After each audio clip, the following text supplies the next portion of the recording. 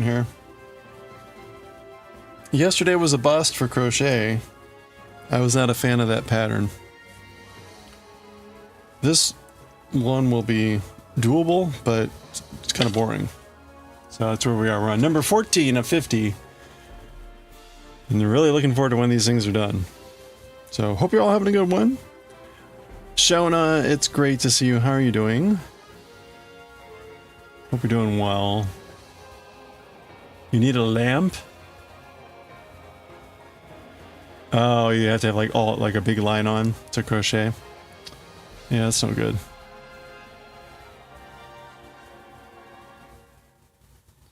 How are you doing, Shona? 5, 6, 7, 10. I got to make 17 chains here. 12, 14, 16, 17. Okay. Goshi, good to see you. Hope you're doing well. Chicken, good to see you. Hope you're doing well too. Oh, we got a streak. Hold on. Doing very well. So much better than the other day. Oh, good. I'm glad to hear that. Started watching The Crown again. Ooh, nice. All right. Let me get this to a place where I can stop easy. 1, 2, 3, 4. And we're gonna streak. Coach has got a 75 stream streak going on.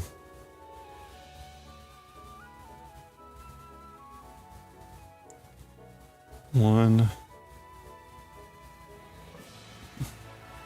2,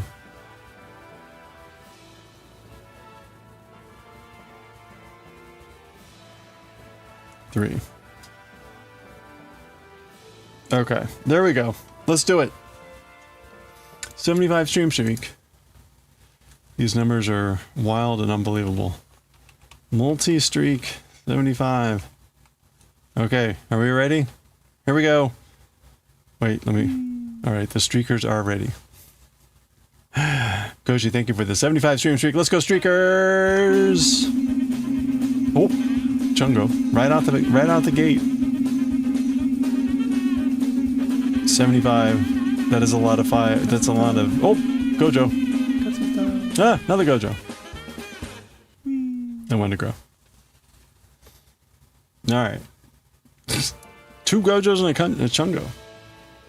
We still haven't seen these specials and super special one, but hey, well done. Congratulations. Thank you for the 75 stream streak. Excuse me. Oh.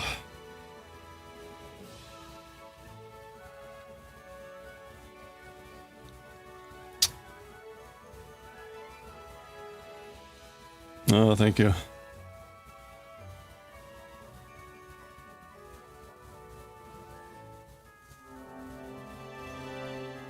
This week all feels way off.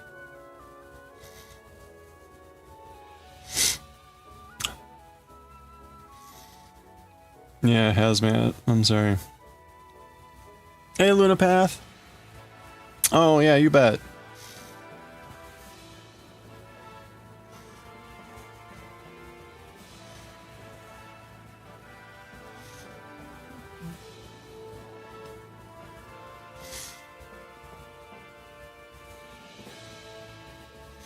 I saw you were on last night doing the double knit scarf, which is coming along really, really great, by the way.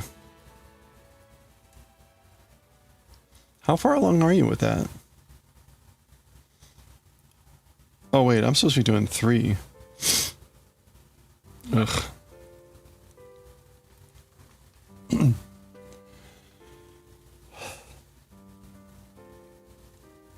2 pages left. Nice. Today's square is boring and easy. It's sort of like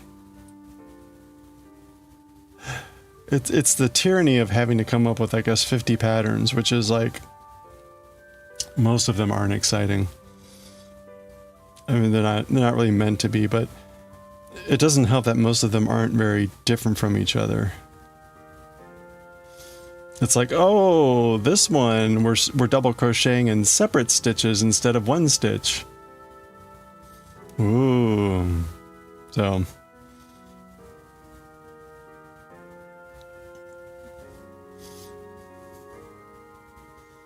underwhelming to say the least.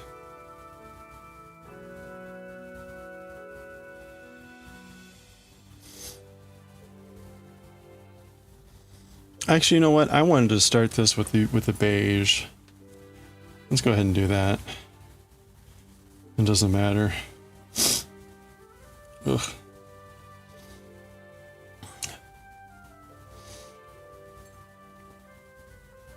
Oh man, I hope I'm not coming down with anything. I need to be. We got this big meeting coming up on Thursday, and I gotta be good for that. Ugh. Great, now my nose is running.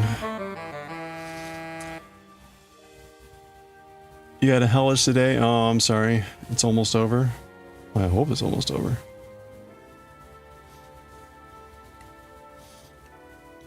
Hey Cass, hey Daioh, how are you guys doing? You folks doing? Y'all doing? 1, 2,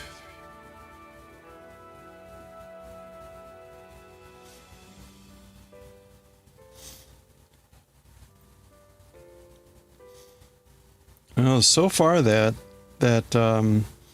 forecast for 14 inches of snow this weekend seems to be holding.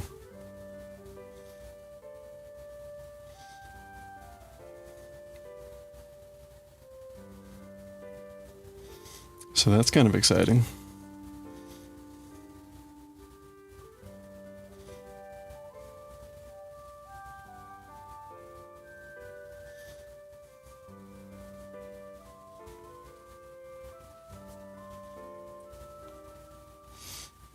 Oh, did I really grab the wrong end?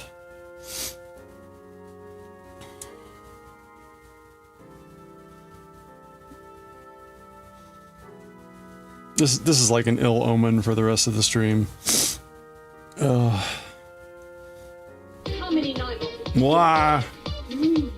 Hey, Starbug!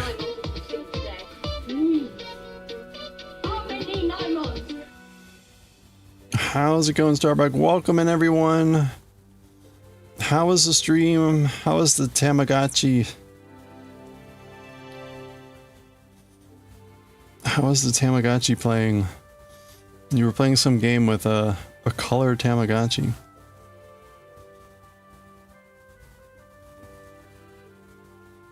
Welcome on in, everyone. Hey, if you're not already following Starbug60, click on that heart icon. Check out the next stream. Usually doing painting and miniatures, but at least today was playing a little bit with some Tamagotchi. Streaming well, Tama's doing good. Nice, nice. Oh, hold on. I think I missed some stuff. Yeah, we're supposed to be getting snow this weekend. It's supposed to be like 14 inches. At least that's the current forecast, but we'll see how it changes. Daioh, you're doing okay? Prepping stuff to do for tonight? You're animating a group Friday night? And you have no clue what you're going to say. You're animating a group? I'm not sure what that verb means in that context.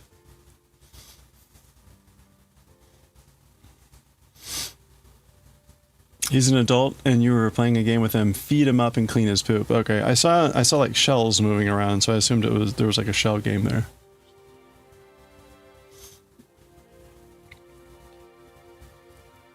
Digital poop. It's kind of like email.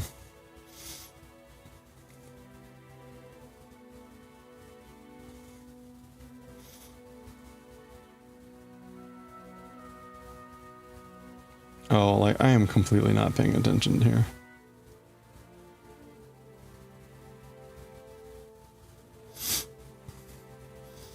Oh, it was UFOs. You had to guess which UFO you was in. Okay. That's cute. Save your Tamagotchi from getting probed.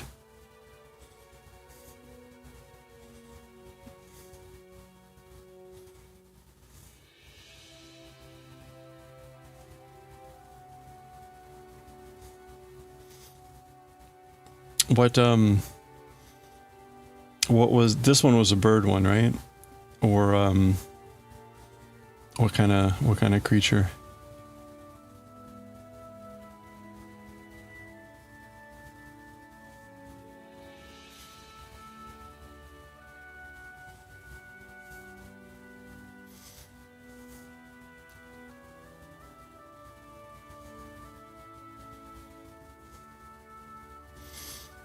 Oh, you're presenting to a class. Okay.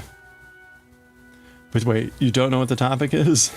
That could be tough.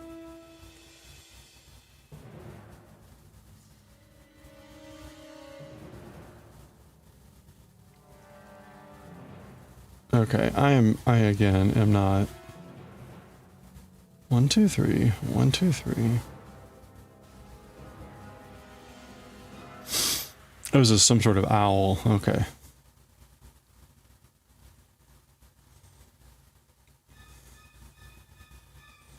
Those are very specific. A northern spotted hoot owl.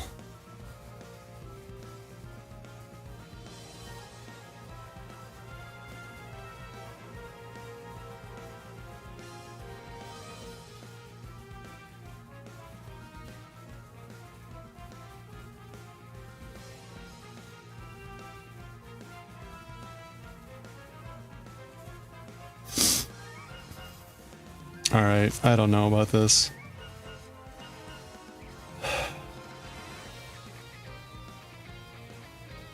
This shouldn't be that hard.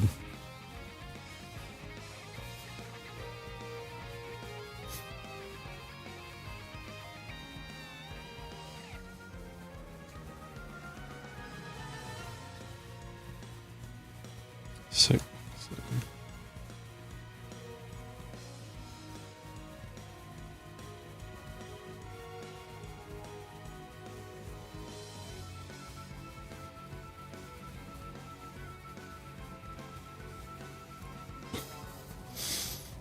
Particular Tama is the paradise, and they grow up into a huge variety of critters depending on the environment it's in. Oh, okay.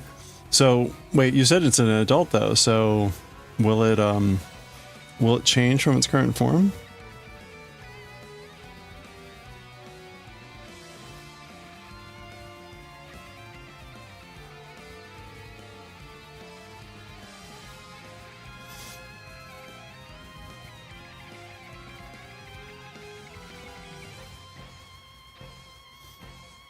Alright, let's try this again.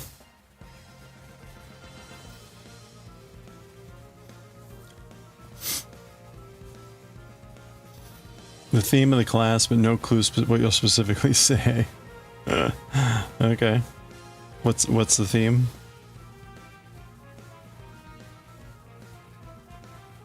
Winging it? That's how you did last semester? Hey, there you go.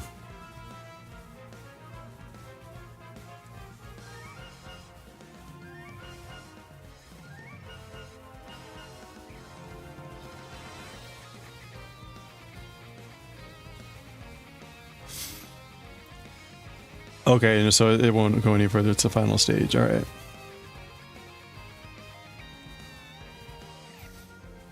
In about 2 days, you'll try to marry it off and see if you liked any of the other critters you chose for it. Okay. So, at this point, like whenever you get a new critter, can it be a different type other than that owl?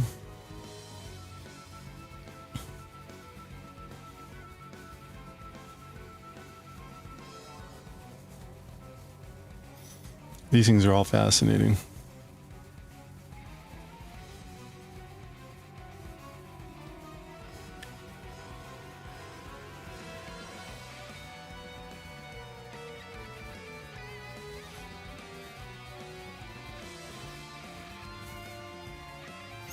Okay. By rights, we could have been done with the square at this point. I'm just being ultra stupid about this one. We definitely could have been done with this thing by now. Oh, you know, I also unraveled it enough at times that I could have, like, actually picked up the correct end. Cursed. Cursed, I tell you.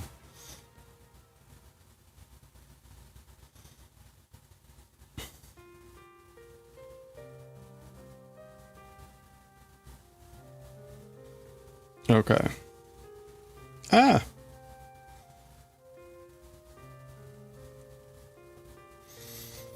Alright, where's our scissors? It's funny, this crochet now feels very much like, it's just in the way of knitting. Like, oh, let's just get through this thing. Funny how quickly it passed from being... I'm not sure. Maybe the first one was fun. Okay, 1,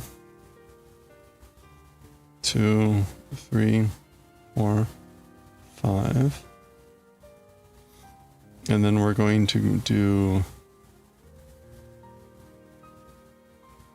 3 triple crochets.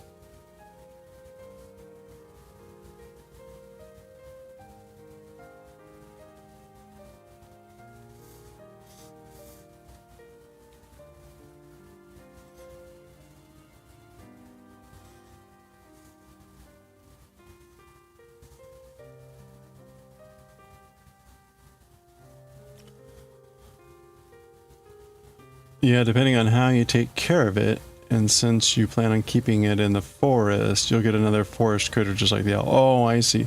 So you can choose the biome too.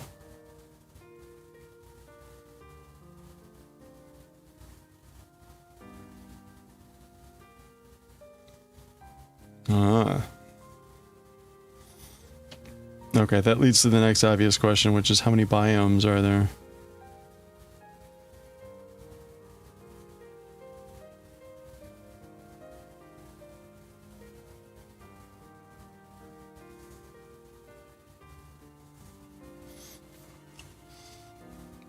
It's for Sunday school? Prepping the teens. Okay.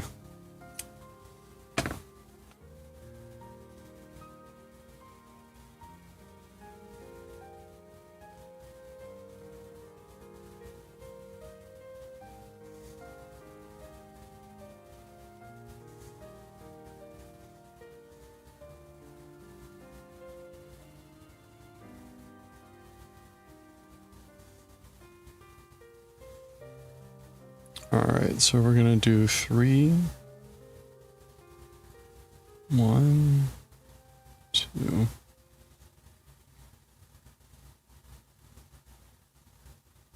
Three.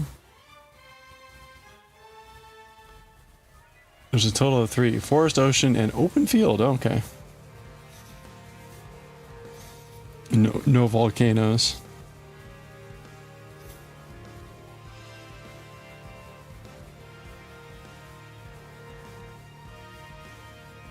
That's probably a good thing.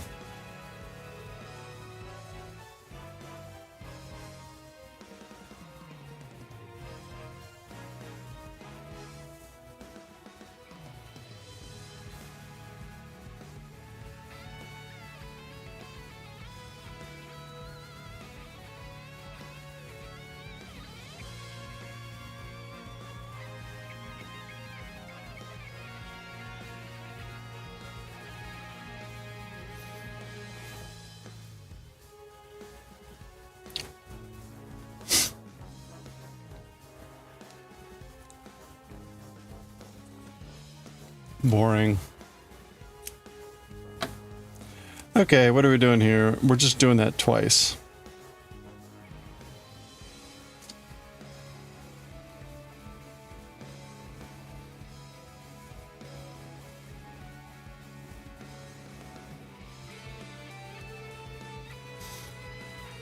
Gotta clean up. Oh, were you painting too?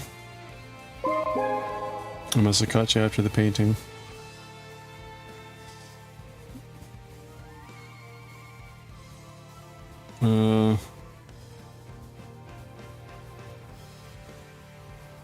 One.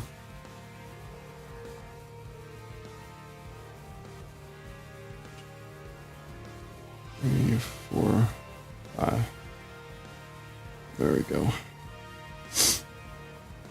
Hey Gambit, how's it going? Those who live in volcanoes often have a blast. Very nice.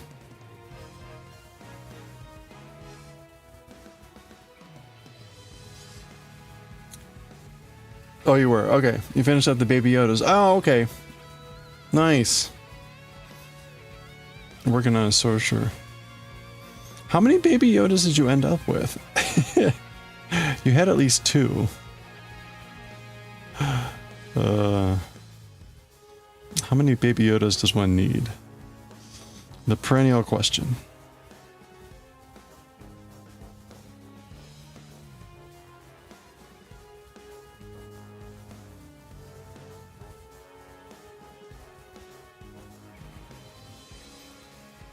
Oh, just 2. Okay.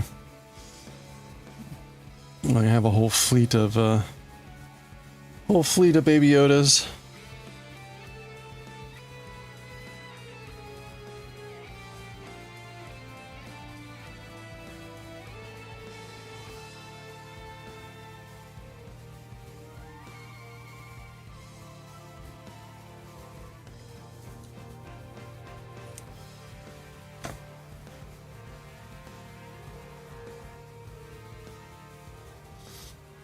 Ooh.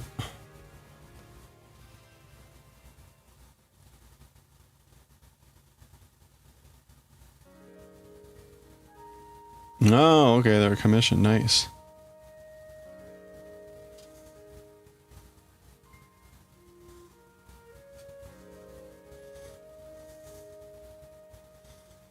Were they keycaps or were they just on in that little scooter or whatever the thing is called? Because I could see them almost being like keycaps.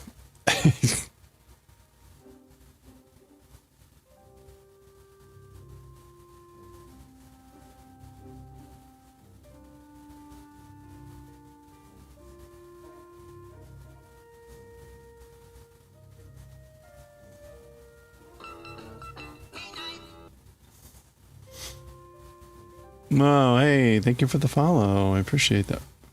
Welcome. We've got anonymous follows here, so feel free to lurk or say howdy. Whatever you're comfortable with. We're just going to be finishing up this granny square here and then moving on to some knitting. But always appreciate the follow, even just the lurking. Thank you. They are keycaps. Okay. They're the tiniest miniatures that you worked with. Oh, wow. Well, there you go. So do you end up like putting a resin on them or anything to protect them, or how does that work then? Or are these more like decorative keycaps and that you're not really supposed to be hitting it that much?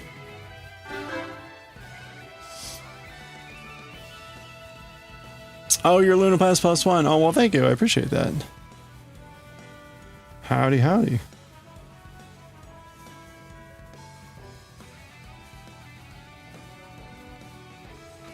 I'm trying to figure out. Okay, I think we're good there.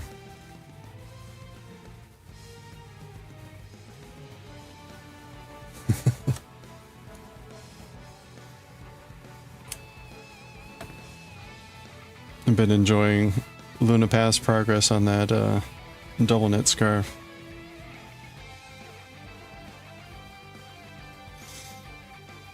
The design is really nice for the Sanrio characters, and the color is just really nice. It's like a rich plum.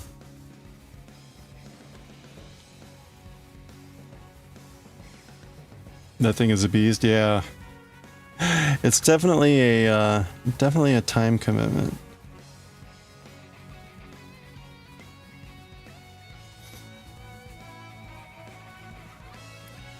When I started mine last year, I thought, oh, right, I'll do this for like a month or so and then we'll be done. Like, no. No.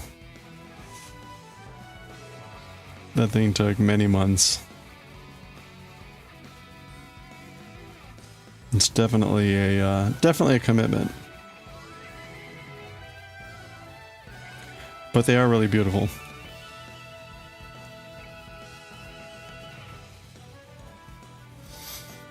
I did a double knit one. No, it wasn't Tom Baker size, but we did make that scarf as well. So I actually have made the Tom Baker scarf in its like original form,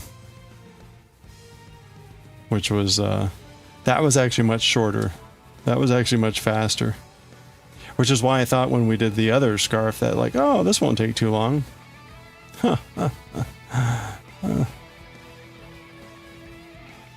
Yeah, actually, I've still got that one within reach. It's got like Gallifreyan that says doctor on one side, and then it's got a TARDIS on the other side with like a clock. So, and then it's got this big blank patch in the middle to go around the neck, which was actually kind of nice because that was just straight up knitting without having to worry about the pattern.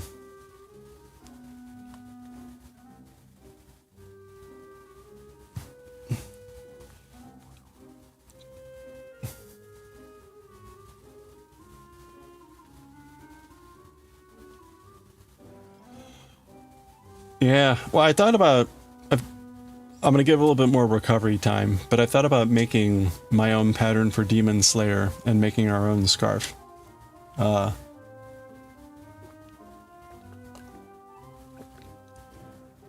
we'll see. We'll see if I ever recover enough to want to do that one.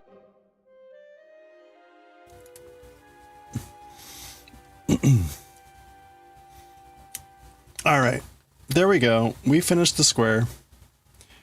Again, like this is just a granny square.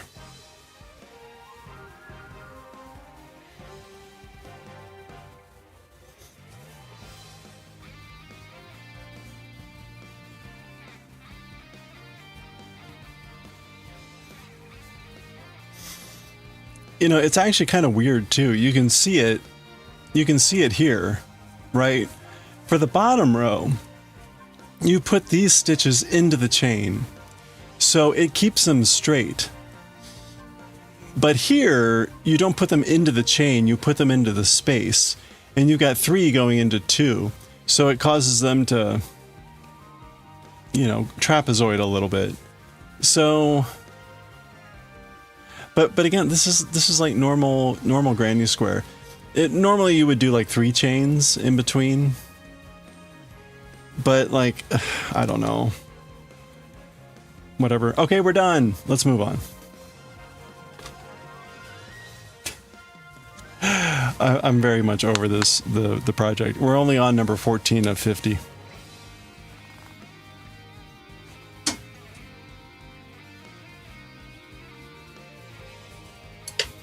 What's the name of the program for designing knit patterns? Is it like Stitch Fiddle? Yeah, it's Stitch Fiddle. Does Stitch Fiddle show your address?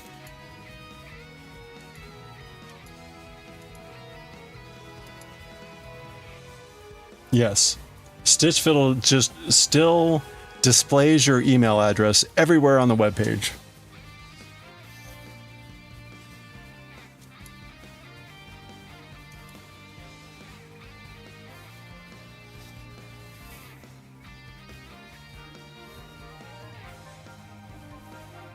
Can I change my email address?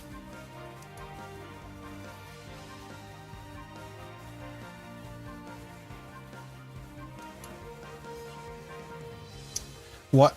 That's a good question, Gambit Mojo. I rated them. They sent me a thing like, how do you like this program? And I rated it a 1 out of 5. And I said, like, why do you display my email address everywhere? It's even worse. It's like in the drop-down menu. You go to the drop-down menu to select the options. They pop it up at the top there too. It's like, so even if I wanted to try to hide my email address and show it on screen, it's like, I'm not convinced that I wouldn't just go to some screen I hadn't go before and there's my email address. I should just make it, oh, you know what? Here, wait, let's do this.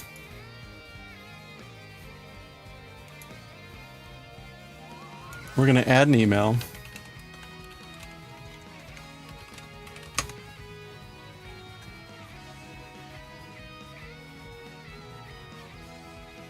You just went to Stitchville. Did you sign in? If you want to save, your charts.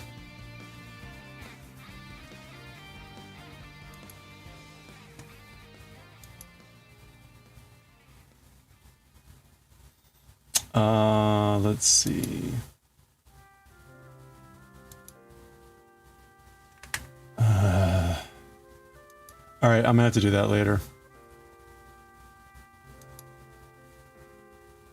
What I can do is I can add my Kantar email, which is the obvious email for me, and just make it that, because that should be obvious to anyone that has 2 brain cells.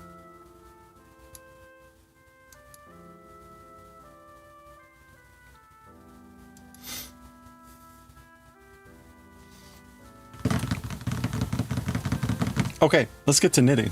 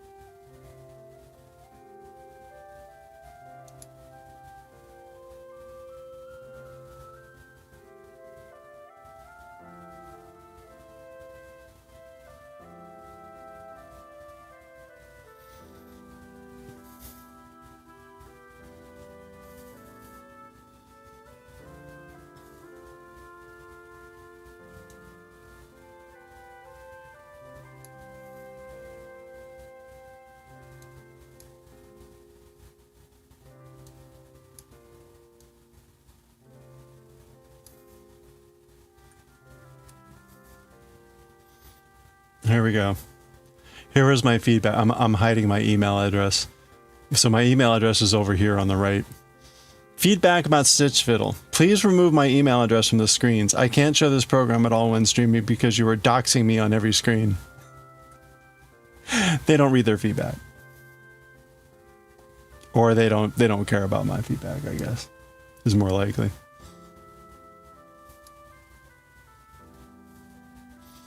The Mad Knitter. Someone probably already has that.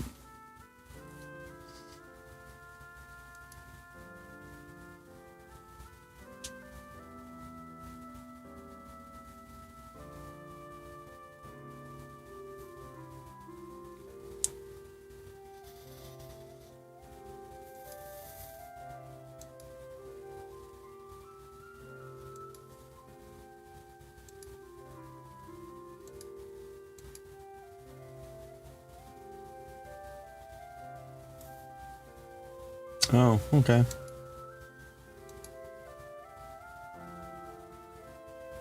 Hmm.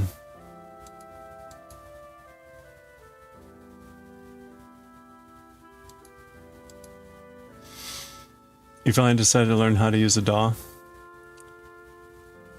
You're kind of finger drumming? Oh no. Which digital audio workstation are you using?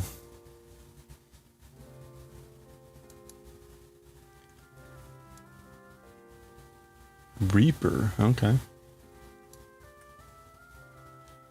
All right, where are we on this? We're on repeat number 2.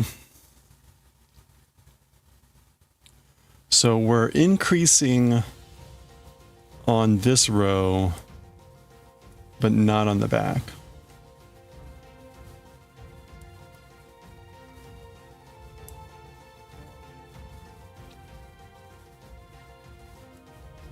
That's what all the cool kids use these days. What makes Reaper better than any of the other thousands of DAWs that are out there? Okay, milk is front to back and knit through the back. Front to back, knit through the back.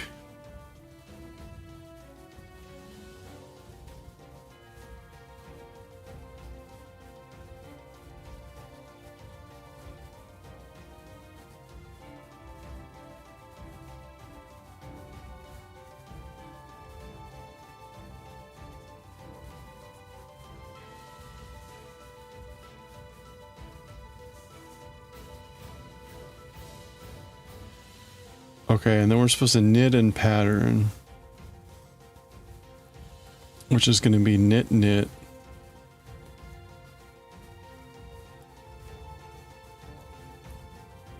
Purl.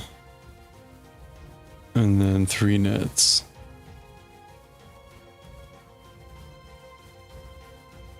You don't know? Okay.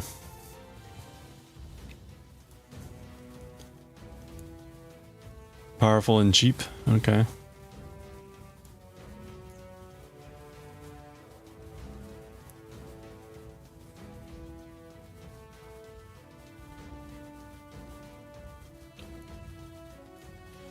You can evaluate it forever without buying. Okay. So then what does buying get you?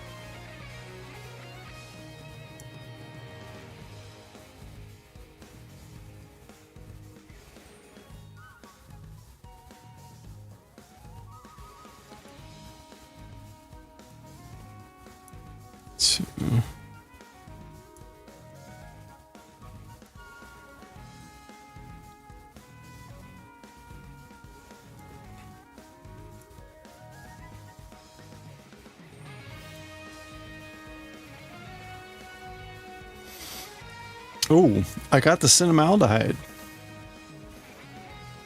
It was supposed to come tomorrow, but it came today.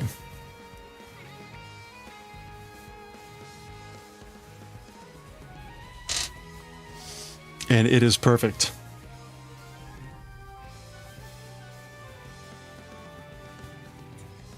Check it out. It's funny. They slapped this sticker on, it's a plastic bottle. And you can see that someone like wrote Cinna underneath the sticker. So they've got a big bottle of it, right? They've got a big bottle of it that they paid for cheap. And they're siphoning it into a smaller bottle, writing on it, okay, put a label on this one. Definitely not like a chemical warehouse. Oh, and today's joke from Amazon was this package.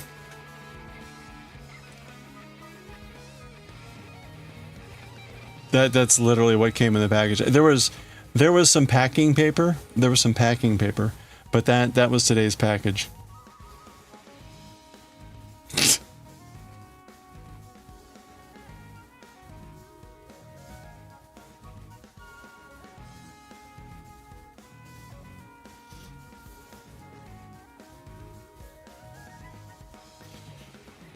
Negative. Yeah, I feel like oh gosh, I feel like I destroyed something in the environment that way.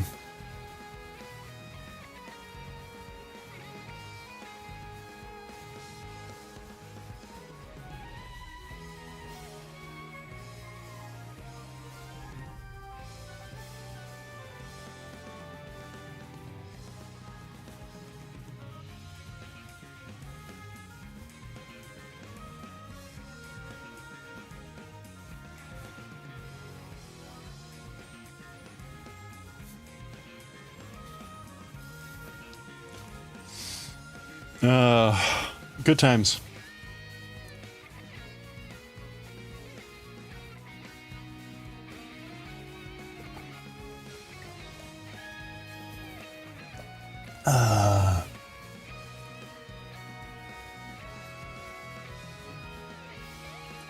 Duty. D-plays. Is that out of the box thinking? I don't know. It looked like it was pretty much in the box pretty solidly, but to each their own.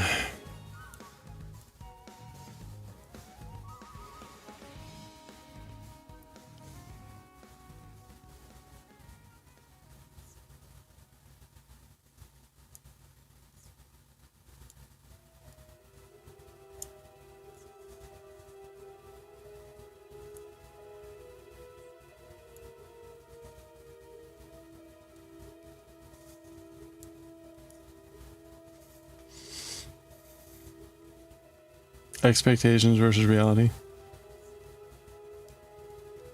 Yeah, it could be, right? It's like, oh yeah. I mean, it's exactly what I expected. That's what I wanted. It's just, came in a huge box. It was literally a dozen half AA batteries.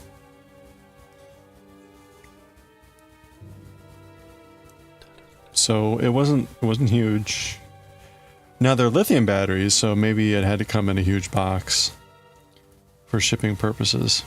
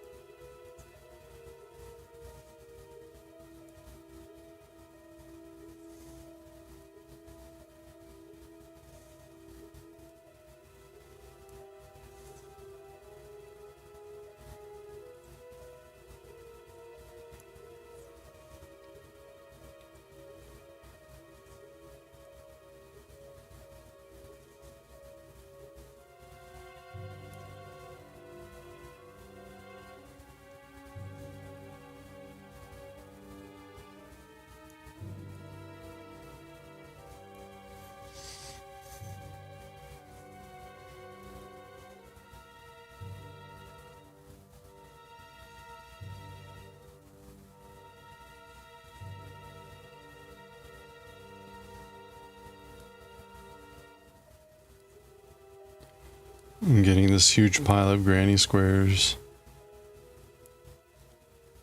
building up here on my desk. I know it's just going to get bigger, but I really don't want to do anything with them.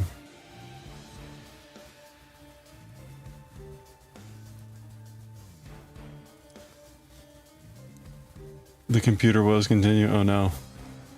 You're on volume 27 and you're still confused on how Gojo's technique.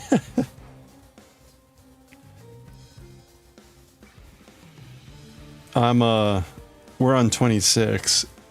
I think we're getting close to the end of 26. And like, yeah, whatever. I don't know. At this point when I'm translating, I'm just like whatever. The author's just like making shit up at this point. It's the same thing with the manga at this point, right? You have your set rules, and then because you have to, you start breaking all your rules. But then you have to justify breaking the rules. And then you have to go into these tortured explanations about why you're not actually breaking the rules. And it's just eye-rolling, like, all right. And this author in particular for Jujutsu Kaisen is going to like massive lengths to describe godlike characters that are like godlike, but they're not that godlike. Like, whatever. Like, just fuck off, dude. Hey, Corin, how's it going?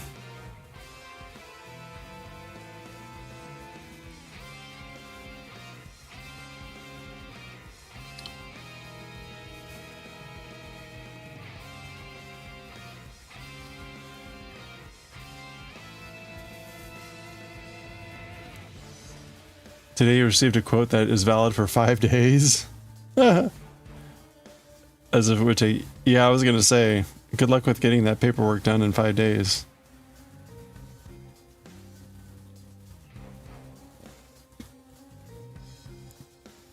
Just tell me what he does, don't throw math at me. It's all made up math, that's the thing. It's like, oh, okay, you've added this thing. Like, yeah, sure, thanks.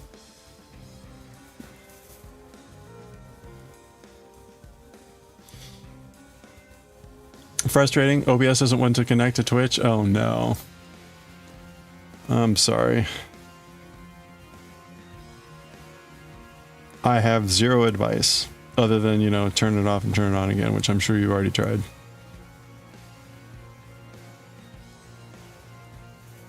OBS knows better.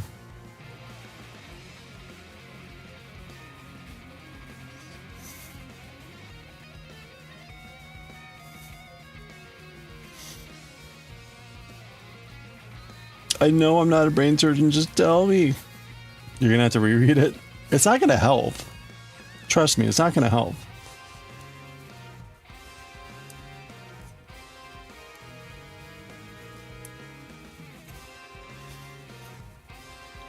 It's like, you know, what we've been reading in chapter 26 is like Gojo, both Gojo and Sukuna are restoring their burned out, they're both restoring their burned out abilities by using reverse technique.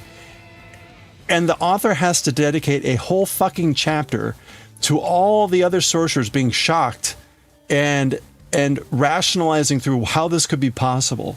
And it's like, no one gives a shit. You're making it up. Just do it anyway. You don't need to waste our fucking time by boring us with just made up crap. None of this is real anyway. If you told us they were like poop sorcerers, we'd be like, okay, that's actually, you know, sorcery was created to help people get rid of their poop. Like, oh yes, of course. Why wouldn't that be? And that's why it became evil and cursed. I would be like, well, that was a weird direction to take the story, but you know, you're the author. Anyway, let's be optimistic. Hey, coffee. Yeah, poop sorcerers. If you're just coming in, we're talking about poop sorcerers. Shitomancers, as they are colloquially called.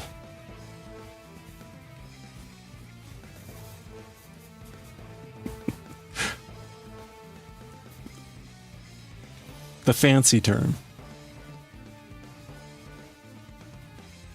Or necropoopers. How's that? Necropooper. We can play this game all day. He needed fodder to develop 50 books. There's only 30 books.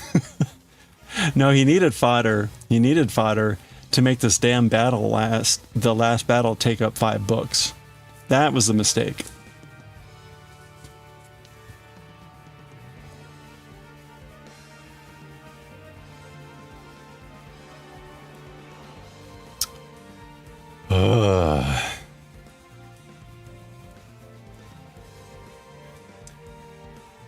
All right. What am I doing here? I am murking or milking and murking. So murking is front to back and knitting through the front. Wait. Back to front.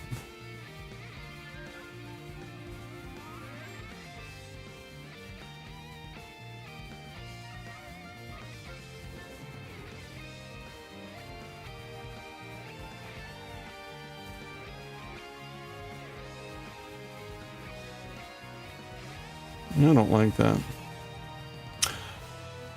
Are you starting up Tokyo Revengers?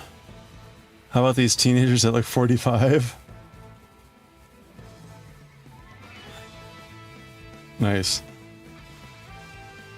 Totally normal.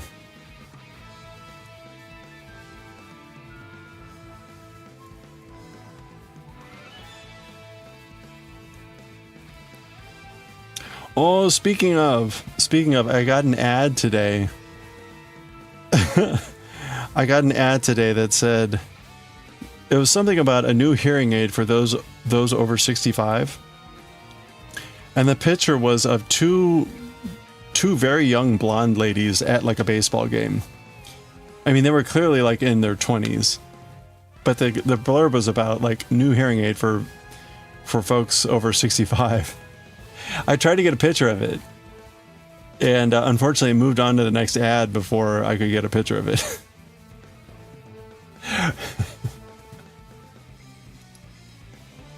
We had that come up before, so I got this ad, which is like, right, I'm 47 and want to reach blah blah blah blah. Who cares what it says? It was like, oh my god. This poor guy, he's only 47. Like, he's gonna look like death by the time he's like at 55 and retired. So this was like the reverse. It was like a blurb about a great hearing aid for those over 65, and it was two young ladies like in their 20s.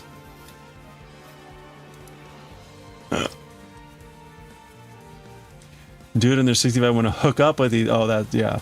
There we go. I came here for the old lady, or the young ladies, but I walked away with a new hearing aid. Hooray! Who wants to reach fire by 55? I don't know that guy. What is fire? It's an acronym for something, right?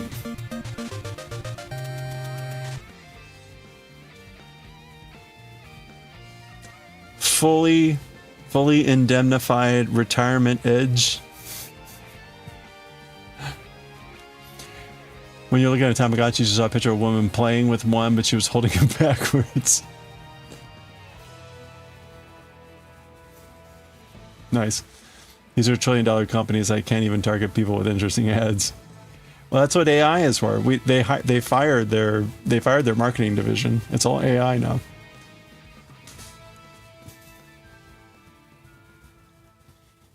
You only get the Tachi for fatties ads to block your cam. Ow. You get that one too? Wait, what is this ad? Oh, Tai Chi. Sorry.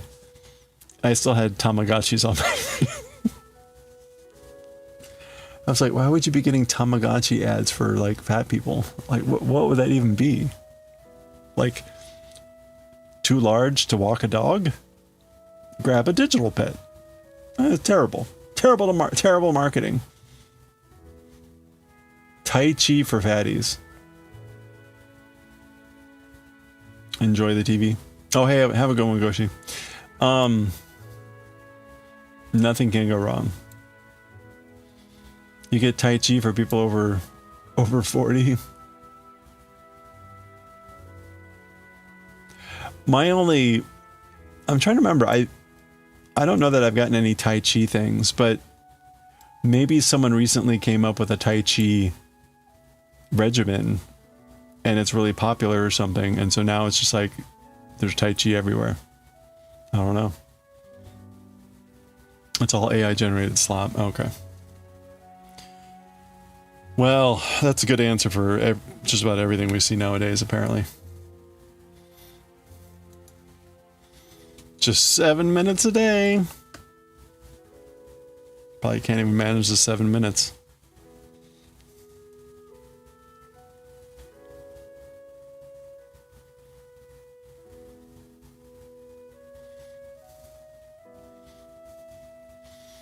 You like chi? Have a cup of Tai Chi to start your day. Can you imagine? I think my Tai Chi is past its expiration date.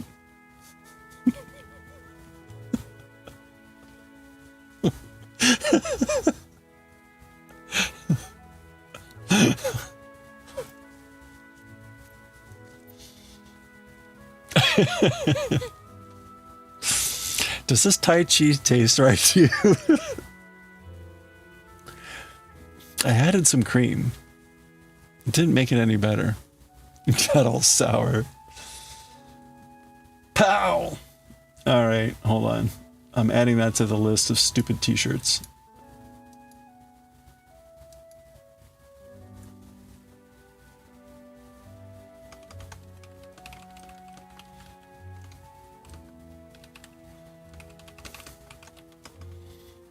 I just wrote, does this Tai Chi taste right to you?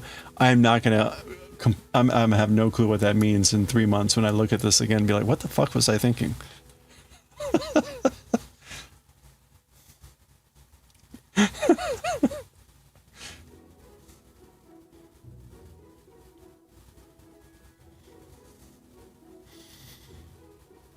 Oh, we're in ads. Crap. Ad time. Batten down the hatches.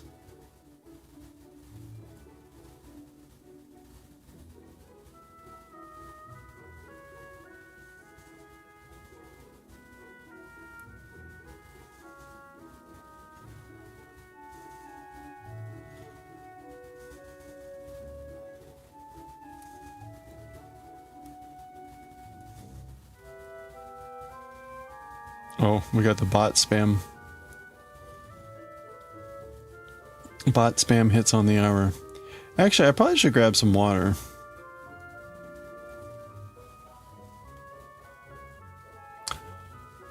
Have you ever read or watched Cromartie High School?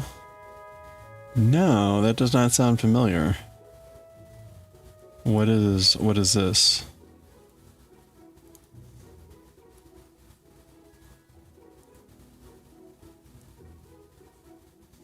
That's good. Comedy? Okay. Is it animation, real?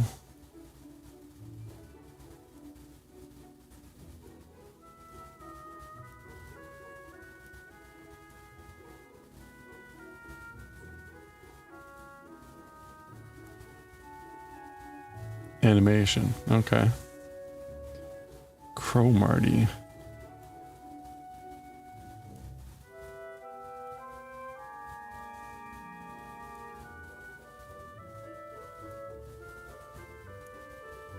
Oh, there's a manga. Okay. So it is Japanese. Cromarty. I'm trying to think of like what is that supposed to mean? Especially if it's Japanese, they're usually there's something to the name.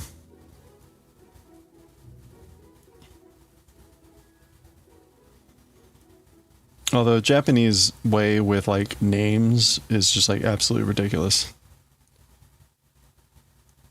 Like the way they name their Final Fantasy characters, it's so pretentious.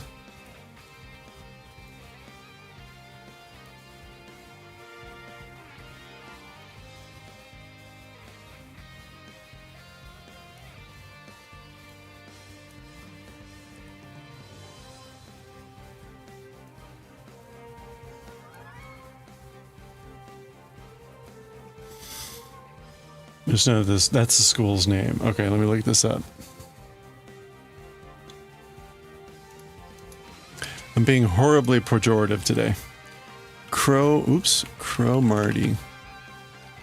Cromarty High School. There is an Antonio Cromarty and a Warren Cromarty. Is it? And they're all football and baseball players. That's weird. Okay.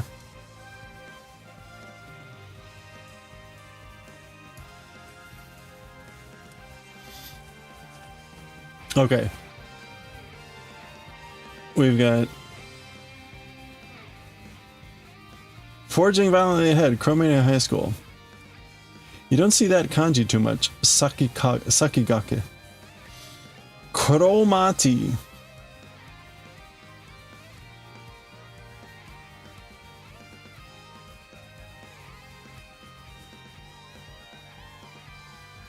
Tokyo Metropolitan Cromarty High School.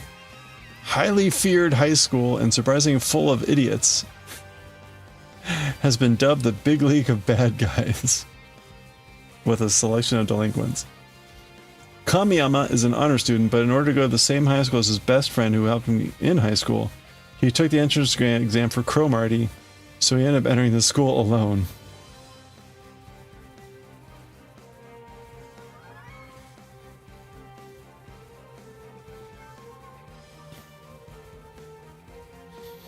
Originally just an above average student, he decided to enroll at Cromarty. Everyone else at Cromarty assumes that he's the toughest kid, since a rabbit would never go into a den of lions.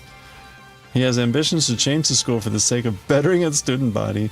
In secret, he is an amateur comedian who writes and sends jokes to be heard on special radio stations under the pen name of Honey Boy Hachimitsu, which is just honeybee, or it's just honey.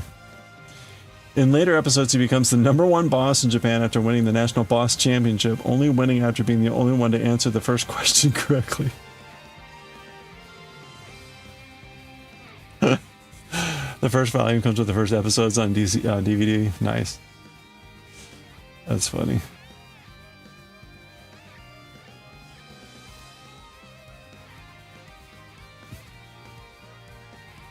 This strikes me as one that would be very difficult to read. It sounds like there'd be a lot of just very specific jokes that would be hard to get.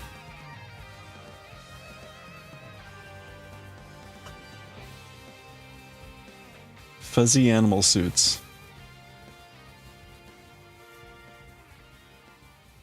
Puton.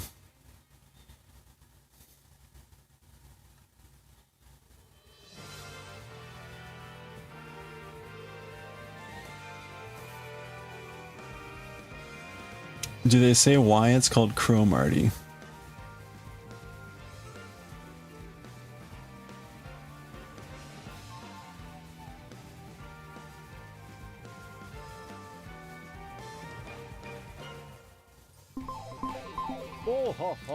Look for like Joe Cromarty, I guess. Hey Veranza, how's it going? Very random humor. Yeah, it seems like it.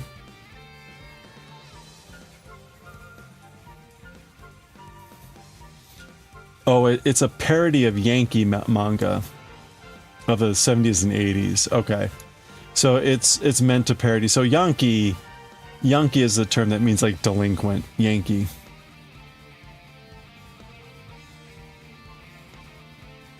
So it's supposed to be a parody of that style.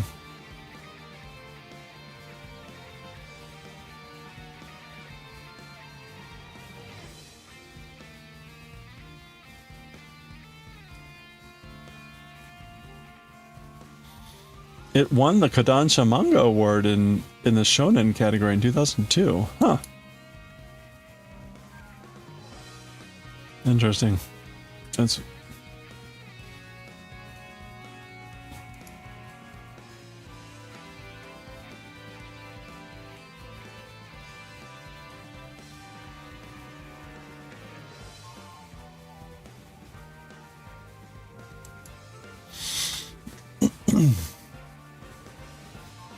Been a while since you read. Finding the volumes in English aren't easy to find. Oh, okay. You only have the first 6. Yeah, let's check out eBay. I'm just curious about the Japanese. Cromarty Japanese manga set.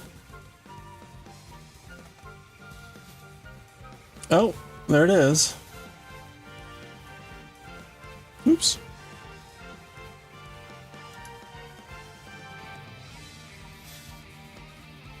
$90. $90 for 17. Oh, there we go. $85, free delivery.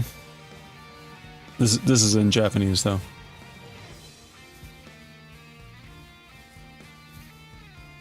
Yeah, this is about what, like $3 a book, $3.50 a book. That's pretty good. Well, it's good for now. Oh, oh! Wait a minute. This one must have shipping cost. Yeah, $58 shipping. Bastards. That's the problem. Is you probably could get it for like $40. All 20-ish books. It would be about $2 a book, but with shipping.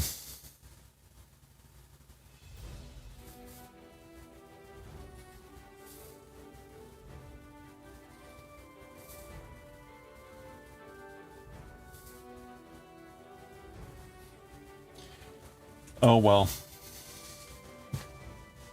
Chroma tea. It sounds like chroma tea. Or like chromatic tea.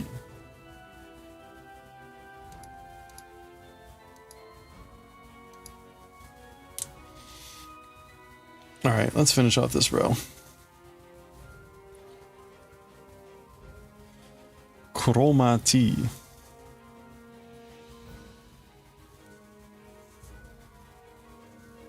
I could see that being really hard to sell those books if you're past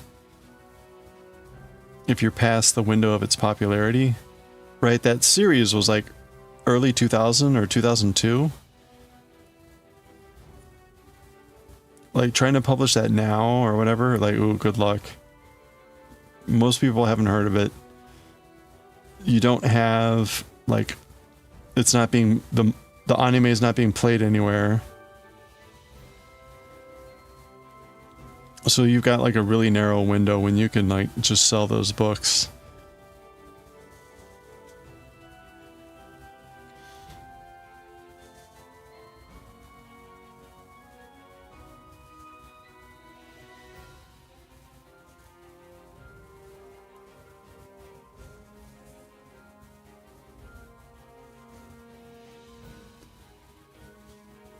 It was in that group of odd humor anime like Bo Bo Bo Bo Bo Bo Bo Bo.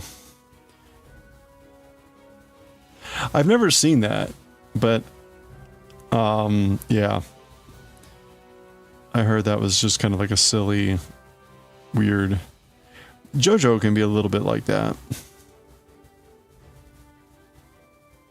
That's at least on Crunchyroll. That's good. Nichijou is like that too, right? It's just like silly, over the top, goofy.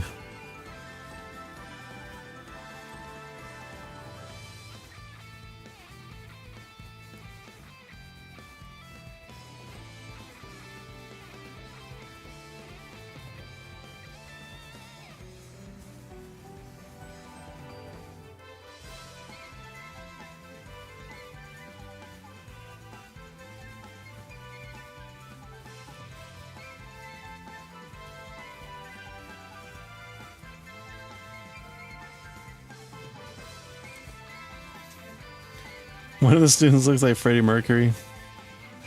It's the Yankee outfit. It's that outfit that they wear. It has that upturned collar or that straight collar. And it looks like that one outfit that Freddie Mercury used to wear.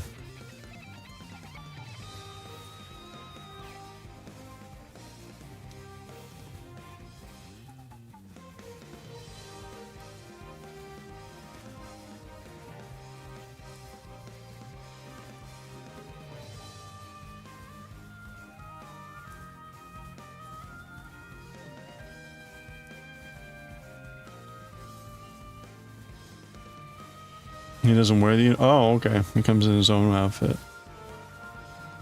Maybe then that's the delinquent outfit.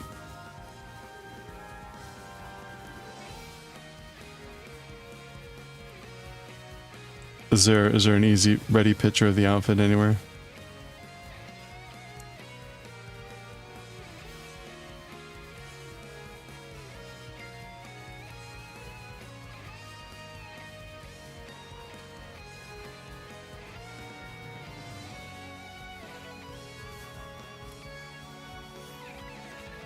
You could kind of see him in it on the cover of that first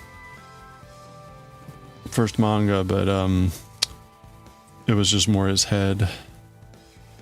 So you could see like the neck, but not really much else. Ooh, almost dropped a stitch there.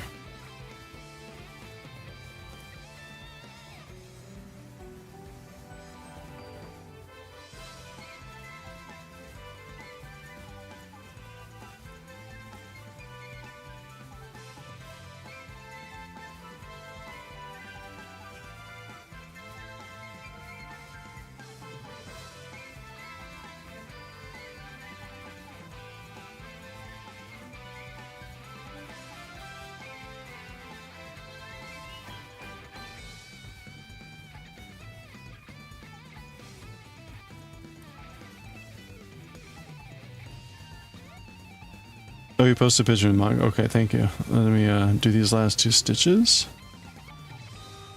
And we will take a look. Thank you. Okay. Oh, he goes by Freddy, though. I'm sure that's on purpose, right? There we go. Oh, yeah. Absolutely. Bleh.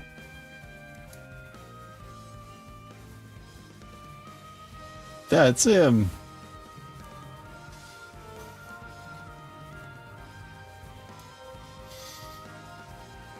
Okay, I thought you were talking about the main character, but this is someone else.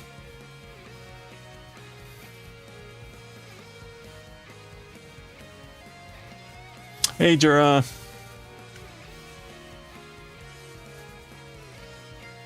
Oh, all right.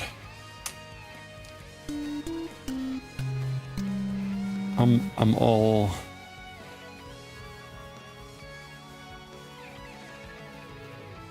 all off. Hello, how are you? Oops. Okay. Oh.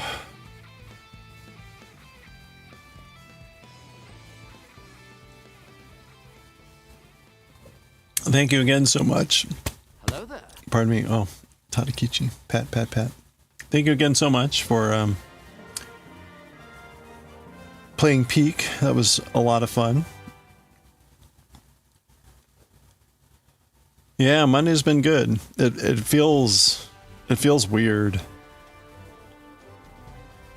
Like I love the whole Monday holiday, but then like the rest of the week just feels weird.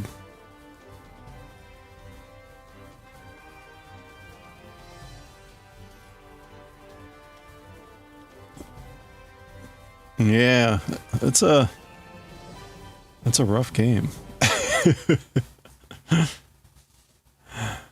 Okay.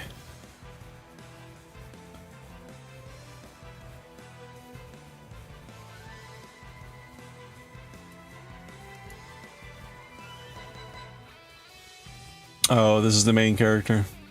Okay. Yeah, got it. He's more the normal type.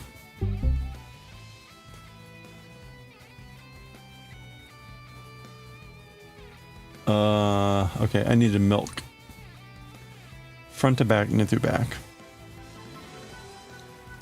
Yeah, in case you missed it, Jura and I played Peak on Monday, yesterday morning. So I hopped on early for me. And Jura showed me the ropes for playing Peak. We made it to the Alpine area, or I should say Jura made it to the Alpine area. I was just mostly dead.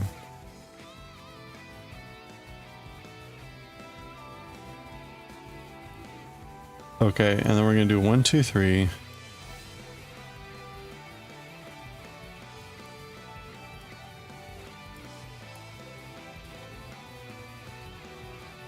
And then Pearl. He's the most normal looking guy, which makes him very noticeable. That's right, okay. Yeah, everyone else is like dramatic villain type. Very plain and vanilla. A cinnamon roll, if you will. Nobody uses that term anymore.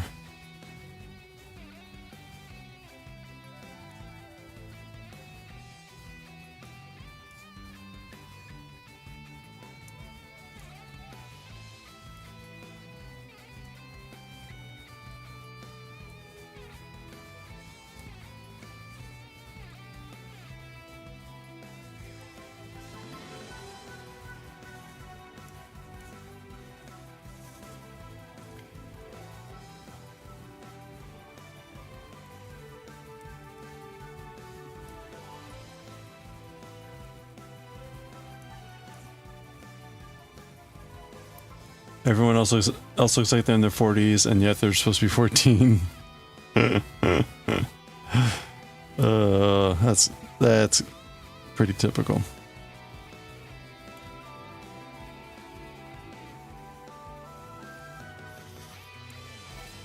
That happens with TV shows, right? Isn't Stranger Things having that problem?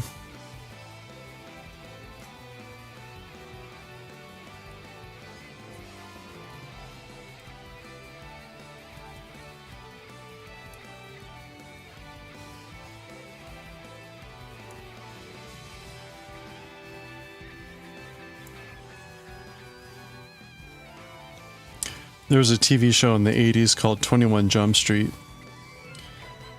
It was actually... I don't know if that was Johnny Depp's only TV series, but Johnny Depp was on that show. Again, this is like early 80s or mid 80s. And the premise behind 21 Jump Street was that it was a squad of cops who looked really young.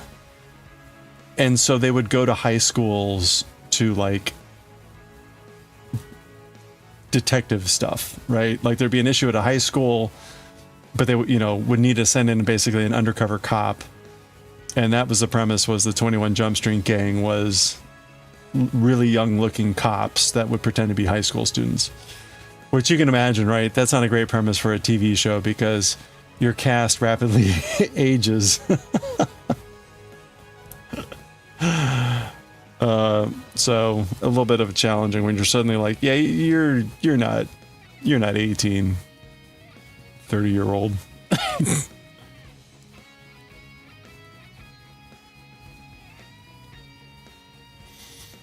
Anyway, oh, that was his only TV show. Okay, kind of funny.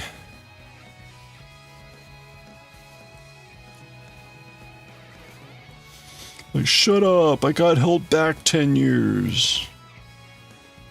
Damn it.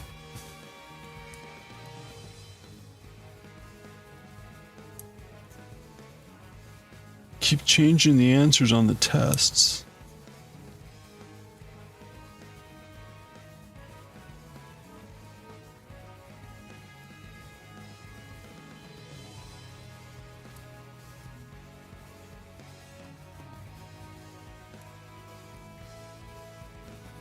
Stop making fun of me.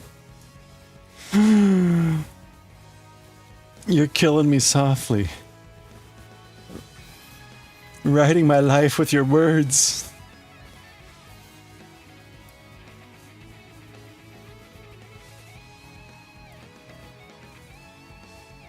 Or whatever the lyrics are.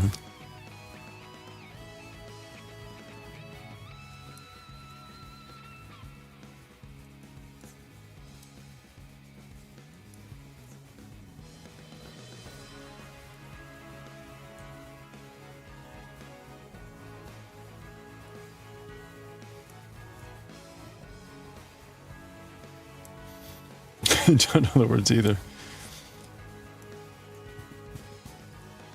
I have like hints of the words. Killing me softly is with his song. Killing me softly with his words. Killing me softly. But like the whole, I don't remember it.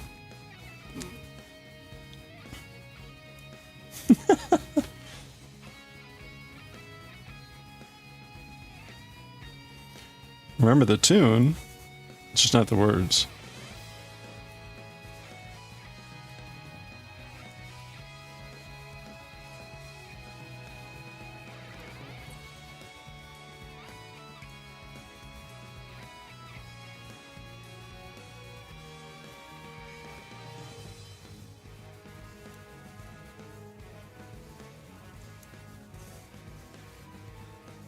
We can make that one of our ukulele songs.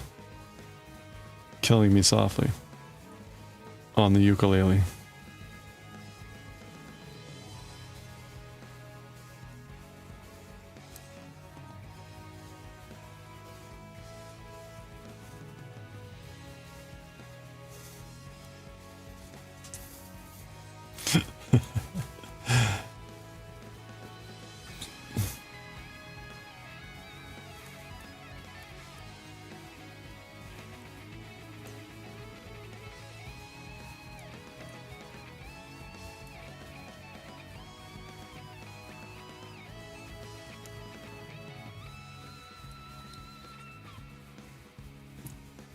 Killing me softly. Yeah. With his words, singing my whole life with his song. Yeah, that was it. Killing me softly. Singing my whole life with his song. Or with his words. My hand with my finger.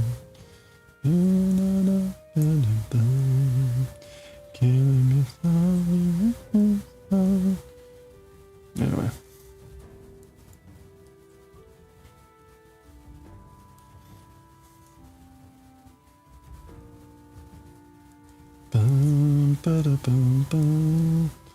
All right, we're getting towards the end here.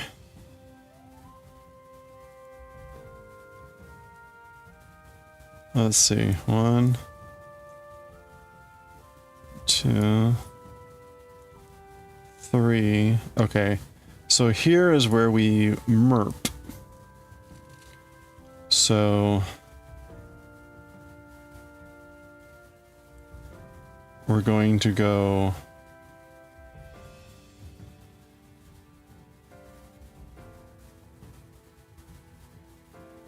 back to front.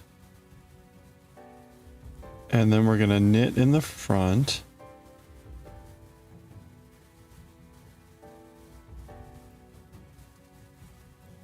Okay.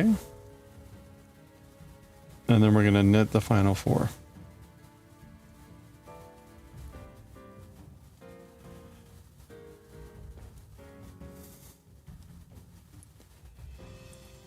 If his words are hurting you to that point, you might want to get out of there.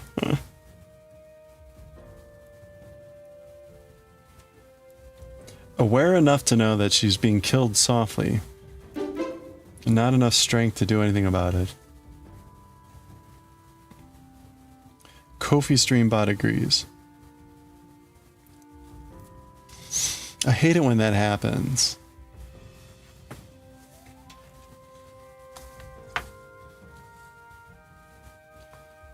All right.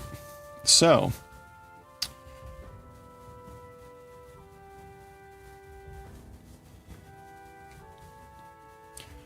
We just finished repeat 3 row 1.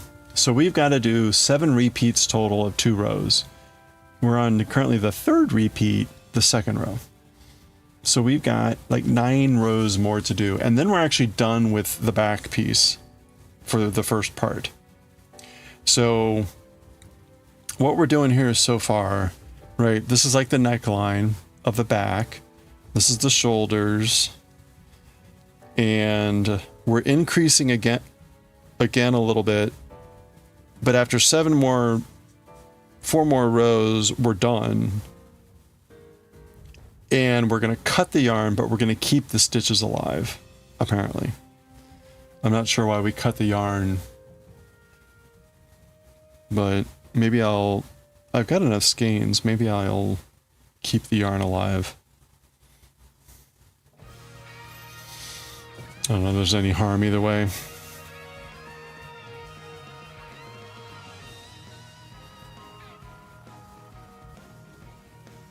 Oh.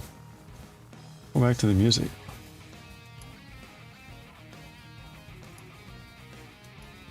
Well, wait a minute. Let's check out the weather.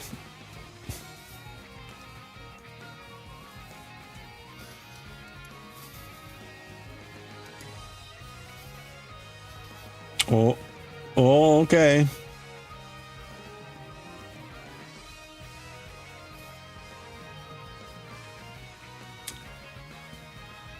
So we're still in like the 13-inch. We're still in the 13-inch category, but it looks like the snow's not going to start until the evening on Saturday. So it's largely Sunday that's going to be mauled with snow.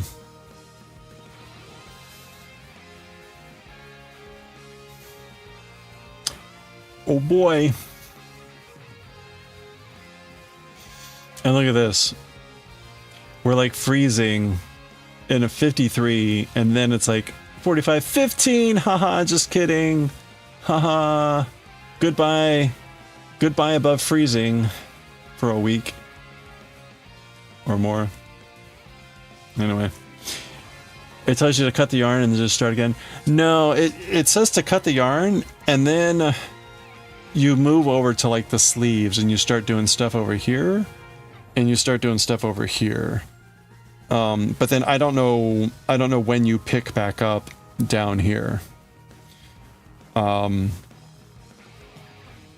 I do know, having looked through the pattern, when you start the sleeve, you do a bunch of stuff and then it says to keep the yarn attached and keep the stitches alive, but then move on to the other area.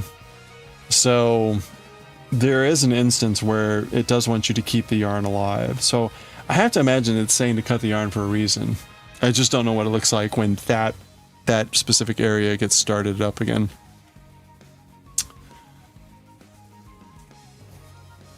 Yeah. No, this is sort of local. Like Lion Park is a park that's a mile or two from where I live. So it's close enough.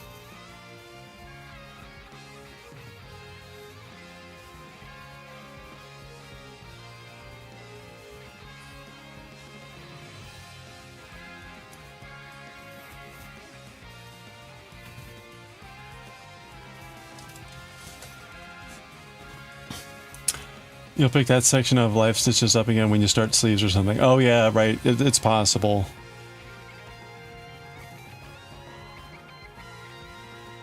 Like you'll finish off the sleeve and then it'll go right back into the back or something. At some point it has to join up with the front. I don't know what that looks like either at this point. So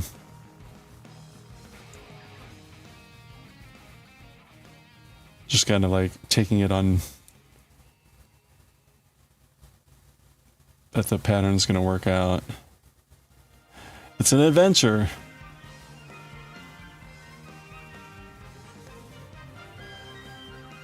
I'm presuming the pattern isn't going to say, and oh, by the way, back on page 1, you should have done this. Pretty sure that there's not going to be a gotcha like that. If this were a pattern written by FromSoft, the makers of like Elden Ring and Dark Souls, that's totally how the pattern would read.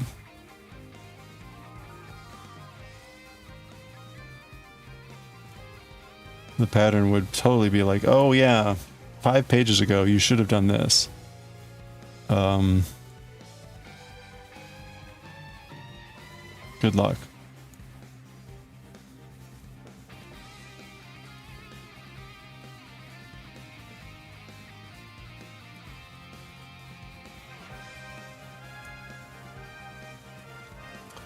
Oh well. Does anyone here use DaVinci Resolve, the photo editing software? I've determined that I finally need to bite the bullet and move away from Clipchamp. Clipchamp a month or so ago migrated to OneDrive as like mandatory, and it's been totally screwing everything up for me. And I'm tired of dealing with it, so I need to bite the bullet and learn DaVinci Resolve.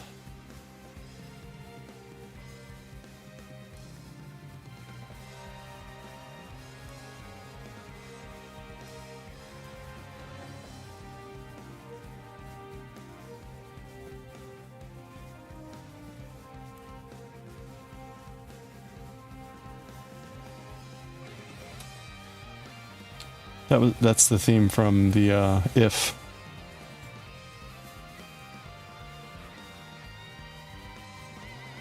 Dun, dun, dun, dun.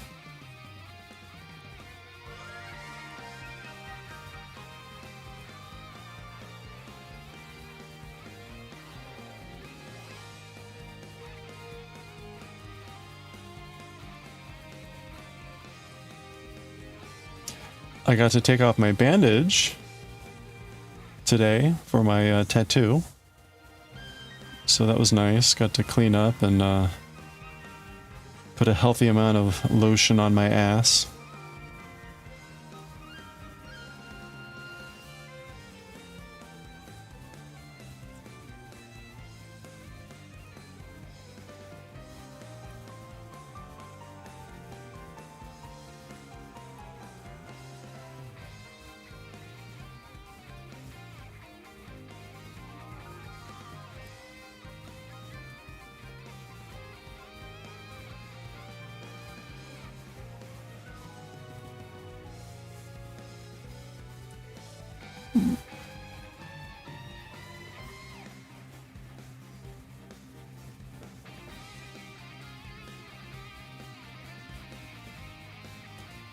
All right.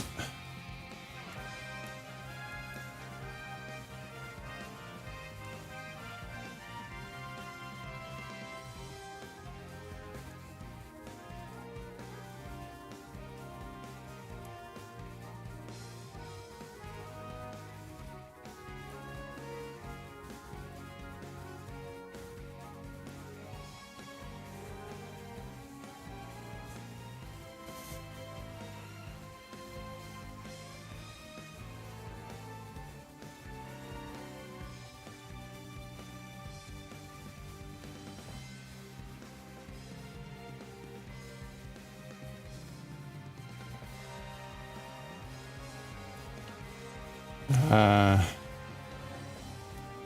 right.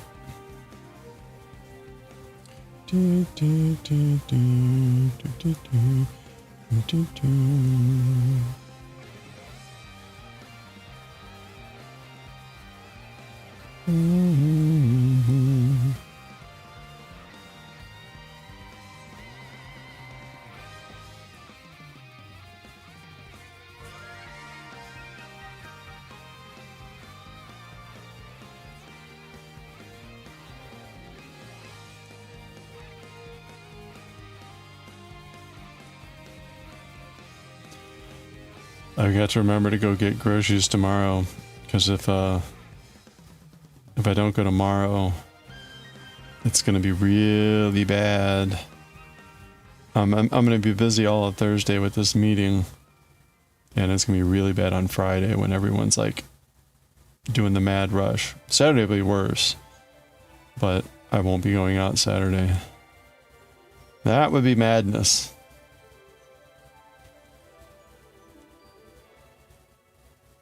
That would be madness.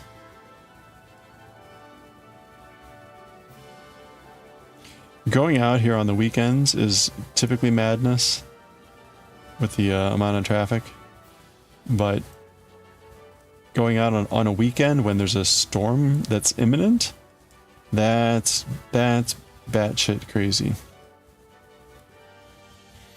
No way in hell.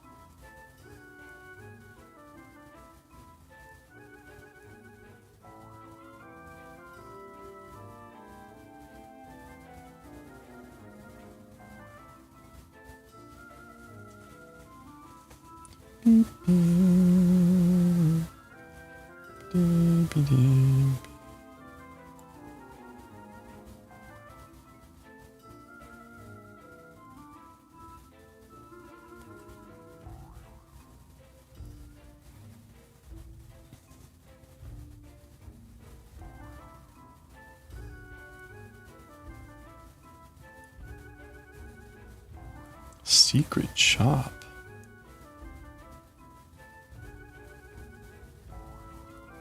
It's not very secret if it has that big boing sound going on.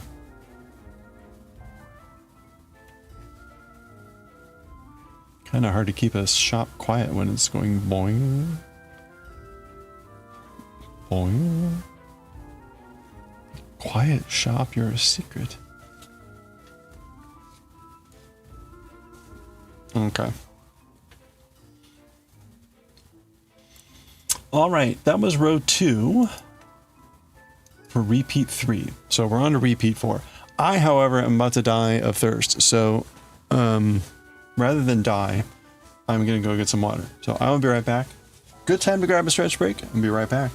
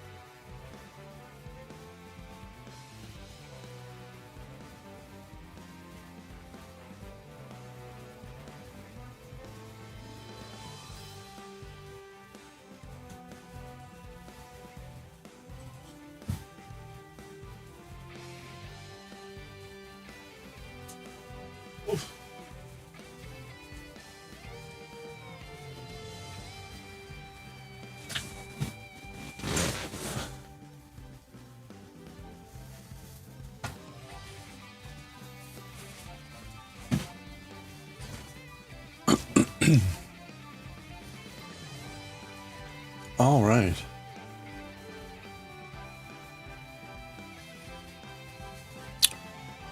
Let's see how many rude people emailed me from work. Ugh.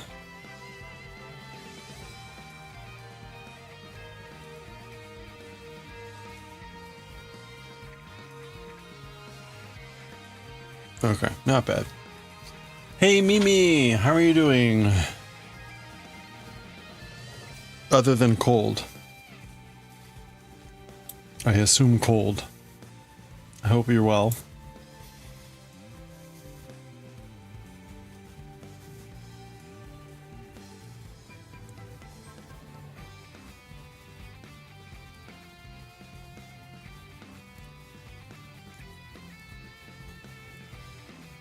Oh, you made it back already. Okay, nice. Welcome home.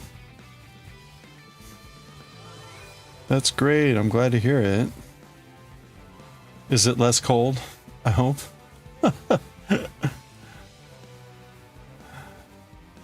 Front to back. Summer here, +5. Nice. Compared to -40, definitely summer.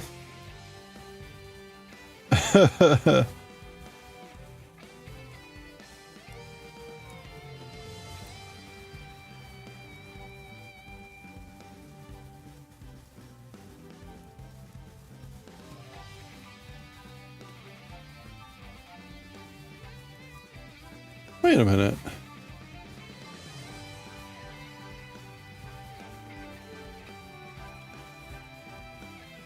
Wait, how does that work?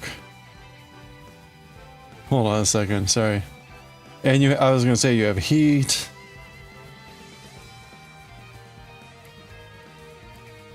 Certainly something to be very thankful for.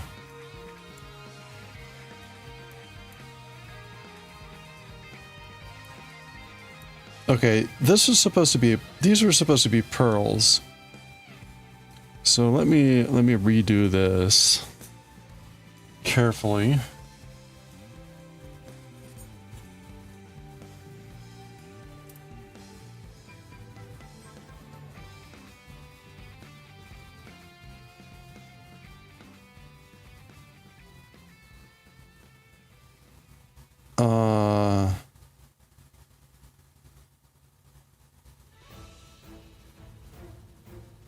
Oh, you know what?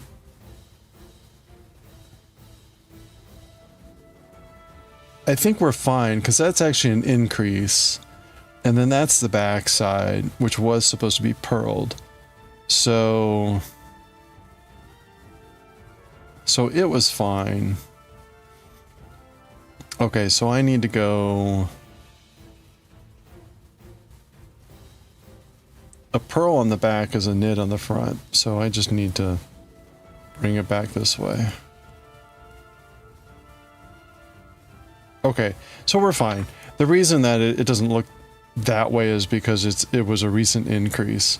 Now I'm gonna pearl, and then we're in pattern. Okay. Okay, we're good. We're good. That's good to know.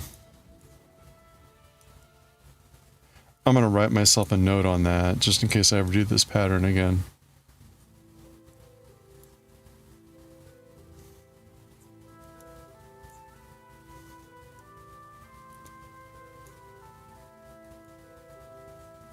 Well, welcome back. I hope you were able to deliver everything safely. Okay, so 1.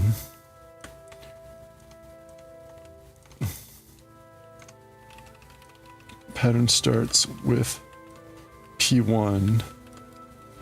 Below looks like knits, but it's okay because previous row is knit. Wrong side. And previous row before that is an increase. So this is really first piece stitch. Okay. T-shirt now lives with one of the soldiers. Before the next trip you need to buy somewhere. Okay, do you know roughly when your next trip is going to be? I need to sit down and just make a bunch of stuff anyway, so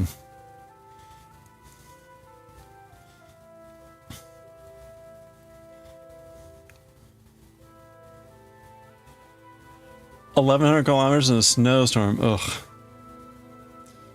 Wait, was that going down or coming back or both? Because I thought you went down when it was like a huge snowstorm too.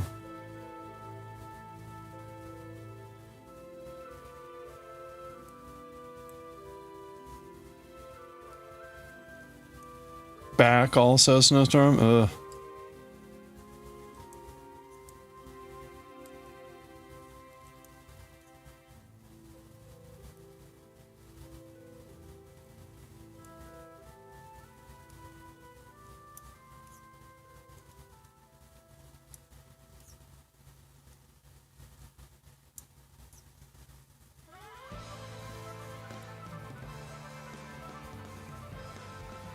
I think most important is, do you have a picture of all the yarn that you brought back?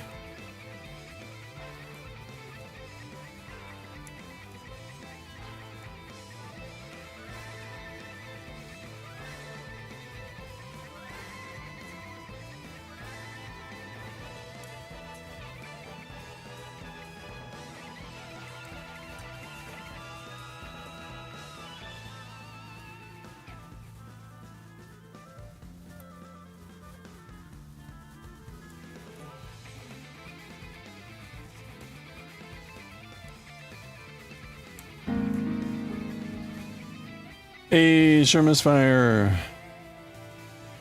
How are you doing?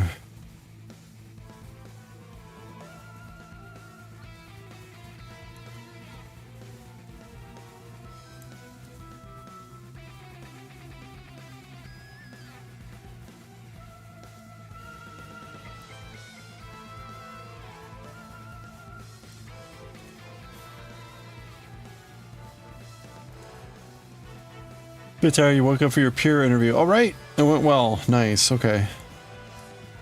Excellent. I'm glad to hear that. Congratulations. Now you wait? Is that what next? What's next? Waiting?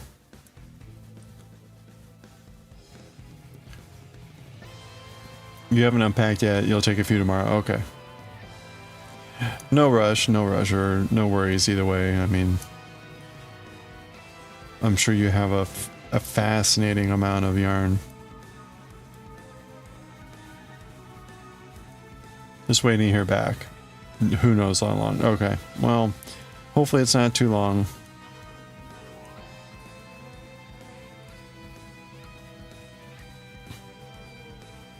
I think we talked about this before, but like if everything's good and they're like, yeah, let's do it, like, do you know the soonest that you would move over or could move over?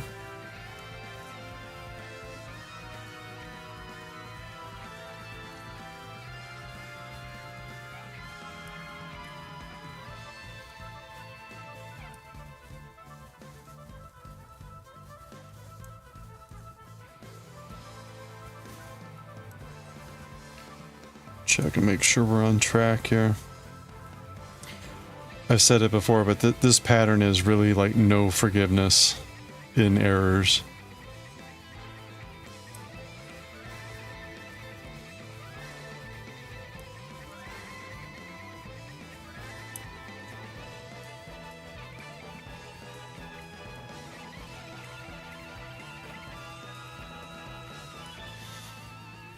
At least on this straightaway, like you can't really have any big errors. Oh, ER opens in April. Okay, but you'd be helping set up the instruments and training up until then. Yeah, okay. So you could be shifting over pretty much immediately then. That's cool.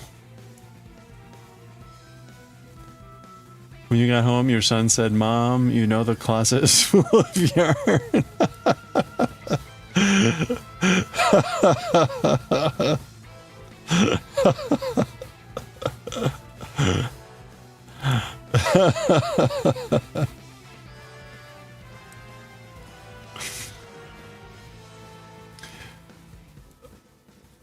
So you have to buy another closet. Let me just say, hold on a second.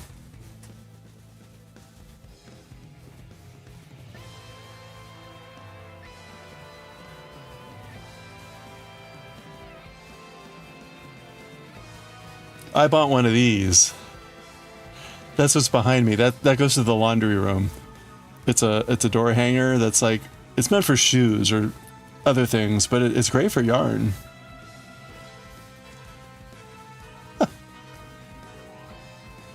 You have one of those too? I think it's a requirement, right? How did you get into my Narnia closet? Hey, Kya. You too? Okay, well.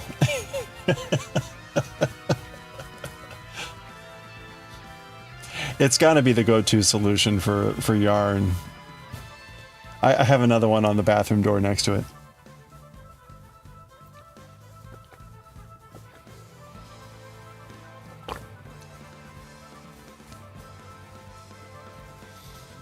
All being called out, right? Yeah, I know. Well,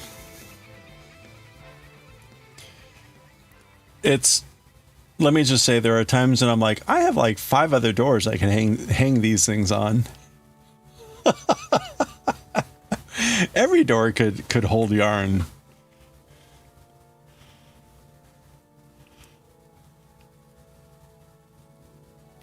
Right? I mean, part of me was like, I have some closets where it's like, there's a fair amount of space between the shelves and the door. You could fit one on both sides. Yeah, exactly. You have 2 bags with yarn in front of your closet. Oh no. Yeah. I bought like a, we'll call it a craft bucket.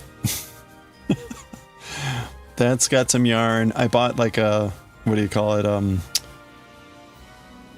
A woven basket, a big woven basket. That's full of yarn and fiber. Yeah. And there's those things.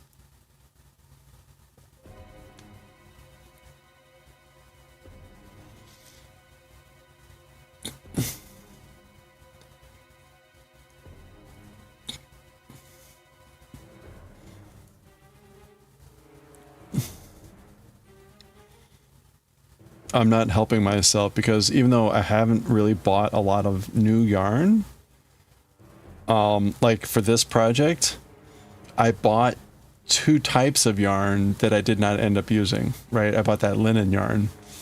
So I've got like 4 skeins of linen yarn and 5 skeins of another linen cotton yarn. And then I bought this yarn. So even though I'm technically using the yarn that I bought a lot of yarn that like, oh, not winning that game.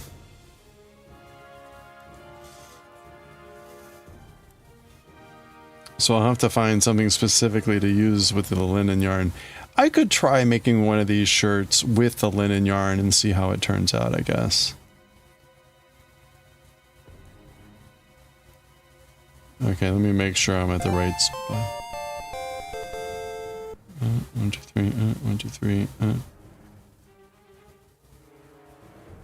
1, 2, 3.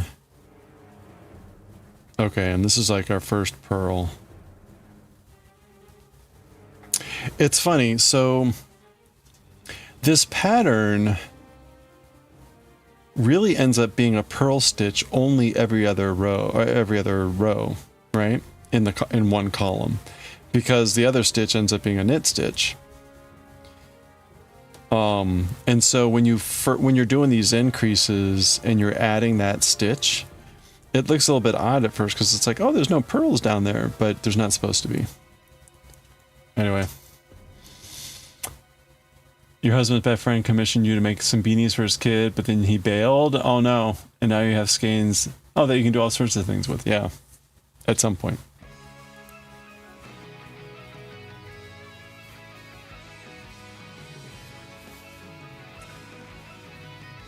Oh boy.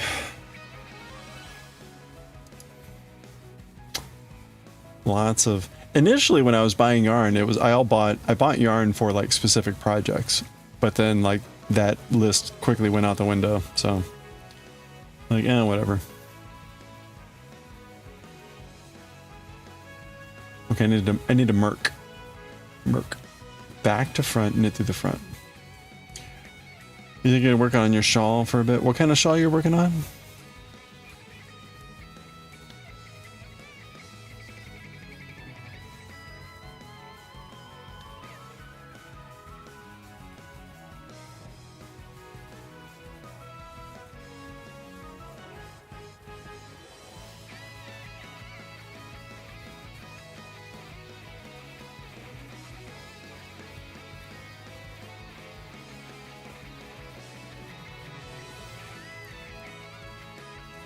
All Wrapped Up by Stephanie Lotvin. Oh.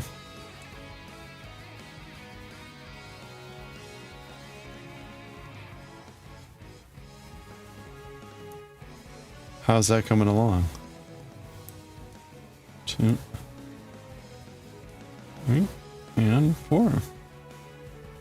There we go.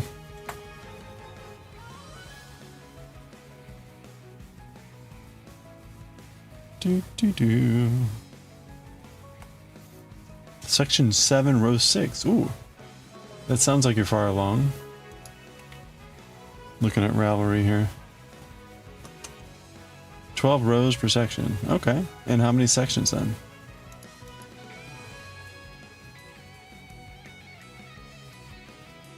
Uh,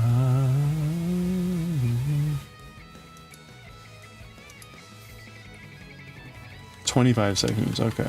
That's a lot of sections. All Wrapped Up, Stephanie Lotvin. Ooh.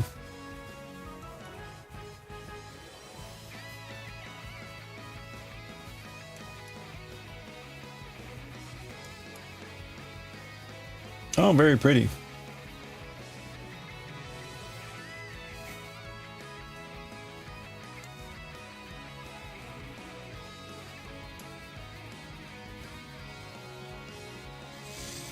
So it's like a bunch of different textures in different colors.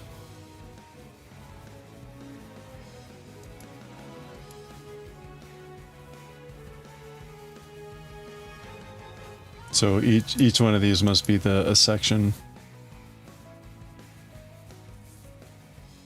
Oh, I guess that's like to give you a sense of what it might look like monochrome. Very pretty.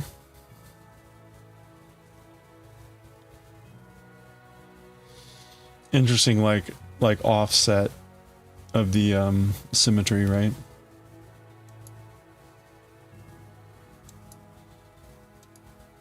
I mean, meaning like this isn't exactly in the middle, it's...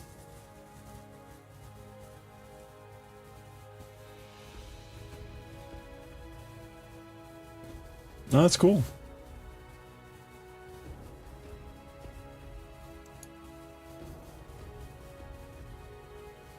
Oh, this is like an Advent thing, releasing it section by section.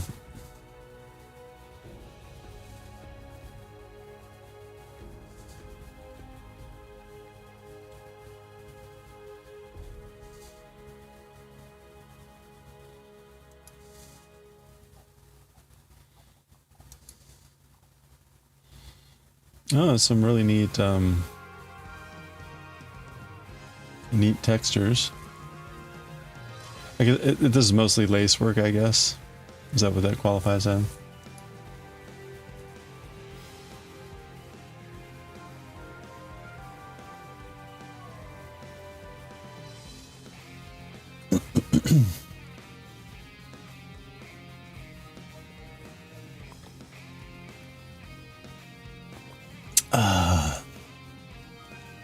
What's that?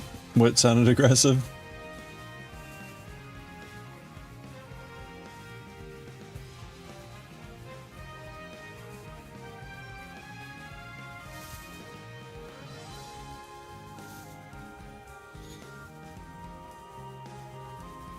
Oh, this stuff in italics.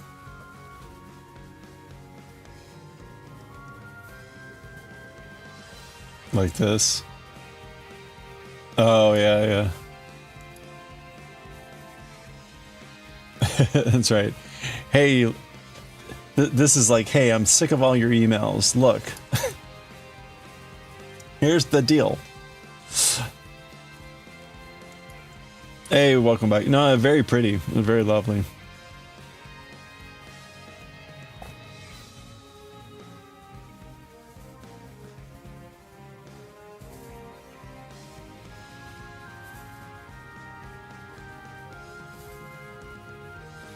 Sprinkled fibers 2-ply sock.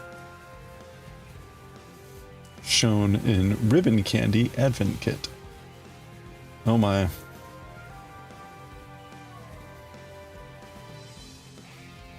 Well, there you go. Very cool. Well, good luck.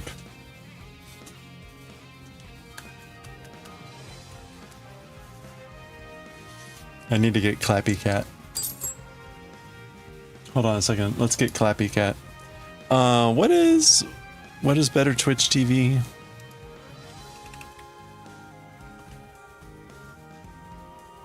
Oh, let's see.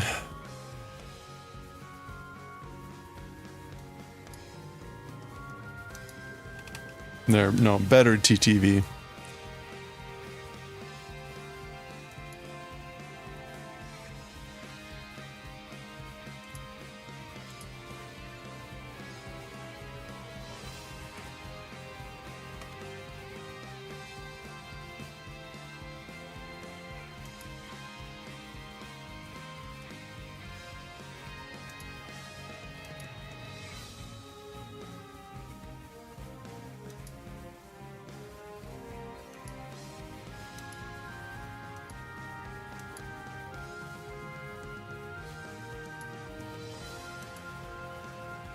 Okay.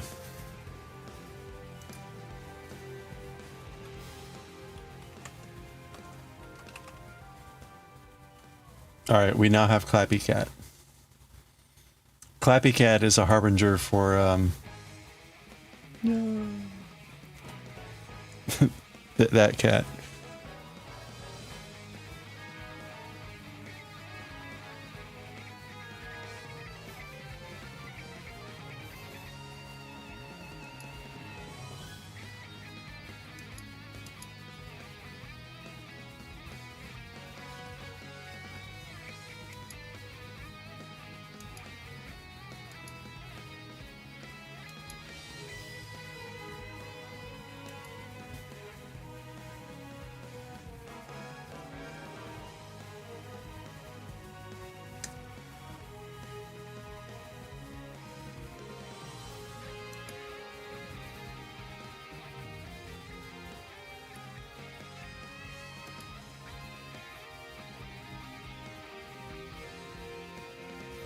Okay.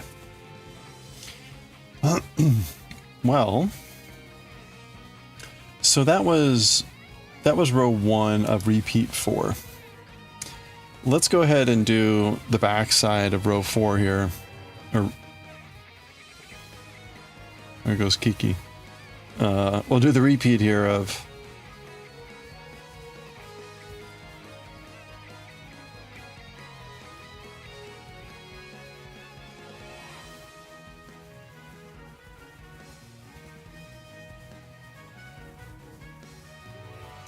the repeat of repeat 4 row 2. The back side is all pearls. Oops, all pearls.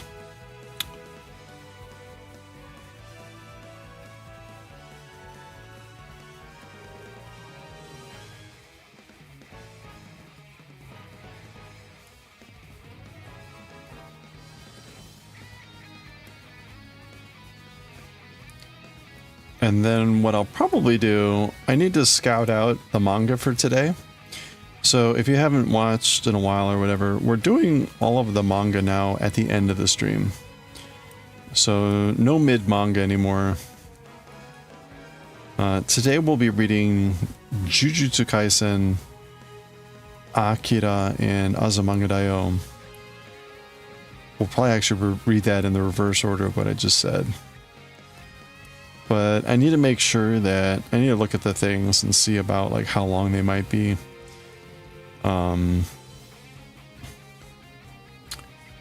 Just to make sure that, like, if Jujutsu Kaisen's gonna be like an hour long, I may not read it tonight, or I may just do something else.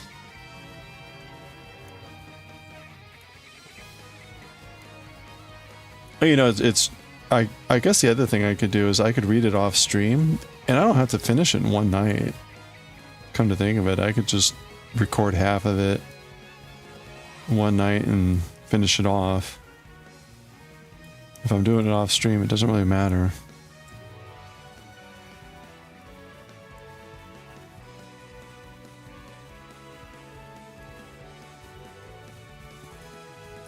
But I'll at least read Azumanga Daioh and AKIRA on stream, and then we'll play the Jujutsu Kaisen and Bleach by ear. Yesterday we did read Bleach on stream.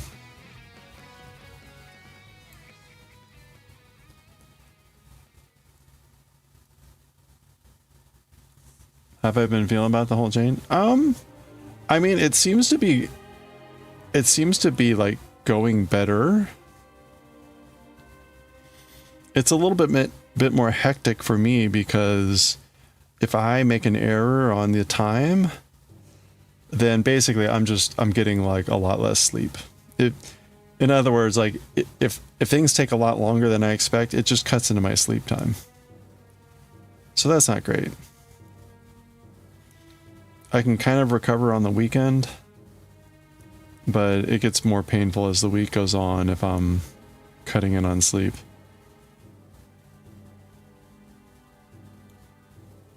Sleep and yeah. Well, I would like to make a priority, but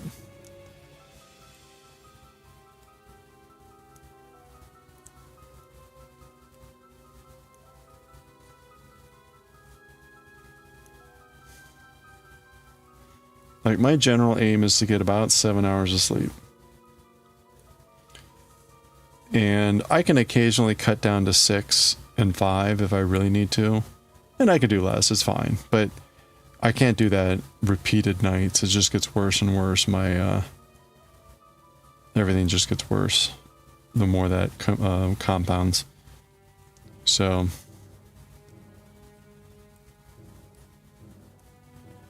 it's one of the reasons that like I can't put up with Clipchamp being futzy like it is now, because every 10-15 minutes I waste on Clipchamp is 10 or 15 minutes less sleep that I'm getting.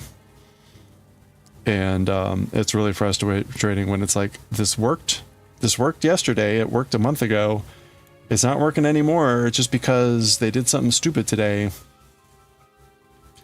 And you lose a half hour because it doesn't work anymore, and you got to figure out how to make it work. So that's why, like, at some point on the priority to-do list is to learn how to use DaVinci Resolve and get away from Clipchamp. So today you had to see your doctor for annual compliance for Adderall. You had to wake up early for your period if you got a total of 5, and now you're too awake to go back to bed. Yeah, right.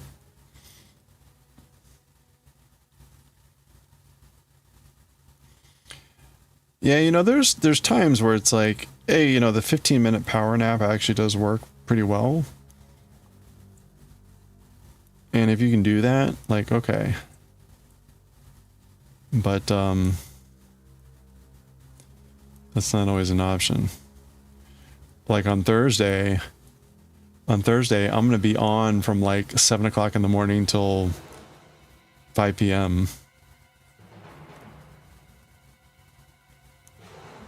in extrovert mode, and I'm just gonna be liquid goo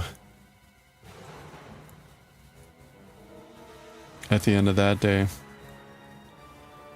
Thank goodness I don't have music. That would have been brutal. I've got music tomorrow for choir, but I don't have the Thursday night music this week. Fortunately, that was last week.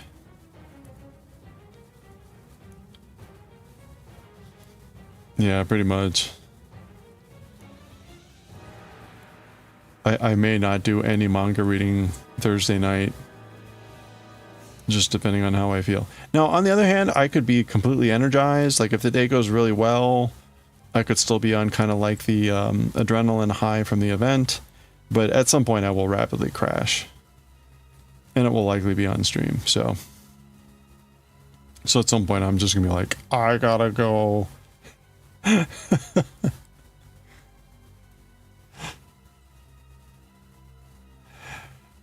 Even last summer when we were doing those day-long events and I was like in the lead for them, being up in front of a crowd the whole day, you know, leading everyone on, asking questions and doing all that stuff. Typically our schedule was from like 9 to 3. You know, it was maybe like a 7-hour day. This is going to be way longer. It technically starts at 9 and ends at like 4. But I'm getting there at 7 to help set up and do all that stuff, and it'll rapidly get into busy mode. Now the good news is I'm largely like I'm just the face. I'm the overall MC. So I'm almost always continually handing things off to people. But right, I got to be on, got to make sure I've got pronunciations right, all that stuff. Make sure we're staying on time.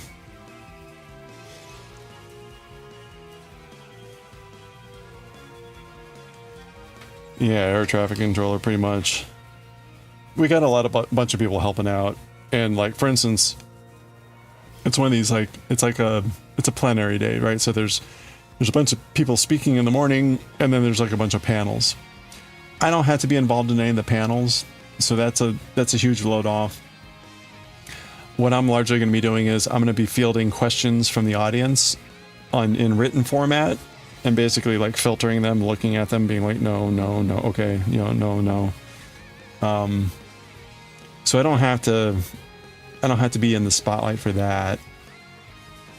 But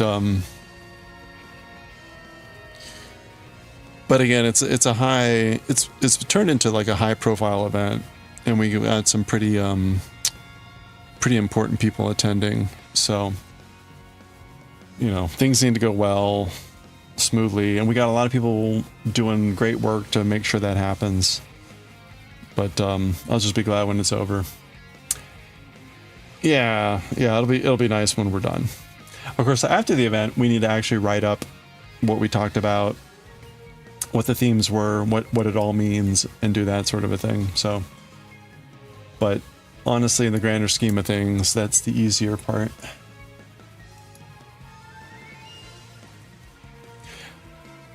And homework, yeah. Now, trying to distill that down in simple language, that might be the harder part. Oh, ha, ha, ha, ha.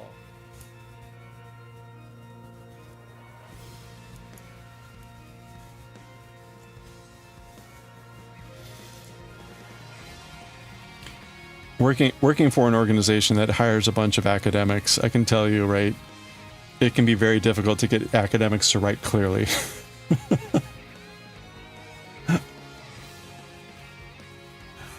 I should have a rubber stamp. I should have a rubber stamp that says, like, I would go stamp, and it would say, I have read this paragraph blank times, and I still don't understand what it means. And then I can just fill in the number.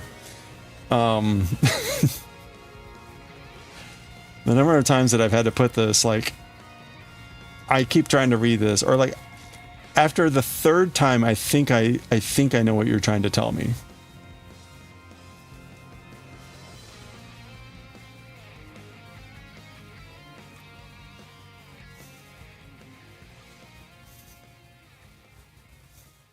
sometimes I'll just be like awkward. I had an English teacher that used to do that, and it's actually really good, which is like, I get what you're saying, but it just feels awkward. Like, try again.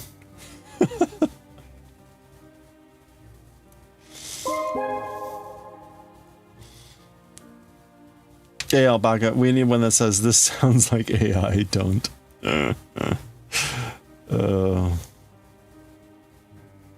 Hopefully not.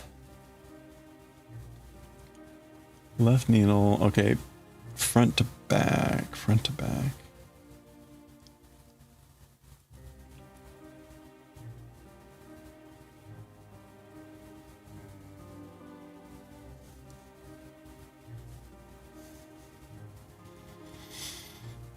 Yeah, let's see. Oops.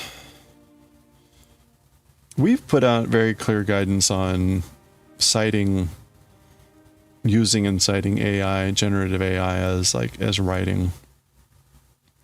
So people should know by now about like their responsibility in disclosing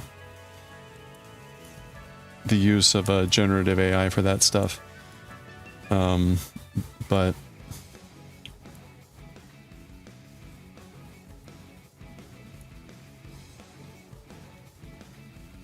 blissful knitting is when you have to, all you have to do is purl all across the row. Yeah, that's what the back is for this. It's nice. I don't know that I've ever had that before. That's new to me. Like what? I just purl? What? That's lovely.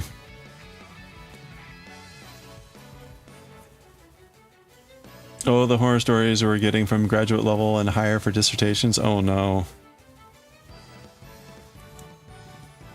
Oh no.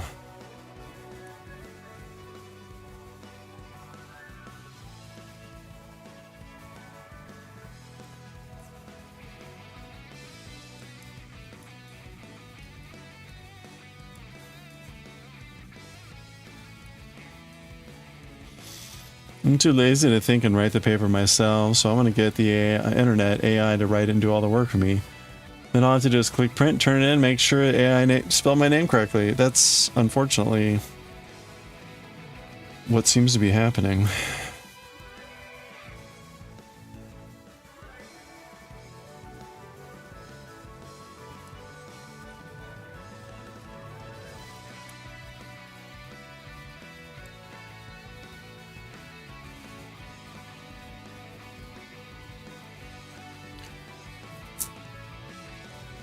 That's why you really like to say, yeah. Well, we'll see how much more this continues. I think at some point there's going to be some sort of like enough, but maybe not. Maybe we'll see. I keep hearing stupid things like, "Oh yeah, all these companies are hiring or firing most of their coders, and they're having their senior coders just review the output from generative AI doing the coding." And it's like, well, that doesn't make any sense. What are you going to do when the senior coders are like retired? You don't have any junior coders to replace them. And the inevitable answer is like, oh, by then AI will be so good that we won't even need the senior coders. Like, really? You think so? Like, so then who's going to architect the system? Oh, that'll be AI too. I see. Nothing wrong will come of this.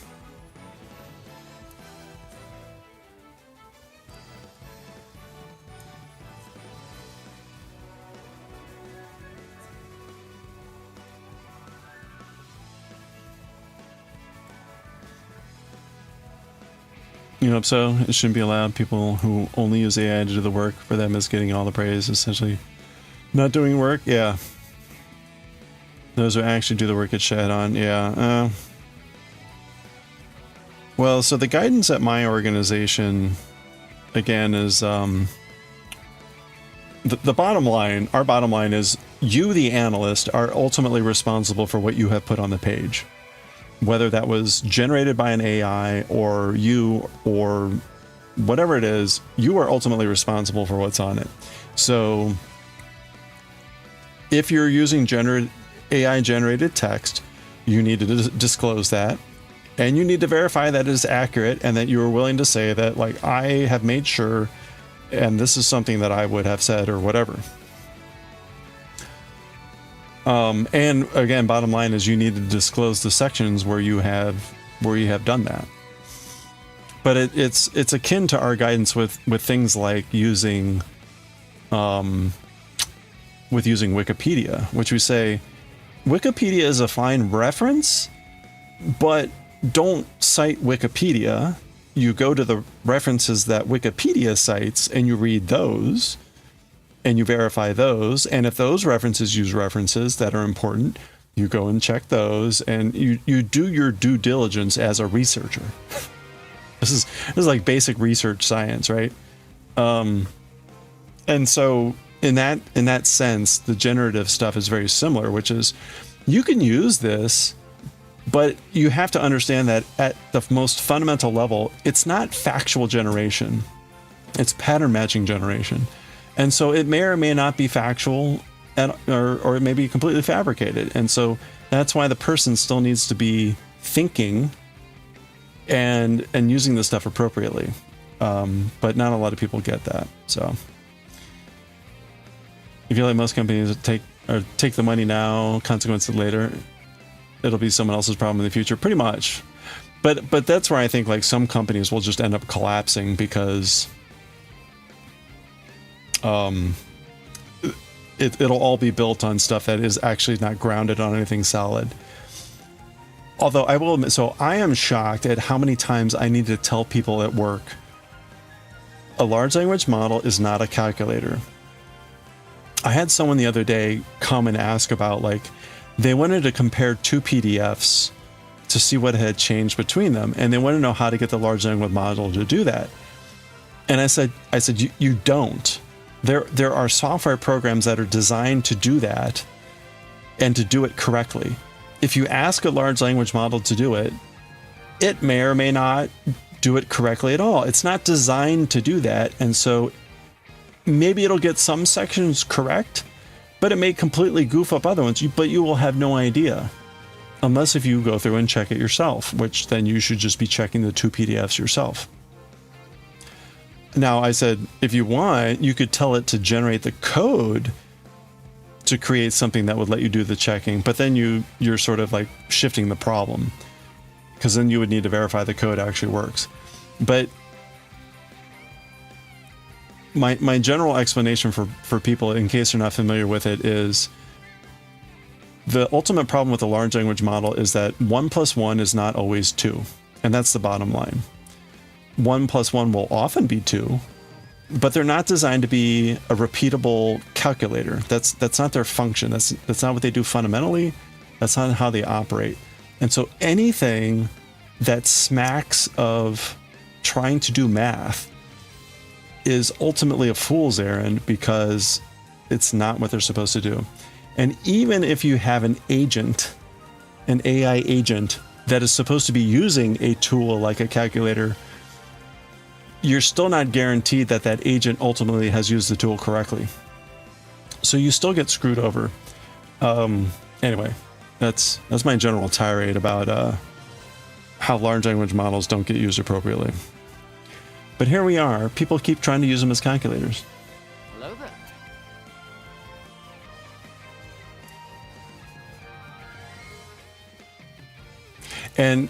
And that is largely what is being marketed, right? Like, oh, you can automate all your stuff using large language models.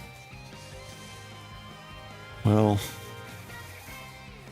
don't do it for anything important. And double check. Always double check.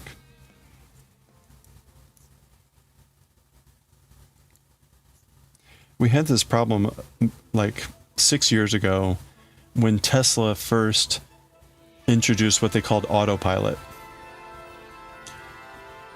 Tesla, again, this is like 6, 7 years ago, maybe 8 years ago.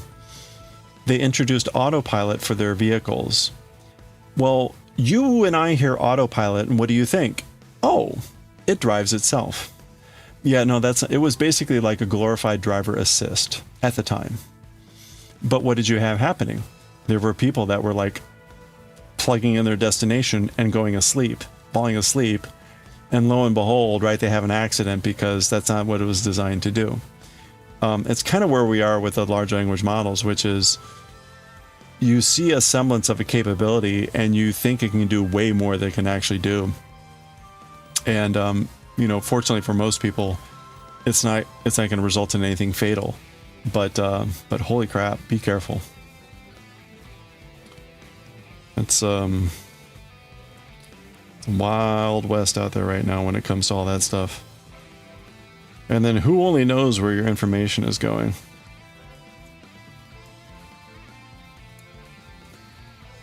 That's been one of the biggest challenges. Most organizations have by now put restrictions about, you know, uploading company documents and other information into strange places.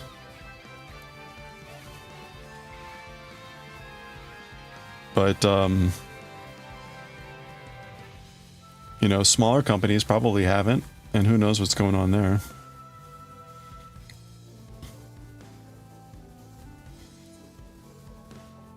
There's a reason the morning's on the things because people are dumb, yeah. Well, that's the thing, right? At the end of the day, it's the best thing.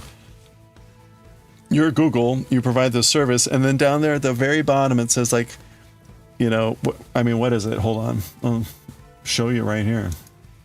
Oh, there we go. Yeah, see, look, Gemini can make mistakes, so double check it. Oh, how wonderful. You're telling all the tools have this caveat.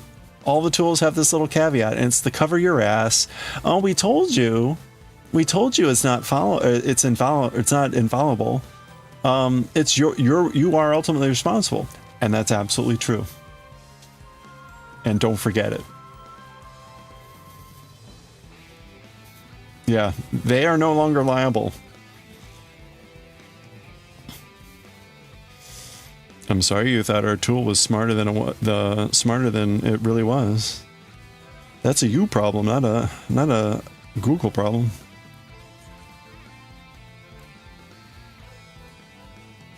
Like, think of all the people that are like, "Hey, what should I invest in?"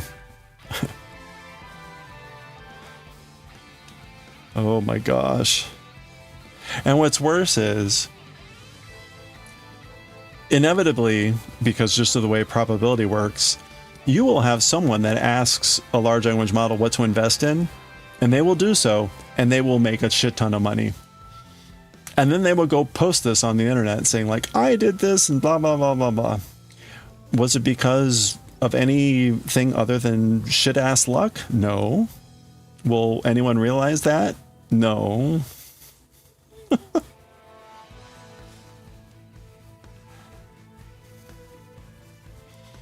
Ugh.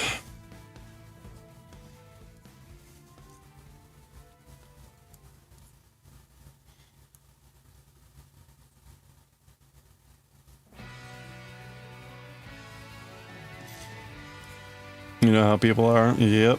They'll argue until they're blue in the face it wasn't their fault for being a larger idiot. Not seeing the warning. Yeah. Yeah, that's why we have little click boxes that are like, yes, I agree. Yes, I have reviewed the terms and conditions that are completely incomprehensible and that no, I didn't actually read.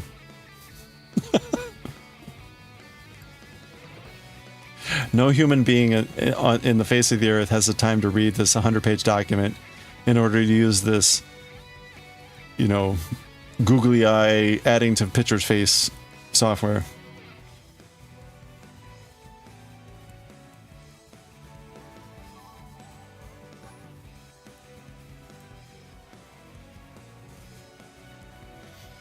Oh, well. The real question is, like, what's going to be the first major debacle? And how many people are going to die? Hopefully it's not a big thing, and hopefully the answer is 0. But we shall see.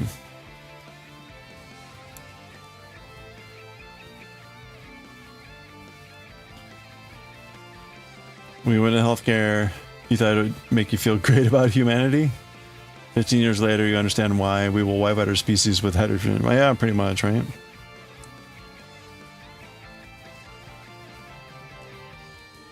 Maybe there's a chance.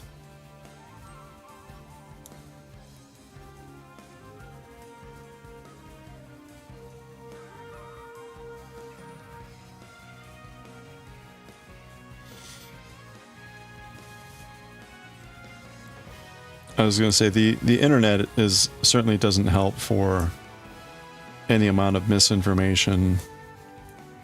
I think we talked about this yesterday. I mentioned one of my colleagues doing reporting on Ukraine-Russia combat with drones, and that there's a bad tactic circulating among the Russian troops that if you see a drone, a Ukrainian drone, that you should freeze in place, and that it won't see you and it'll just move on and not kill you or whatever.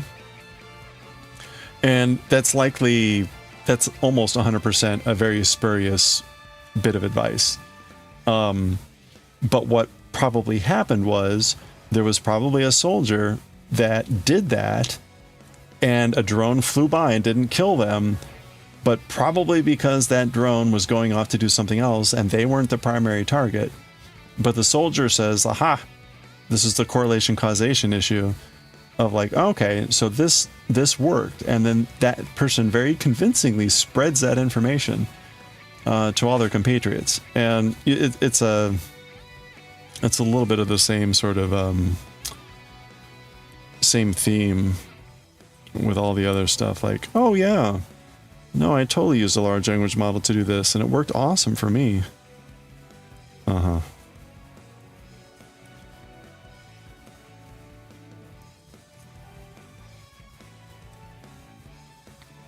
I totally automated my company doing coding and then sold it for $1 billion. And then I abandoned that ship so damn fast that I wasn't around by the time it just completely sank. Like, oh, okay. Good for you.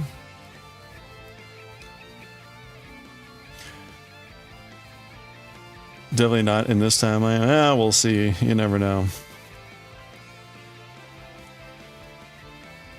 Hope springs eternal.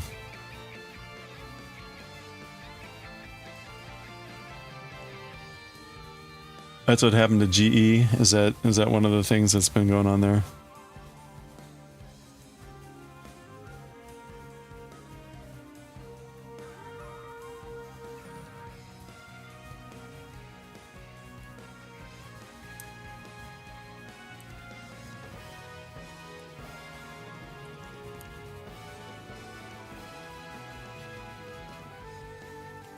After learning about the dude that essentially fucked them over, it's amazing they ever made a comeback. Oh, I missed out on this.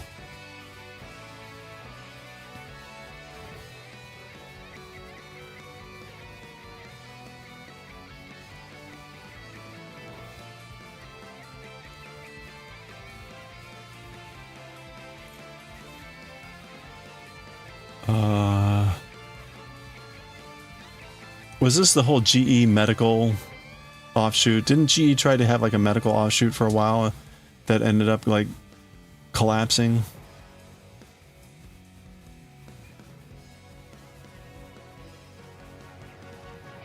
I vaguely recall like that, maybe like 10 years ago. No?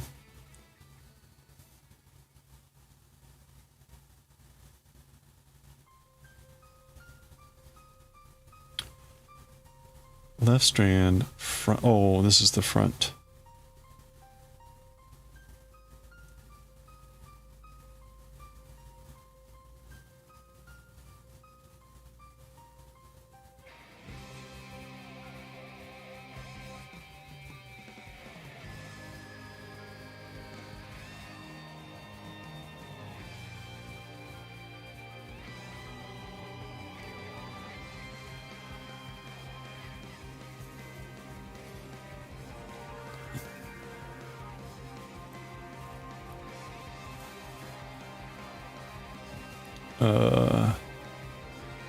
And we're knitting through the front.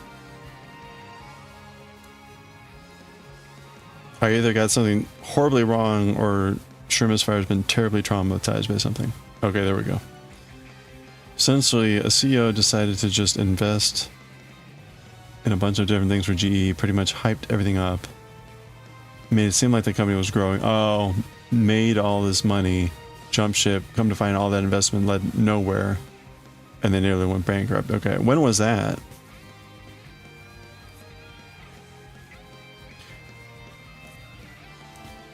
Because GE had been doing a foray into the medical field, and that was like 10 years ago, but I don't recall that where that ended up. I didn't think it, I thought it had some problems. Or maybe I'm thinking of IBM Watson, because IBM tried the medical thing too, and that didn't end up well. Oh, okay. That's like the late 80s.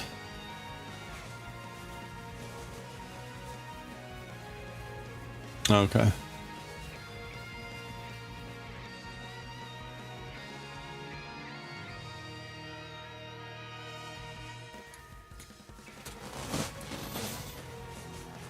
Ooh. Oh. Take a look at the manga.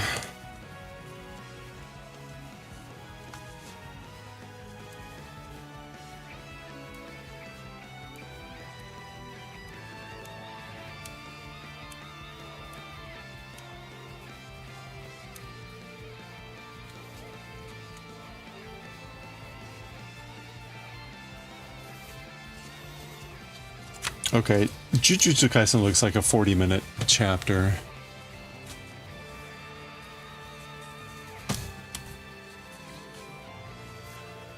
Nowhere. You can't play monocorrect. Well, fortunately, it worked phonetically, so it's all good.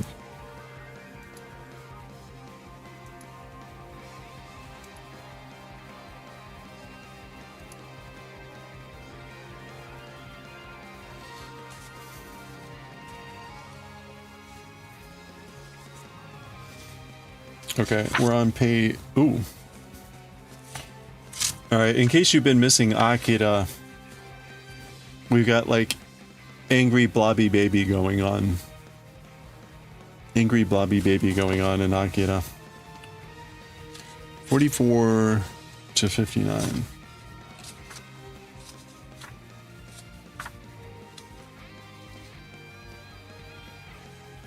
Oh, we're gonna get some frontal male nudity on this one.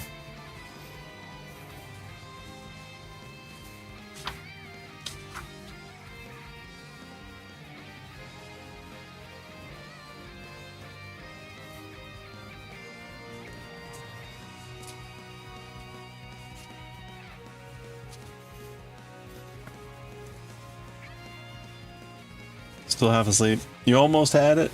Oh, that had almost left your head. I'm sorry. Blobby Orgo baby. Okay, that's chapter 99. Oh, in Azumanga.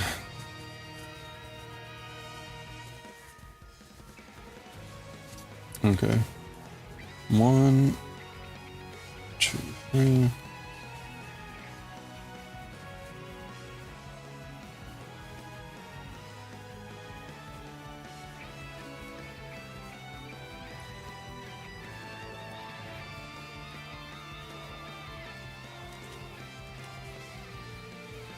Okay. I will say Azumanga is going to be horribly cute.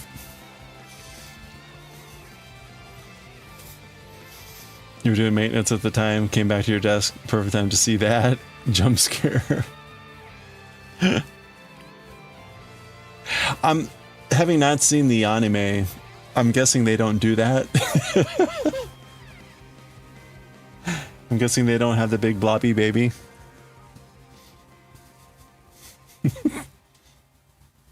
Oh, they do. Oh, interesting. Okay. Oh, that's interesting. It's grotesque. All right. Huh.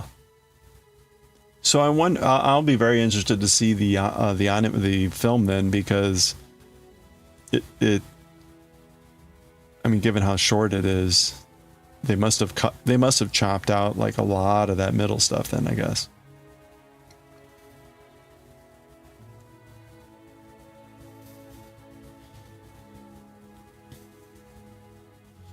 Do they involve the ship at all? Like, is there a Navy ship involved at all? Maybe they cut all that out. You need to rewatch it. There's more in the... Yeah. Not that you remember. Yeah. That seems like you could easily cut that part out. I mean, if you needed to. It's been 5 years. Okay. Well, I would like to watch it, but I don't know that we could do that on stream. I've given up on watching Takeshi's Castle. I keep getting copyright notices on it, so it's like, eh. They're not copyright strikes, but it's annoying enough just to be like, we can't watch it. Yeah, it's a YouTube thing. The stupid thing is, again, I'm getting the claims are from MXC and not Takeshi's Castle, so that's kind of annoying. But whatever. Either that or someone's got to clue me in on how to put enough noise into a video and audio to make it pass under the auto checks. Feel free to DM me on Discord if you know.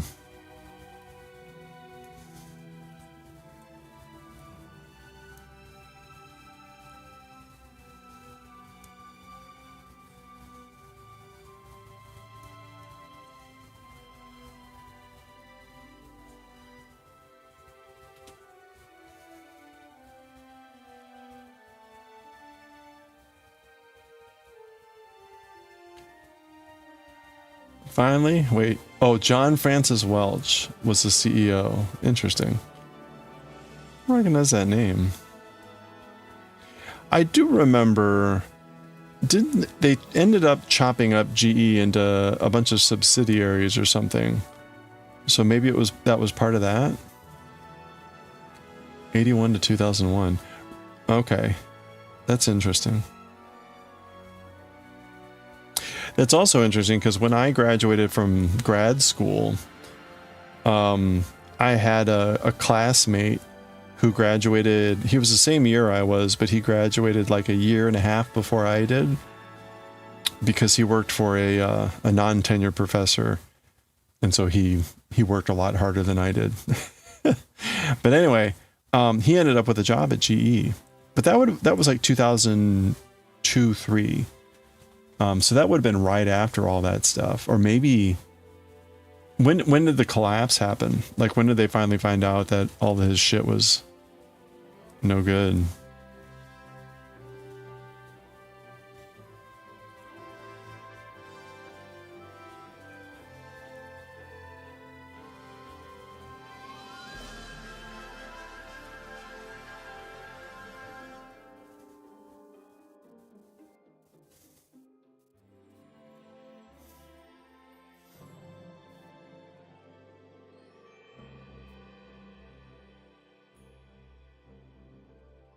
He's the guy that set the standard for must always grow no matter the cost, unobtainable infinite growth. Nice.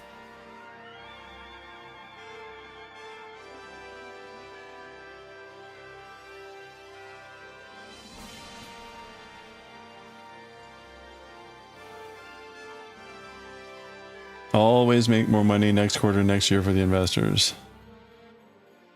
Yeah, very healthy.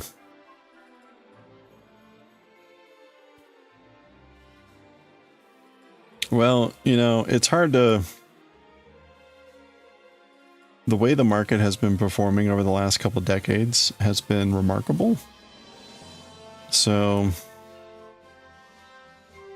just keep going. Oh, 2008 when... Oh, okay, along with the... what do you call it? Mortgage crisis. That was not such a good year.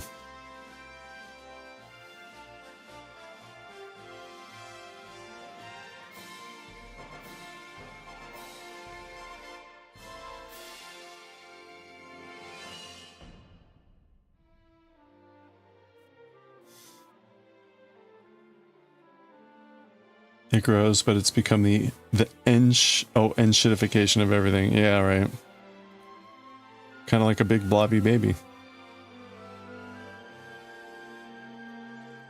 It's definitely huge. Nobody wants it.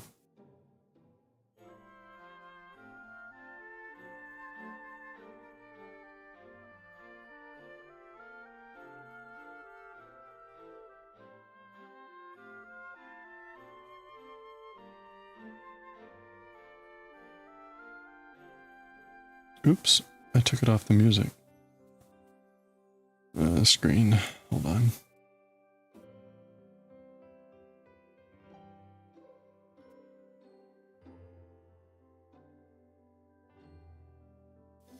Okay. Oh.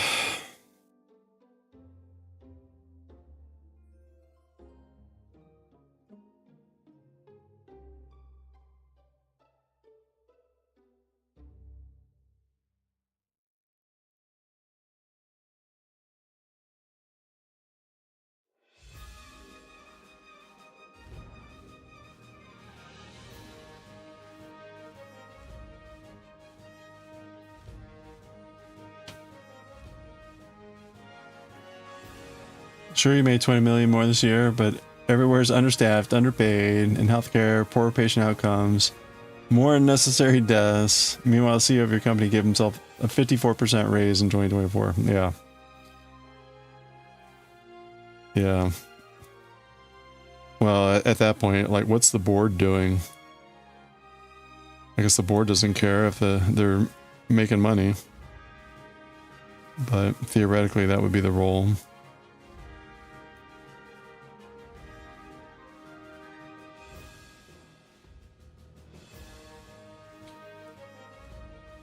Usually it's the board of directors that ultimately decides, like, CEO salary and stuff, right?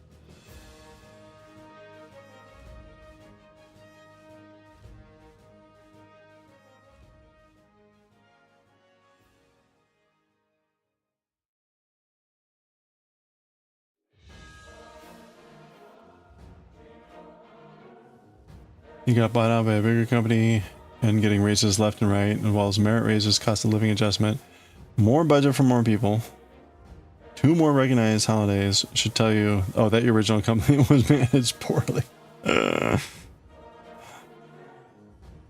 Yeah.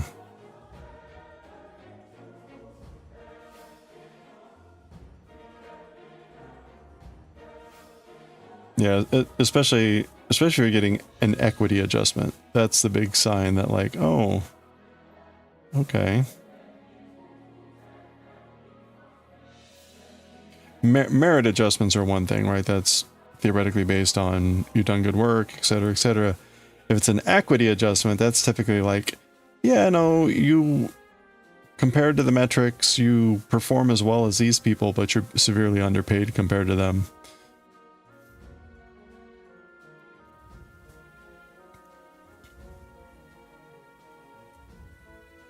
Or less underpaid, not necessarily severely.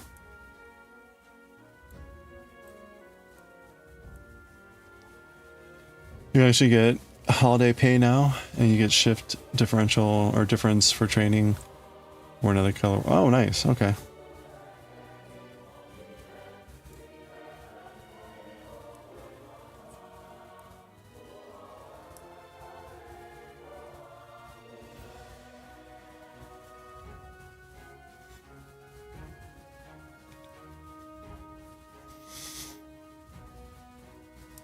I remember when I got hired for my company, I interviewed in May. I got offered the job like in June and accepted, but I didn't finish my degree and get out of grad school until like end of October. So my first day of work wasn't until November. And at the time they did the evaluation cycle based on the calendar year. And so I got there right at the end of the year. And when they did their evals, I had only been there for barely 2 months. And so they said, we gotta, you haven't been here long enough. We'll have to wait for the next cycle. So the next year comes around, and then I get my first like raise there at the end of what was in essence almost 2 years after being hired. I mean, offering the job. And my first raise was just massive because I had basically missed out a whole year of raise cycle. I remember going to my boss and be like, is this right? I was like, I'm not going to complain, but like, holy crap, man. And he was like, yeah. Anyway. They changed that too. Last you heard, they're digging into years worked and are supposedly going to compare what newer hires are making compared to older ones and adjust accordingly. Okay. Supposedly.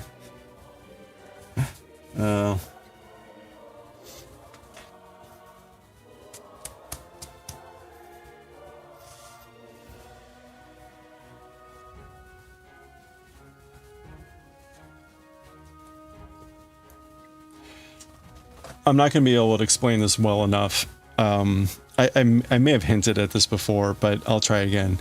My boss for our division has a...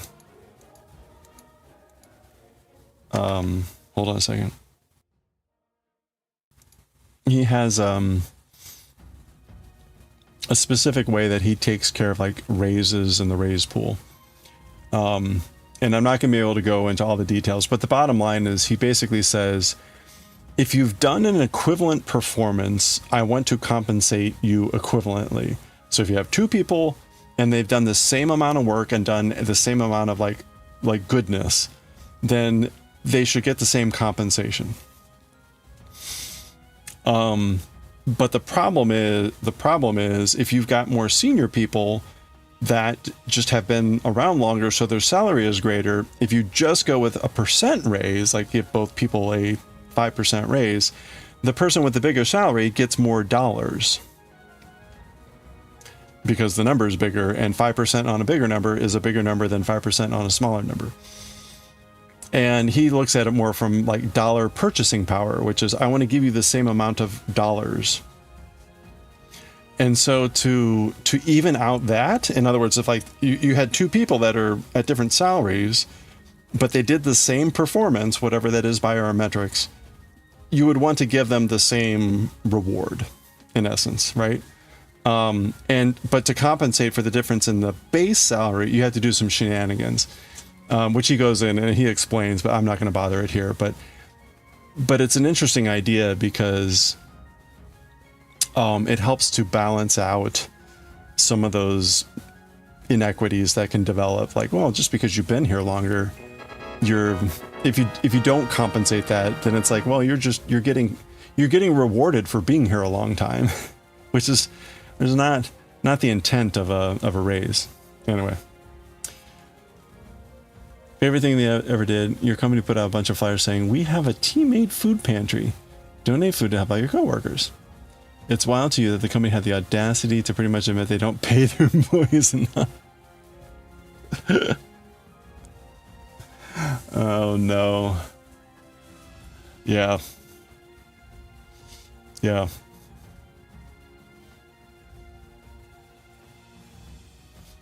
It sounds nice. Like, oh, look, we've created a food pantry for our food pantry. Should people working here be needing a food pantry? I mean, it's like, hey, that's great, but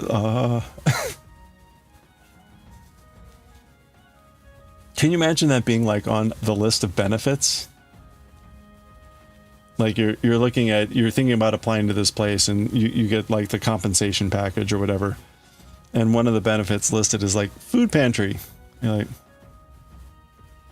oh, well, wait a minute. He blinked a couple times and said, oh my god, you're right.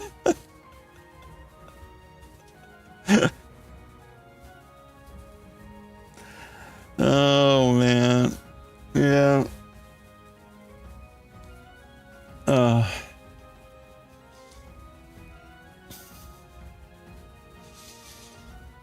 Wow. That's how normalized that is. Yeah, no. Especially when it's with like a veneer of charity. Like, oh, that's wonderful. I'm so glad we're helping people. Don't think past that thought. Don't trigger any other brain cells. Oh, it's so nice we're helping people.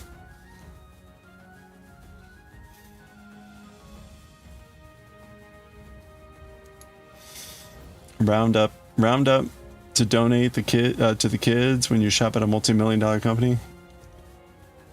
You donate.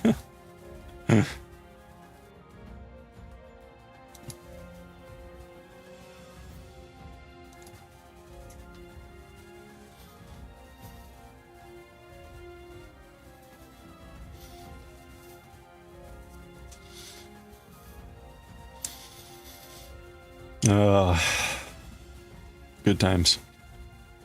Okay. Oh, we got another ad break coming up.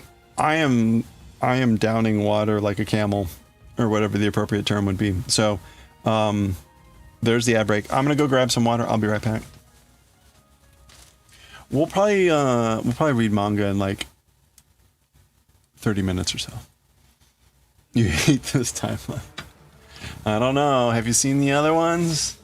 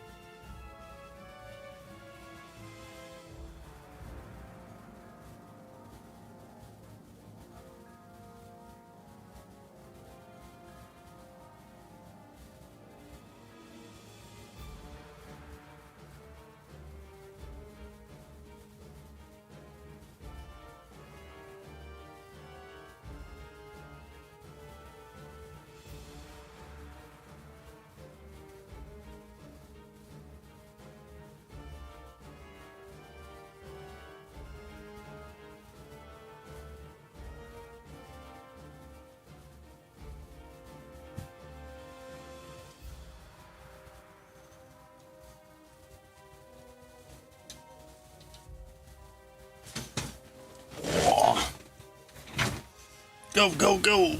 Oh, we got a minute left. Look at that.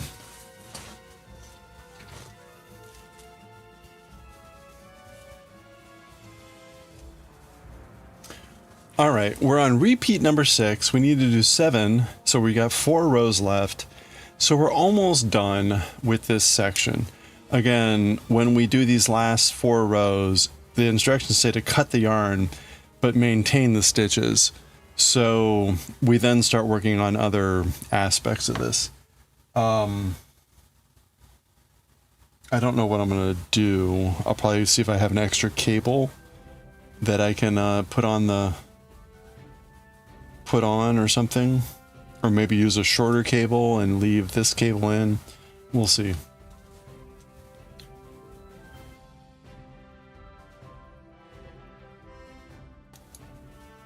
But I was showing earlier.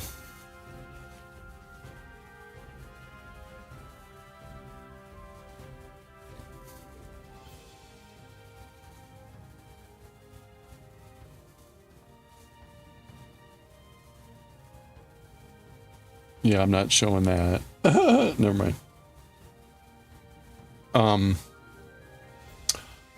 I got the cinnamaldehyde in, and it is awesome. This is what I was looking for. This is basically liquid fire, liquid cinnamon fire. So like if you have a fireball candy, that's what it is. So I've got some of my orange chips currently soaking in it, and I'll probably add it to some tea here later and see how well that tea turns out. So I had tried cinnamon oil. Cinnamon oil. Mr. Worldwide. Wait, what's worldwide? I had tried cinnamon oil, but I didn't even try it in the food because it just smelled like cloves. I got the cinnamon extract and tried that. That was okay, but it was very, very, very mild cinnamon. And then we were talking about the cinnamaldehyde, so I ordered that, and we'll see how that turns out for the tea. So.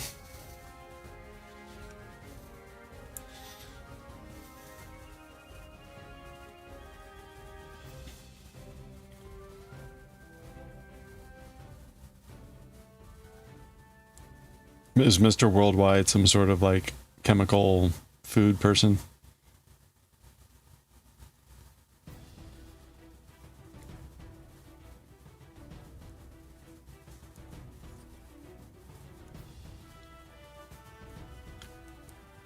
Pitbull is a famous music artist that has a song called Fireball, and that is a cinnamon alcohol.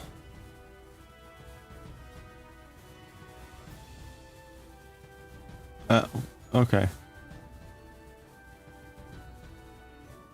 Cinnamon alcohol?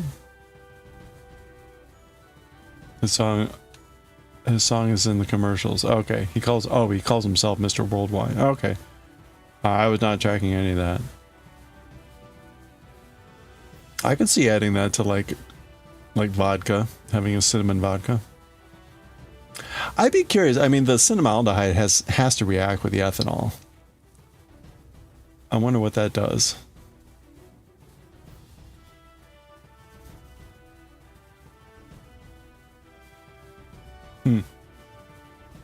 I guess the cinnamaldehyde has a certain amount of stability, but I'm keeping it in the refrigerator to be safe.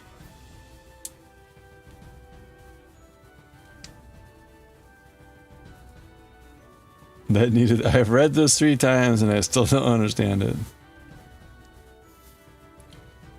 I do not understand the words coming from your mouth. Front to back. And knit through the back.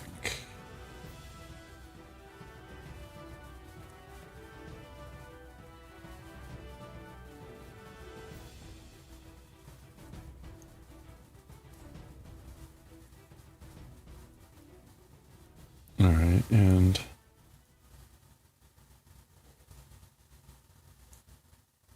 one.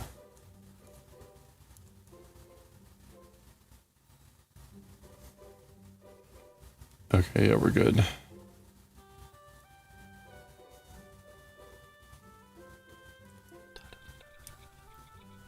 Until your friend who knits that you were completely unhelpful trying to explain your knitting dilemma to me, and she laughed her ass off.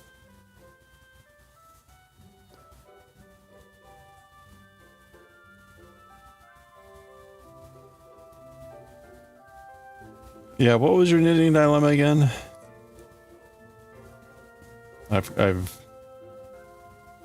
It's buried under a day's worth of work crap at the moment.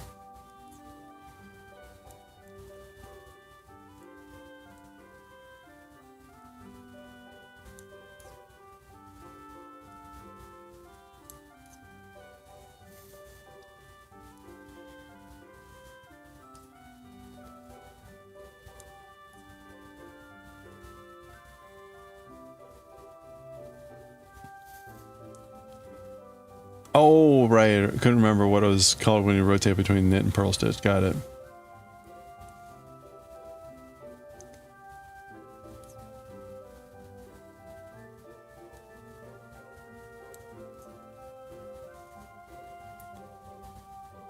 Oh, right. The yes to both options. Which one is it? Yes.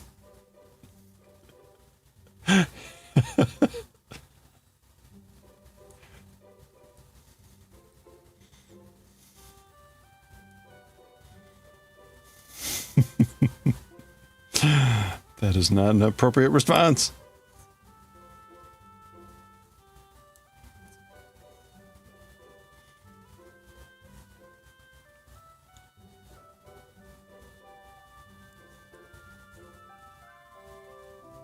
Yeah, this is not helpful.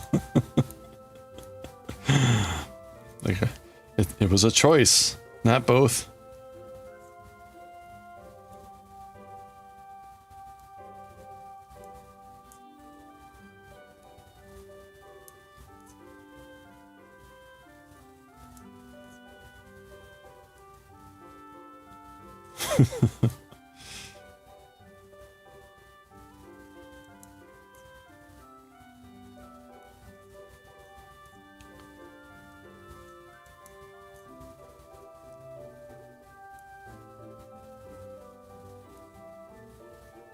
Yeah, that's right. Yes or no. All options.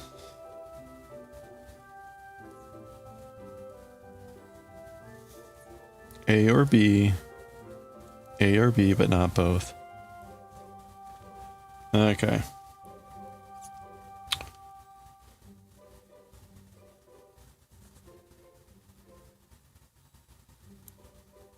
I think that should be good.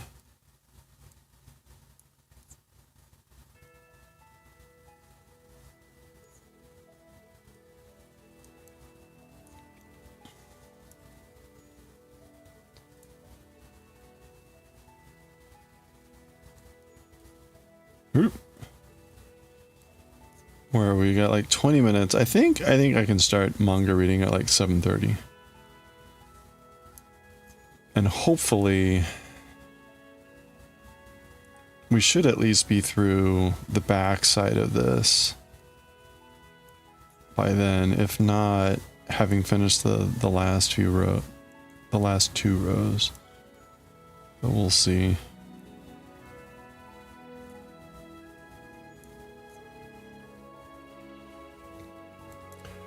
I'm worried on this pattern because right, I'm left-handed, so I'm pretty sure when it says like start with the right shoulder that I need to be starting with the left shoulder. I think everything is going to be mirrored, but that's just going to be really dangerous. I'm going to have to be very careful.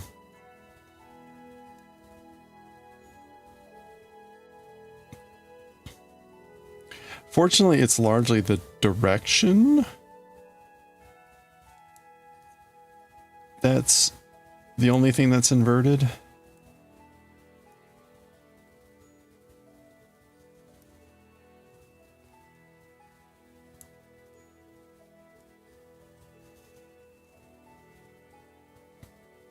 Meaning left or right. Typically everything else, like front and back, is still the same.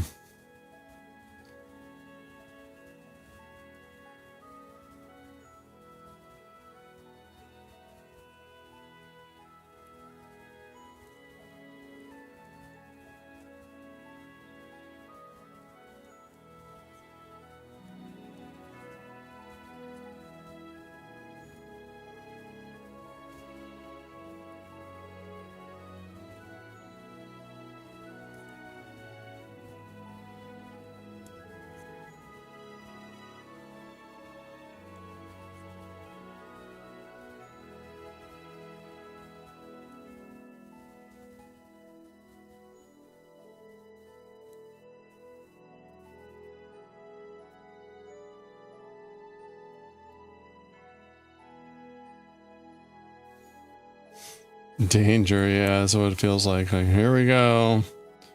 What could go wrong? Everything.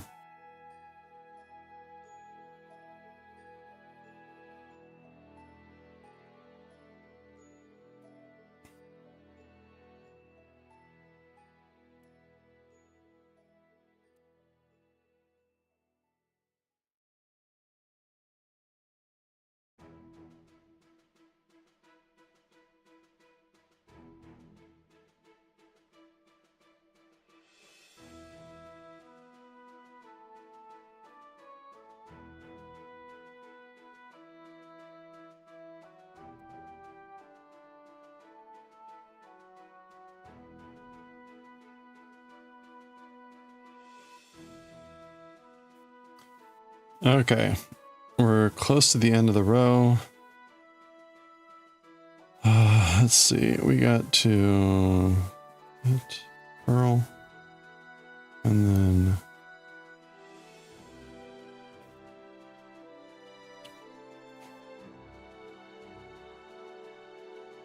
okay. So now I'm going to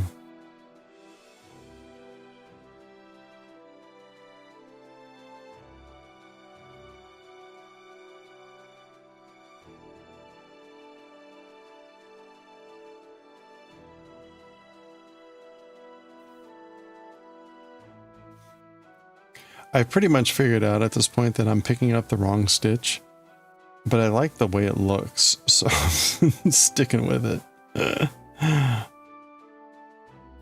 I think it leaves it has a better look to it.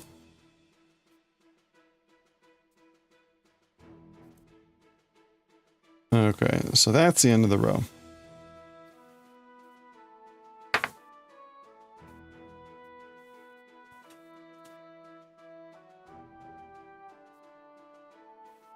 So it leaves a smaller hole.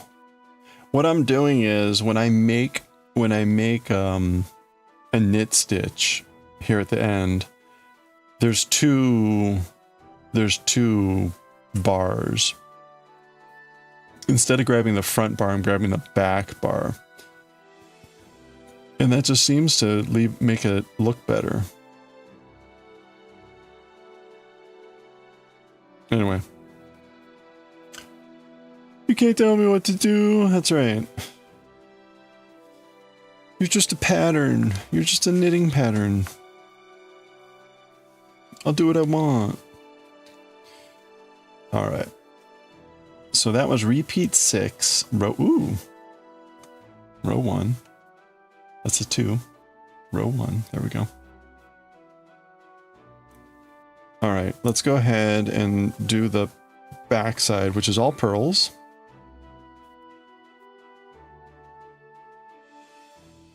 This might end up being our last row for today.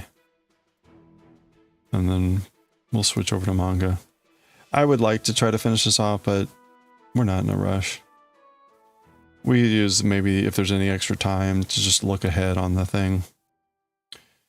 If I recall correctly, so when we're done with this part, which again is like 2 rows after this, we cut the yarn, hold the stitches, and then we're supposed to like pick up stitches on the shoulder angle side here.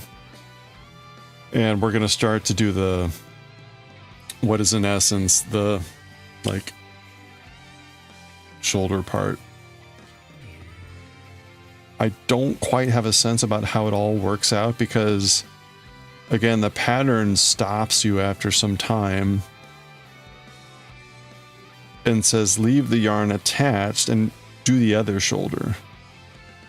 So it's like, oh, that's a little weird.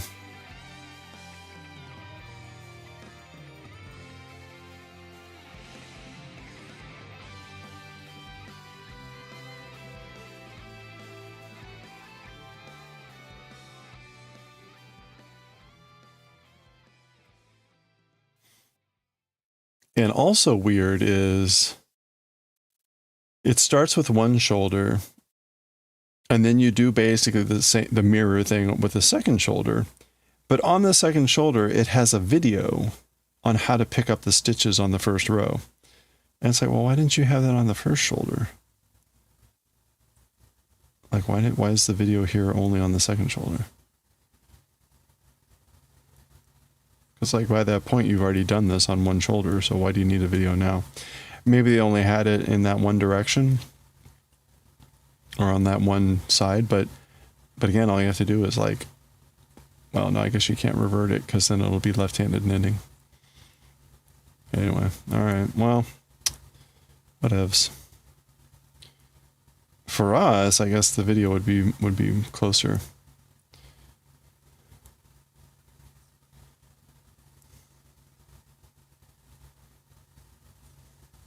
Oh, that was the end of the soundtrack. Wow, that was 3.5 hours. 3 hours, 11 minutes. What do you know? Okay. Time flies, especially when I didn't really feel like I made it very far.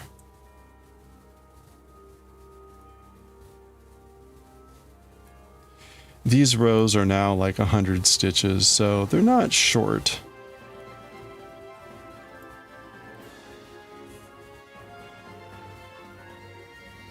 Doing 100 pearls, even if you're doing 10 stitches a minute, it's still going to take 10 minutes, so...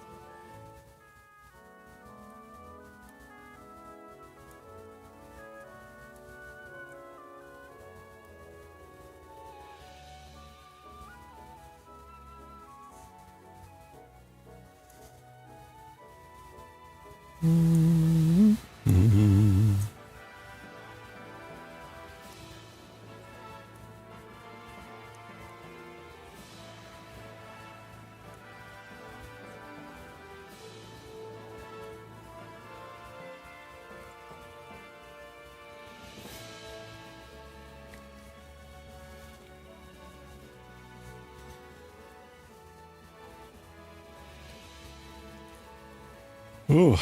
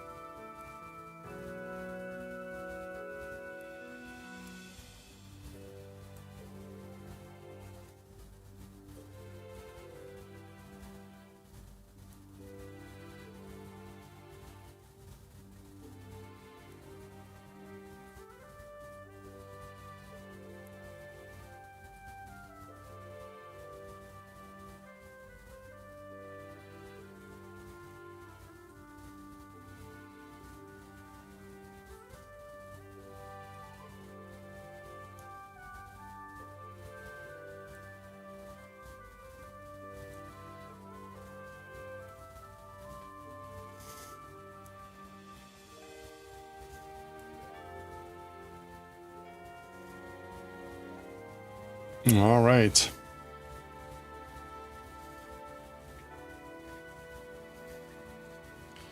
Phew.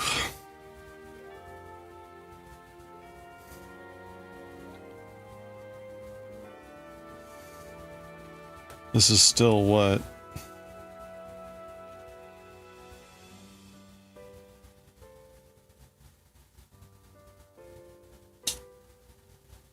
At best, that's maybe like a tenth of the shirt.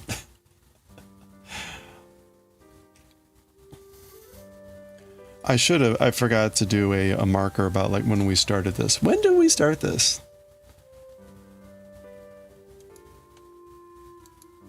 I guess I could figure out about when the yarn came in.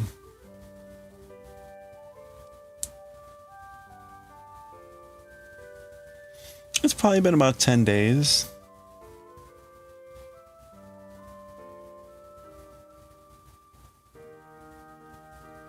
I really should have been like, I should have a timer. Keep track of how much time we're spending on this. Okay, let me take a quick look at the pattern.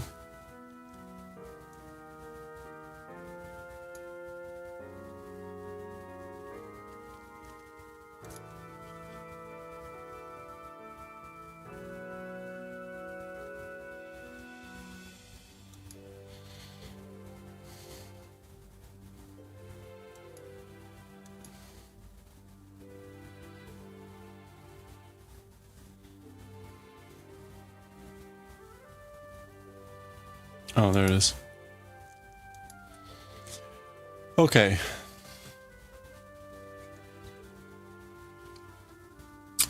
So it has you start with the left shoulder, which is going to be our right shoulder. And we're going to pick up stitches on the left shoulder slope. And it's saying... Now again, it says left shoulder and says start here. So we're going to do the right shoulder starting there. And we're going to pick up and knit 31 stitches from the edge stitches of the left shoulder slope. Now, presumably that means basically what I would have called the selvage. So, in other words, this stuff. Which I have an error. It must be on the other side, so we'll have to watch out for that. Okay. And we're gonna knit, we're basically gonna knit along here. And then we're gonna purl. So we're gonna like start to build that way. But like only down to where this curves. And we do that 8 times back and forth, so like 17 rows.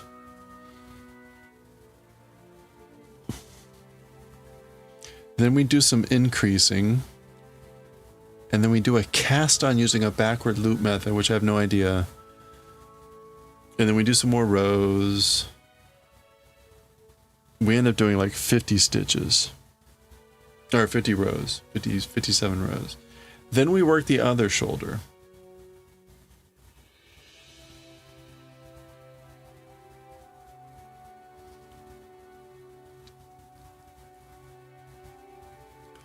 What does the short end of a new ball of yarn mean?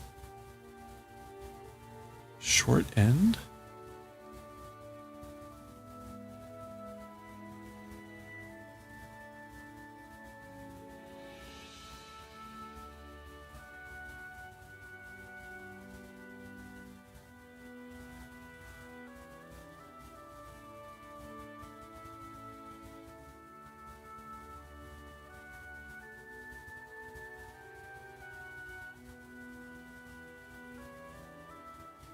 Then we do the neckband and collar, which takes like 3 pages, 4 pages to figure out.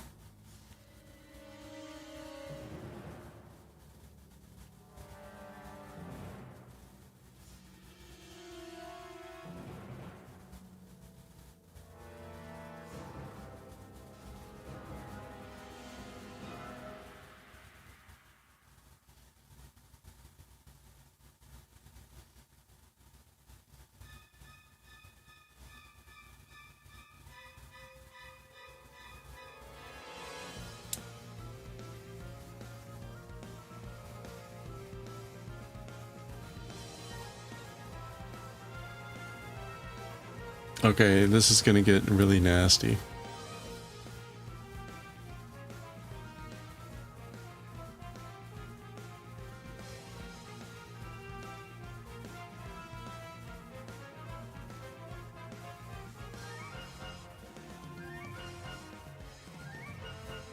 I got Magic Loop too, which I'm not thrilled with.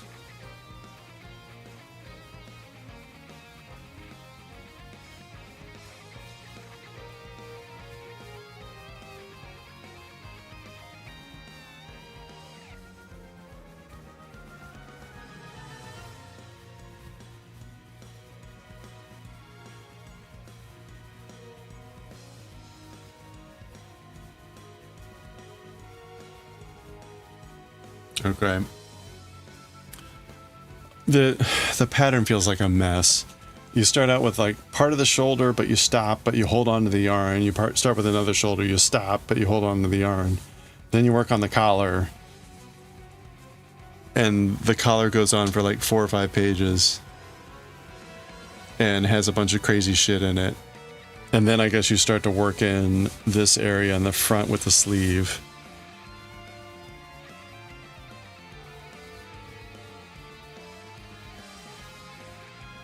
Alright. Well. Not looking forward to that. That's gonna be a nightmare. You're back. Oh, husband. Oh, hey, yeah. Yeah, it does sound like a lot. Hey, Nonsense Stitches. Yeah, thank you. We're almost done with the start piece here. We got 2 more rows to do. 2 more rows to do, which shouldn't take too long. And then we're going to start working on up here on some of the back sleeve stuff. And then it gets crazy. We do some back sleeve stuff on both sides, and then we start to work the collar, and the collar looks insane. So I'm not looking forward to that, but hope you're doing well. All right.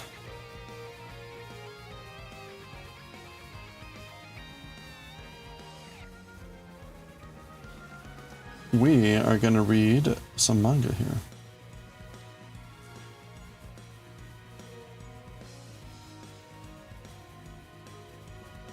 But again, thank you. All right. Okay, so yeah, we'll work on this tomorrow. We should finish up with this and start on the shoulders tomorrow. I do have choir tomorrow. So we should start. Oh, I'm also supposed to be at some place for a meeting checkout. I hope we won't be there the whole time. I should be back at kind of a normal start, but I might be a little bit late starting tomorrow.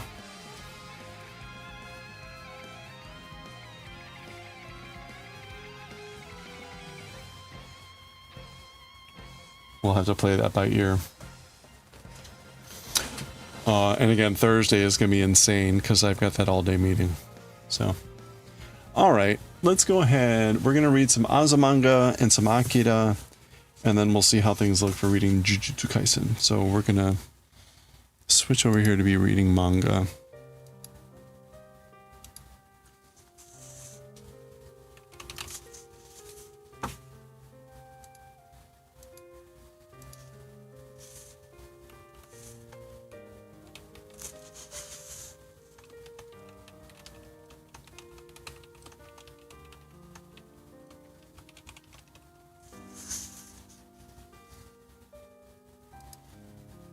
Okay.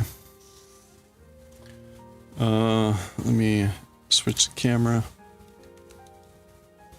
There you go. You can see my progress up there in the upper left. That's where I wrote everything out.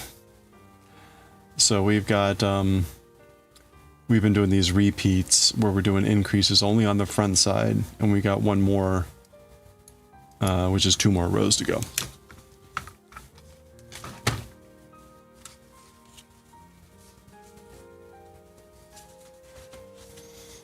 All right, we're on this special.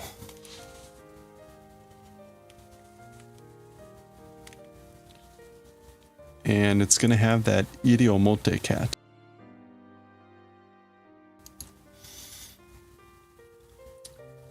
Yeah, that's right.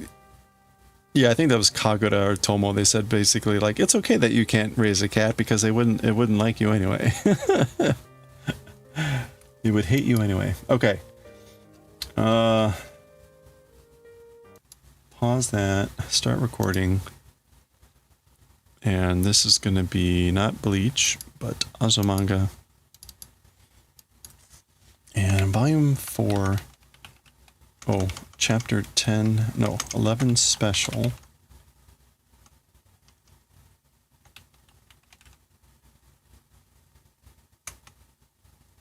Part 2.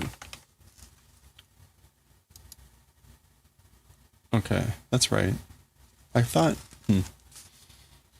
That's okay. Oops. All right.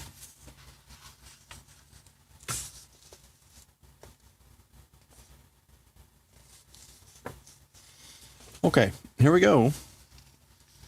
Let's do it.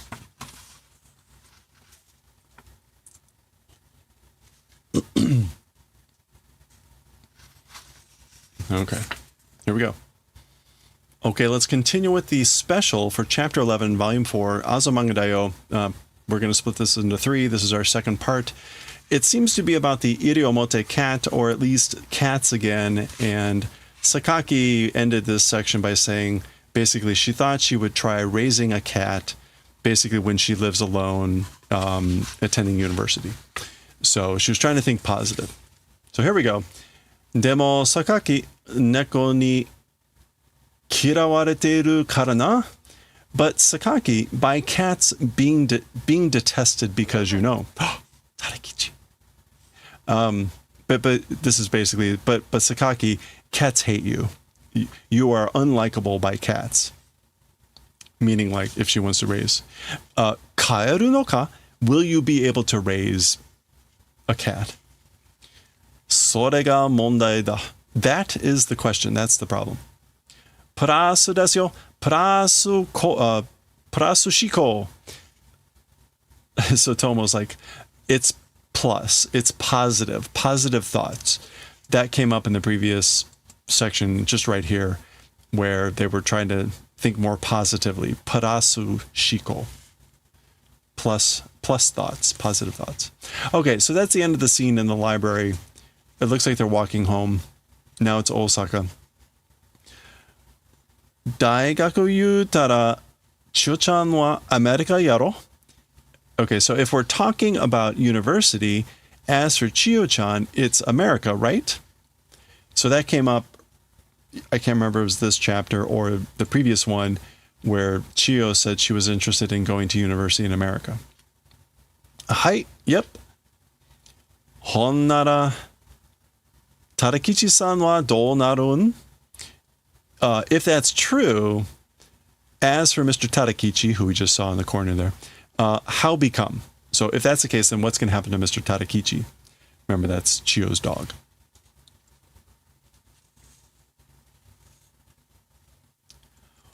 Mukou no shiriai no oie ni sumasete morao koto ni naru to omoun desu kedo. Okay, this is like opposite side acquaintance house in that place, receiving, allowing to live, event becoming thinking. So basically, I think it will become the event of letting Tadakichi, implied, letting Tadakichi live in the house of an acquaintance like across the street or nearby, Mukou. Tadakichi-san mo issho de iite iite kurete masu.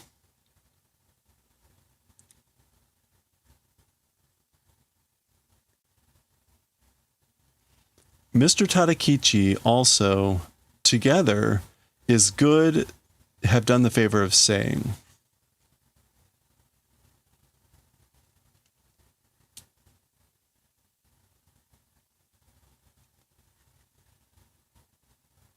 Oh, okay, no. This is not Mukou no shiriai no ie ni sumasete morao koto ni naru to omotte. No isho de ite. Okay, she's not saying... She doesn't mention Tadakichi-san here, except here. So she's actually talking about herself. So she's saying like, I am receiving the favor or receiving being allowed to live of an acquaintance over there, meaning Muko, America, I think. And Mr. Tadakichi also together is good. They've done the favor of saying. So she has an acquaintance in America that she's going to stay with. And that person has said it's fine that Mr. Tadakichi also lives. So, hey, yokatta na. Wow, I'm glad. That's good.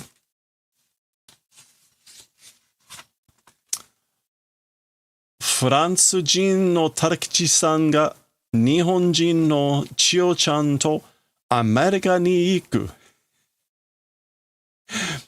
Mr. Tadakichi, the Frenchman, and Chiyo-chan, the Japanese person, going to America. So remember, many chapters ago, there was this whole story about how the language that the pets speak, and that Mr. Tadakichi is a French breed, and so thus he speaks French. Anyway. 誰が外国人かわからんな. Oh yeah. Who is a foreigner won't know.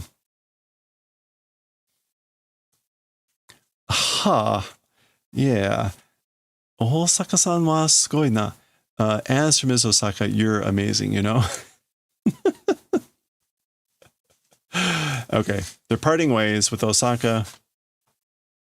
Demo, Sakaki-san mo neko to kuraseru to ii desu ne. But Ms. Sakaki also, with a cat being allowed to live, is good, right? Yeah. Oh, neko da. It's a cat. Shoko? Shoko? Shoko? Okay, suddenly there's like a bunch of cats popping out. Nani? Ippai dete kimashita yo. What? Many coming out, or many have come out. That's a lot of cats. I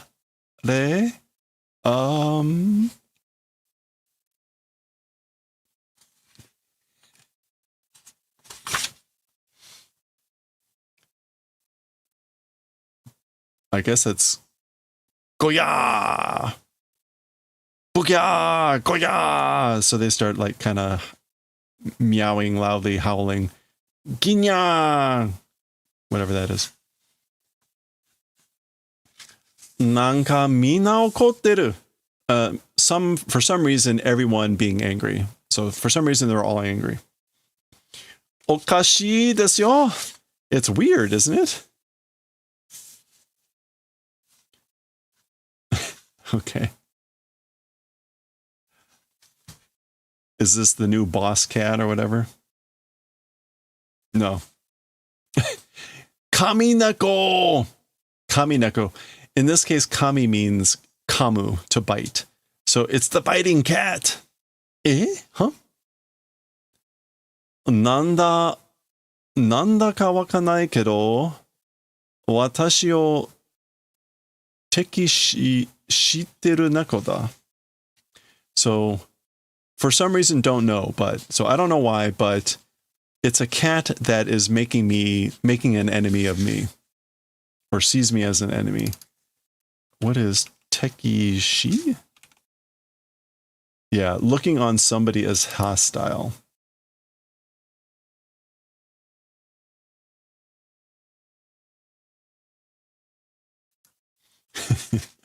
It's a cat that is looking upon me as hostile. Huh? Ni. That's it, grinning.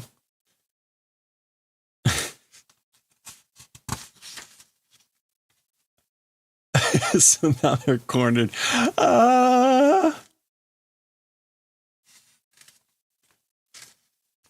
Neko no tsume wa baikin ga atte. Okay, so as for cat claws, baikin. This is germs. Yeah. Germs exist. Basically on cat claws, germs exist. Or something harmful, but biking, most likely germs. Oba-chan ga hikakerete sugoi harete? Grandma hikakarete, I guess, like got caught, maybe by like a cat. And incredible harete. Swelling, hareru. Yeah, okay. So like, yeah, Oba-chan ga, grandma got caught by a cat, presumably claws, and incredibly swelled up or something. Sagate. So Sakaki is telling poor Chiyo to like step back, stay back. All right, there's the cat.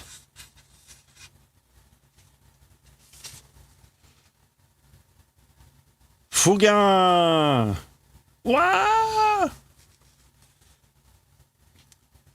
Bah! Okay, they're all leaping at Sakaki. Sakaki is protecting Chiyo. Zah! A new challenger has appeared.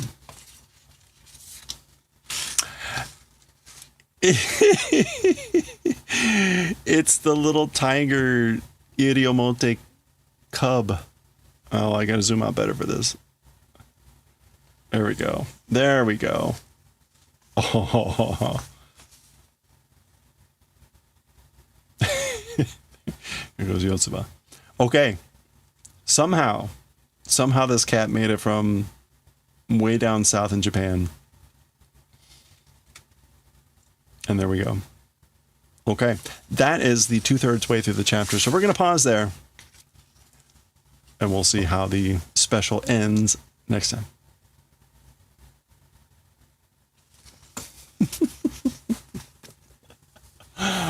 Oh, all right. AKIRA. Ooh.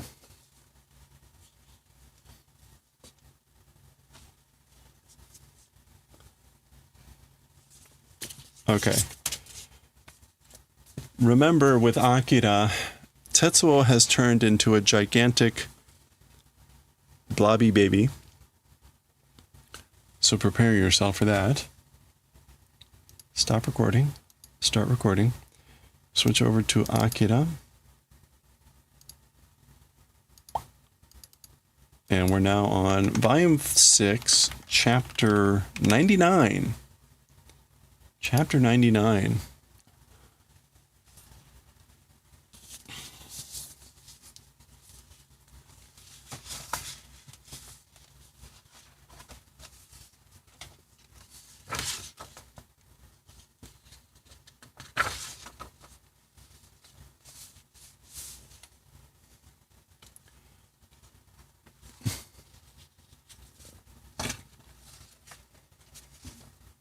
Okay, let me pull up my reference sheet for the, oops, wrong one. Oh, there it is. Okay. So, again, this is going to be page 44. All right. All right. Are we ready for this? Ready or not, here we come. When that clears. Here we go. Okay, let's read chapter 99 of AKIRA. When we finished chapter 98, Tetsuo had turned into this giant blobby baby and was devastating everything. And Kei had reappeared and was attacking. And so that's where chapter 98 ended, was Kei launching into big blobby baby Tetsuo. Okay, so what do we got here? Chapter 99. Kei's coming in. Dopa. Bloop. Gobble. Okay, so she kind of just I don't know. The sound effect and the look is very much like Jello or pudding or something like that. So she blorps right through Tetsuo. And we get a cry like a baby. Hogya! Nice and horrific. Okay. There is Kay continuing to somersault through the air as all those little bits and pieces fly around. There's the Colonel. Remember, the Colonel was standing very close to Tetsuo when he fired Soul. And this is what triggered all this stuff. Dosa. Thud. Presumably this is bits that have fallen off of Tetsuo that are splooshing onto the ground here. I guess that's even more stuff that's falling.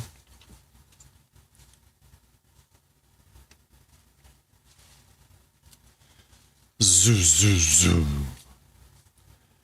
Okay, so Tetsuo has like crashed into the ground.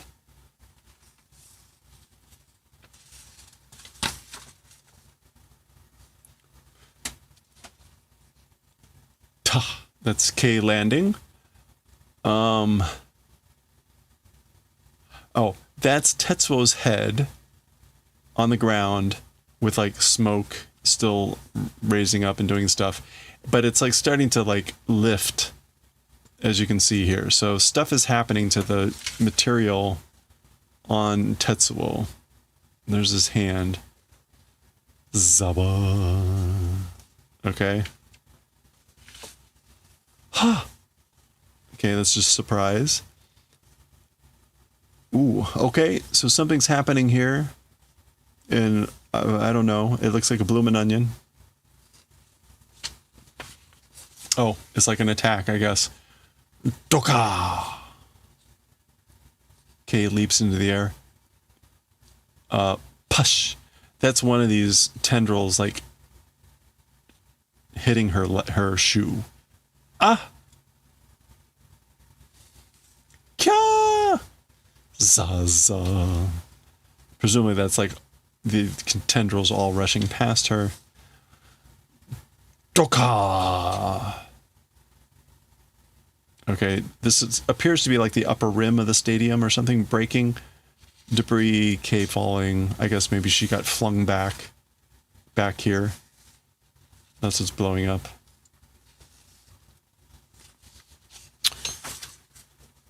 Okay, we're switching scenes. This appears to be inside the stadium in one of the corridors. You can see part of it's collapsing. And there's Kaori running. Ha, ha, ha. Looks back. Ah! Dareda! Tomare! Who is it? Stop! Okay, so these are like... Oh, there's Akira. So there's the captain. Okay, so this is the Tokyo Empire people. Kaori! Tasukete! Tasukete! Tetsuo-sama wo tasukete kudasai. Save, help. Lord Tetsuo, please help save. So she's saying basically, please help, please save Lord Tetsuo.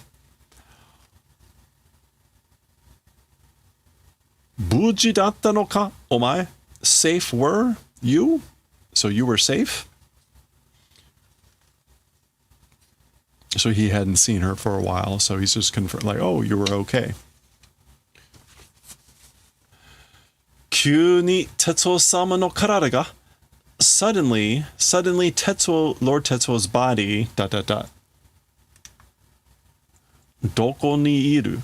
Where existing? So where is he? Where's Tetsuo? Kono oko desu. This interior is, so like back in there.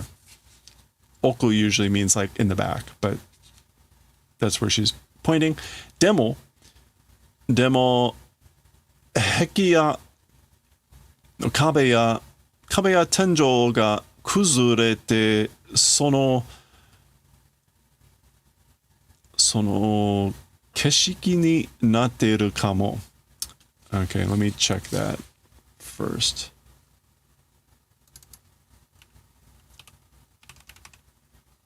Shiku? Kashiku? It is Shiku, right? Yeah. This is going to be Geshiku.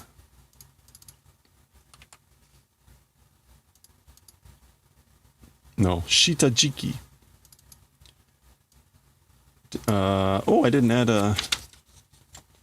We made it pretty far without needing a new chapter here.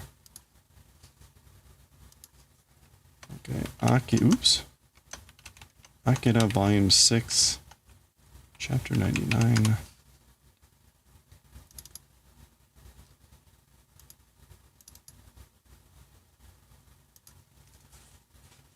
Okay, so Shitajiki is something that's laid beneath. So that could be like a desk mat or something lying under, being crushed, pinned under something. So that's what she means here. So it's behind here, in the back here, but walls and ceiling crumbling and being crushed under that, or being pinned under that, becoming probably. So he's back there, but he's probably become pinned under the wall and ceiling that have crumbled. Sasugani. As expected, or as expected, omae wa korosanakatta ka? As for you, not killed. So, like, as expected, he didn't kill you. Sono karara de yurushite moratta ka yo? With that body, received like forgiveness, ha ha ha. So they're at a very inappropriate time, basically mocking her relationship with Tetsuo. Basically like, oh, not surprising that he didn't kill you. And then this guy with that body, talking about Kaori, received forgiveness allowance, ha ha ha. Shigaimasu, watashi sonna koto. It's different. Me, that sort of a thing, ... So she's trying to deny what they're implying. Kitaka? Heard? Question mark. Yatsu wa chikai zo. Junbi shite oke. As for that guy, near, preparations due in advance. So, basically, did you hear like what she said? That guy is close. Prepare now. Do preparations in advance. Jaki, that's him loading the gun. Kacha, kacha, that's all of them like adding ammunition. Now, her face says it all, right? She's asking them to help Tetsuo. They're clearly not going to be going to help Tetsuo. So at this point, it seems like everyone wants to kill Tetsuo.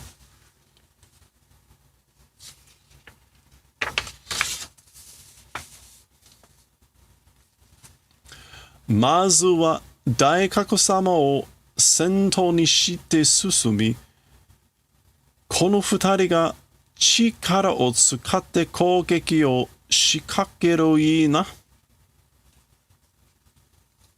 Okay, so as for first, the Great Awakened One, Great Awakened Lord, proceeding, or I guess moving forward, doing at the head the Great Awakened Lord. So first we'll move forward with AKIRA in the lead. And Kono Futari, these two people, meaning I guess these two, attack using Chikara, the power. I guess this is Shikakeru. Engage in battle, or Shikake. Yeah, or commence attacking using the power. You two. Got that? Is that good? Yeah. There's Kaori hearing this. Sore ni furima wa sareteiru suki o neratte utsu. In addition, shoot and aim for gaps that are furimawasareteru, or furimawasareteru. What is furimawasu?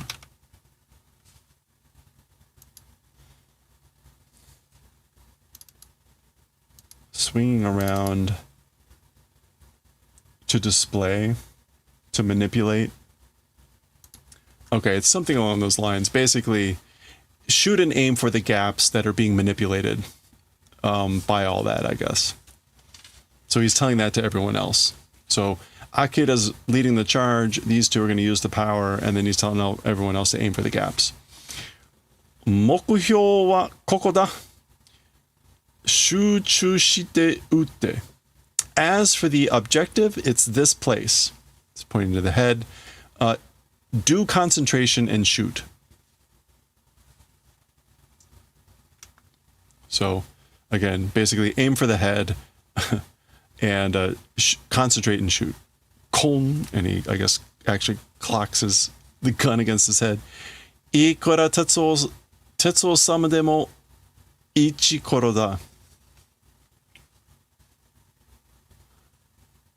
Even if it's to the extent of Lord Tetsuo, it's ichi koro.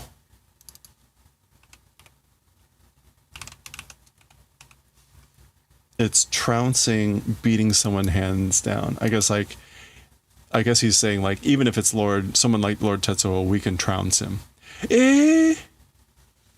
Sonna. It can't be. Doshite Tetsuo-sama o? Why Lord Tetsuo? And o meaning, are you going to do that to him as a direct object? Domo komo ne yaranakya kochi ga ano bakemono ni. Okay. I guess domo komo ne, it's like everything not existing. Is this sort of a way to say like shikata ga nai? Domo komo nai. Check that out real quick. Jisho domo komo. Yeah, domo komo is like this, that, one thing or the other, but it's not that. So meaning like, it is kind of like shikata ga nai. We don't have any other choice.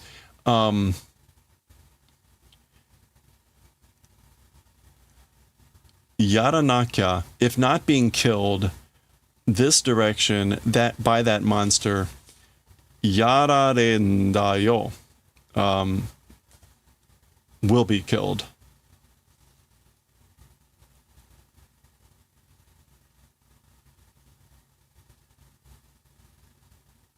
Yeah, okay, no, this is like if don't kill this direction by that monster will be killed. So if we don't kill him, then we Kochi, this direction, us, will be killed by that monster. Okay. Ikuzo, let's go. Oh. Okay, so there they go. Sonna. It can't be. Iza to nattara koitsu wo tate ni suru? Izato.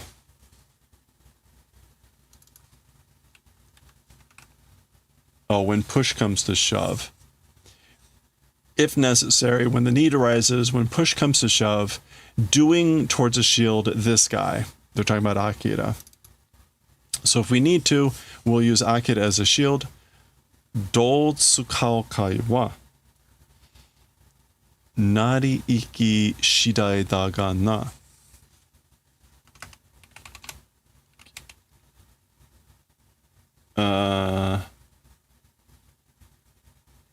Is that not nari iki?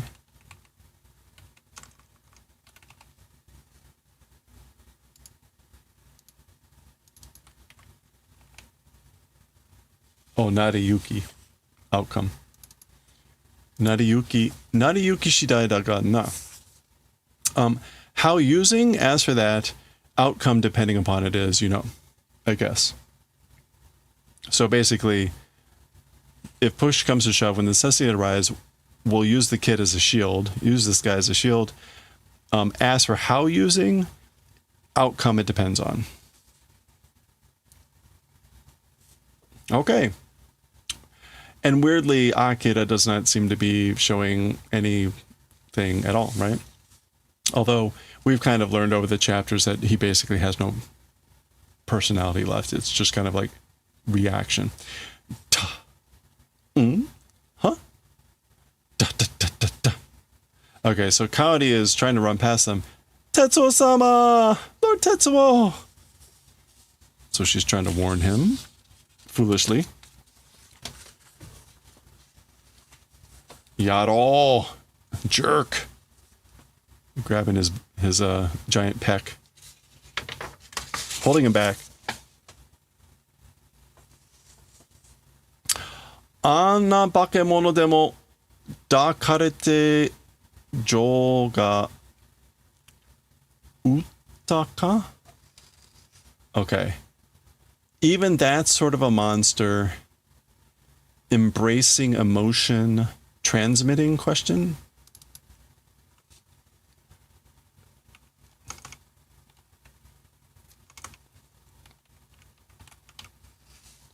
Holding in the arms. And that's Joel, like emotion, feelings, sympathy. And then again,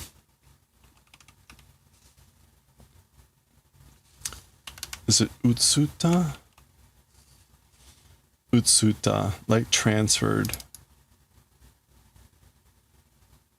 To be infected. I guess, and he's asking this as a question. So he's asking this rhetorical sort of question, which is like, oh, even by that sort of a monster, meaning Tetsuo, that, I guess, again, like, embracing emotions are transmittable, or was able to transmit feelings of love or affection. Dakareru could also imply something a little bit more intimate, I guess. But anyway, there she goes, and boom. All right. Poor Kaori. Shot in the shoulder, though.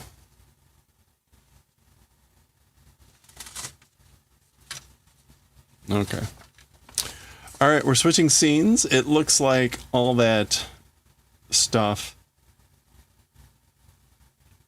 I guess maybe that's supposed to be... Oh, no, that's him there. Reforming. The hand there.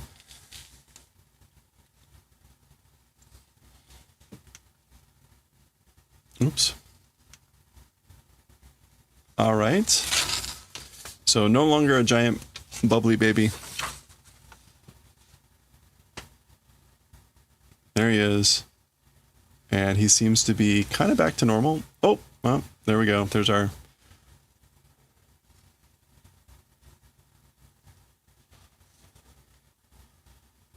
Why would he need clothes? Okay. He's looking around. Looks over. There's the colonel. Exclamation point. And maybe he's sensing that Kaori has just been shot, and he says her name. We see a flashback there of her being shot. Kaori.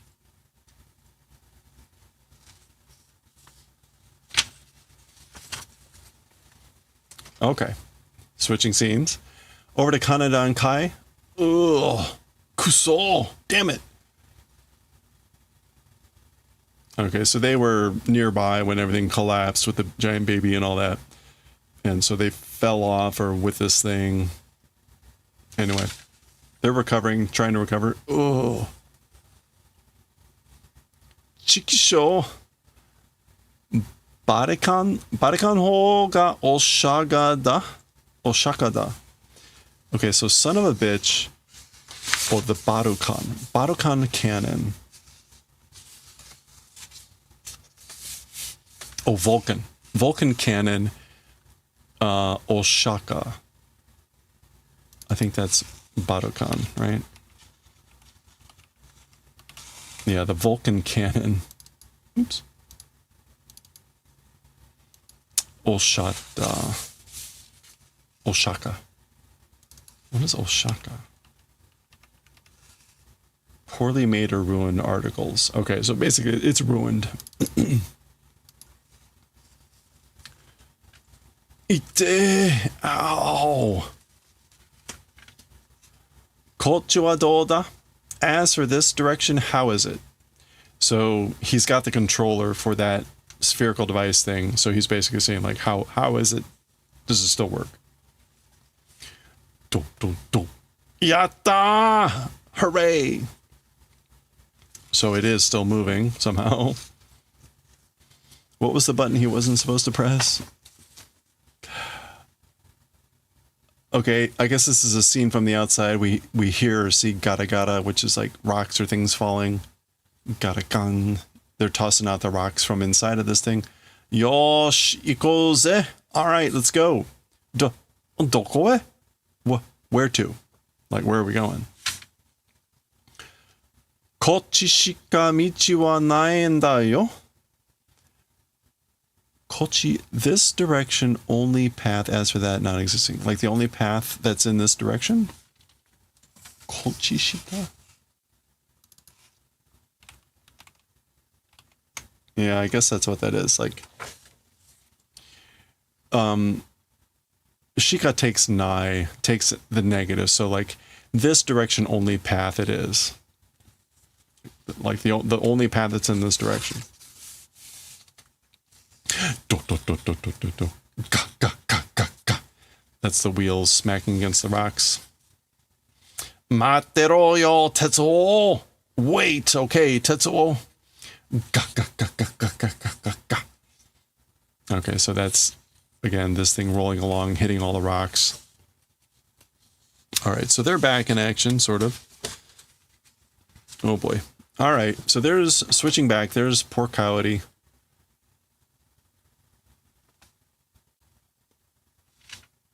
They've moved on. Tetsuo sama. So she utters out a Lord Tetsuo very weakly. So she's still alive. There they are. Is that the current? No. We'll see who it is in a second. Okay. It is the lieutenant. America, hey? American soldier? Ah! Mate! Wait! Utsuna! Don't shoot! Sento ni iru no ga AKIRA da. The one existing in the lead, the vanguard, is AKIRA. So he recognizes that the AKIRA is there, and he's telling them not to shoot. He's telling his guys. When he says, wait, don't shoot, he's talking to his guys. And he identifies AKIRA. And that is the end of chapter 99. Page 59. Yep, okay. Well, there we go. That's the end of 99. Confrontations everywhere.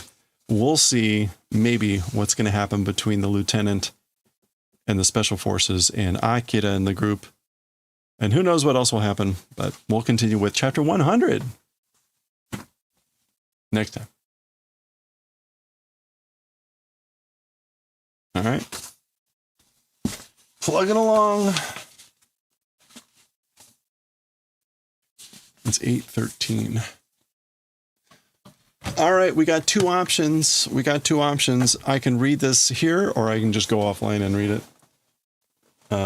We're dwindling a lot more than we were yesterday, so I'm happy to do either. I'm going to use the restroom. Let me know. Let me know if you care, and I'll be right back.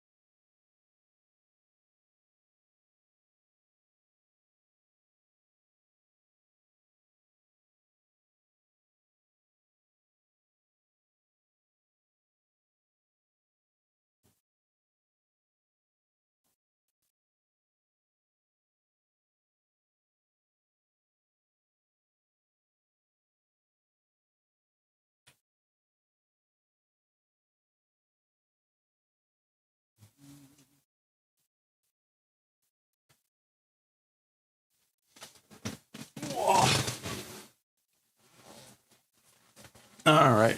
What do you think?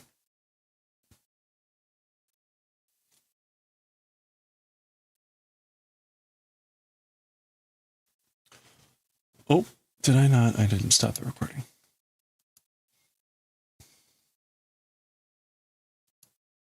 Should I do Jujutsu Kaisen here or offline? Volume 26, chapter 307.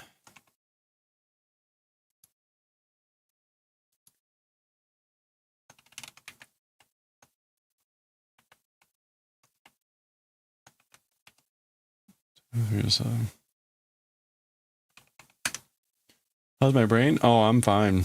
I mean, we've only been going, those are both short chapters, so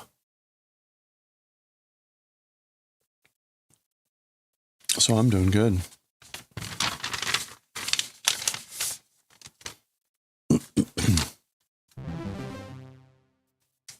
Hey, Swig. Yeah, they were short. Dealer's Choice, you're still listening? Looking what X says. All right, well, I'll stick around then. Let's do it. I appreciate that. This will take probably about 40 minutes. This will be a longer chapter. But it won't be like, well, it shouldn't be massive. It will depend on how much like technical language gets in there, but we'll see. All right, well, let's get to it then.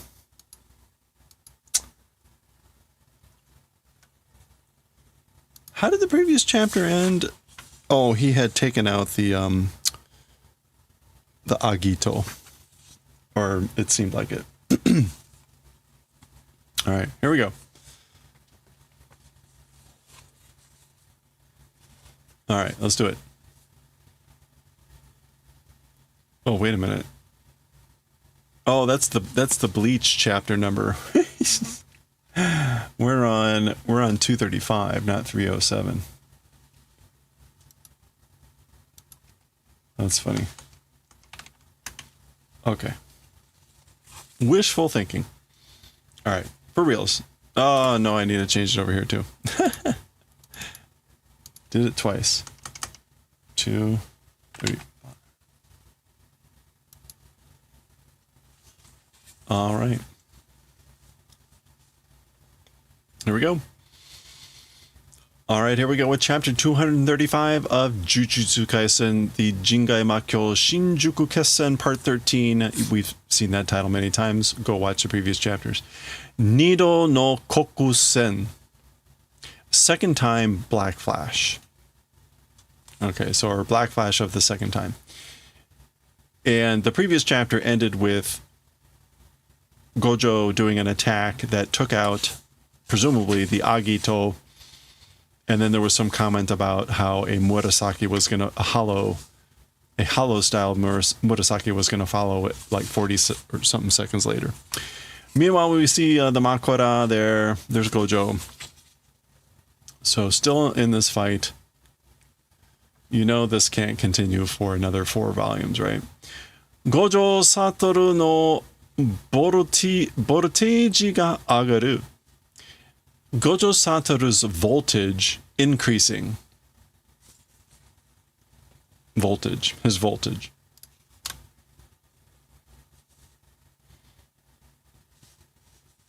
This is the narrator speaking. Noroi no o ryomen sukuna ni sennen buri no kinchou ga hashiru. And the cursed king, or by or towards the cursed king, Ryomen Sukuna, since 1,000 years, tension running.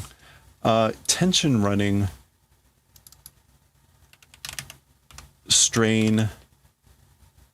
Yeah, I guess like, this is supposed to be, I guess, a summary of where we are in the battle, meaning Gojo's voltage is getting up, so he's getting charged up. And the cursed king Sukuna is the tension, the mental strain is running, I guess, like, not exactly the first time in 1,000 years, but kind of that sense. Sen, nen, Buri. Buri as a suffix gets used for after a period of time. So it doesn't mean that like after 1,000 years his strain is running. Okay, so that's fine.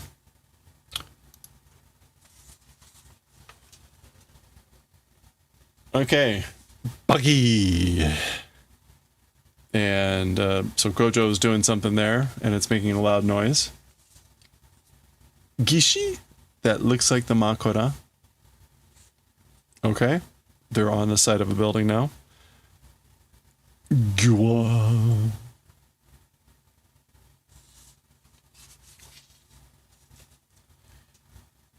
Bi-kun. Ah. All right, fighting. Boom.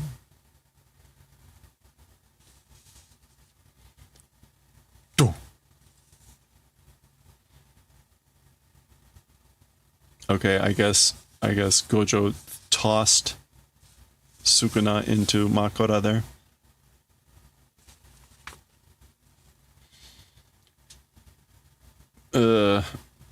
Bogu. And then maybe, well, some other punch or attack here. Gasha. And from the force of this punch, that's Makora flying backwards towards us now. Okay. Iso Haramitsu Hikari no Hashira. We saw these before. This was, what was this? It was like phase. He was chanting these earlier. Yeah, like phase in science. Haramitsu was some sort of Buddhist term. That was like, yeah, paramita, the entrance to nirvana, or a jackfruit. And then Hikari no Hashira is a pillar of light. So he's doing some sort of incantation there, maybe to heal. I can't remember what it was for, but whatever. Juryoku no okuri. The occurrence of cursed energy. The okuri of cursed energy. Jutsushiki Hatsudo Chokusen ni Jutsushi kara minagiru juryoku. Minagiru.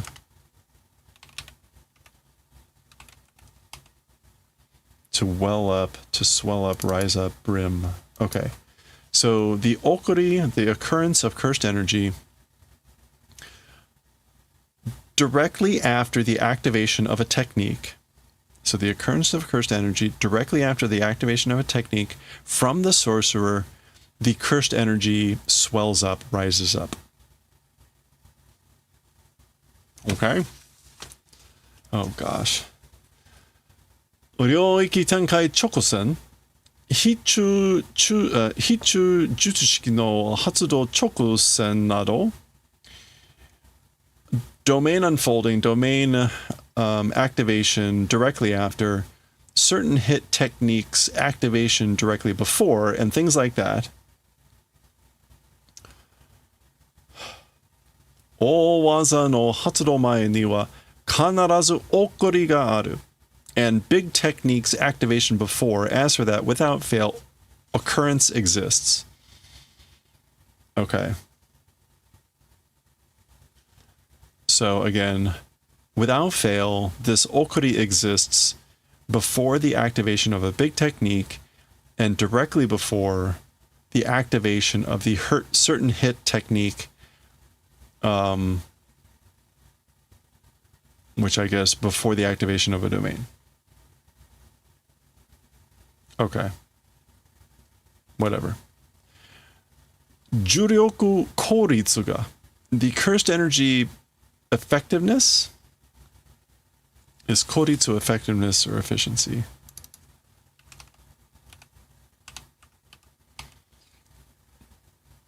Efficiency. Which is kind of annoying, but we'll go with it. Juryoku kouritsu ga takai gojo mo reigai dewa naku. Reigai is an exception. So Also, Gojo, who has cursed energy efficiency being high, exception not existing. So Gojo also is not an exception to this whole thing, and he has high cursed energy efficiency.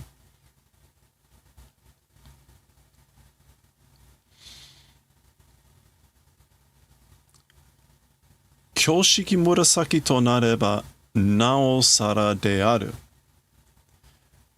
The hollow style purple becoming nao sara de aru. Nao sara. Isn't that just, it's all the more. So I guess like this is all the more so the case if it becomes, or if we're talking about the hollow style purple. Okay. Jushi ya juryoku no kibo kara kanzen no okuri wa. The cursed verses or cursed chant and cursed energies kibo from that. Kibo was scale. From the scale or structure of the cursed energy and the cursed verse, presumably maybe this stuff, I don't know. As for the occurrence of Ganzen, which is like before the eyes. Yeah. As for the occurrence before the eyes from these indicators, Jutsushiki hanten aka de aru to Sukuna wa handan shita. As for Sukuna, he made a determination that the reverse technique red exists.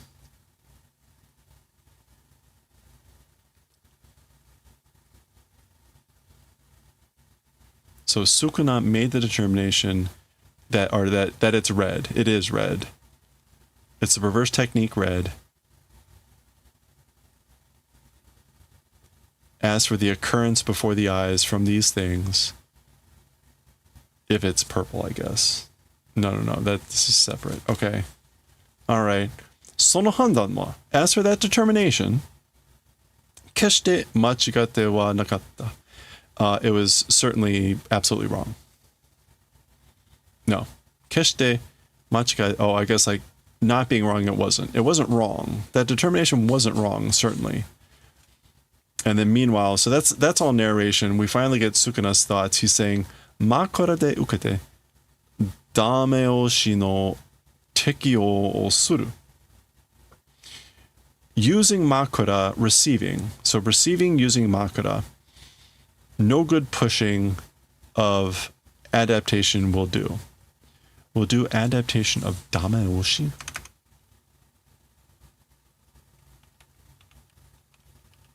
To make doubly sure. Dameoshi. I wonder what that comes from. No good pushing?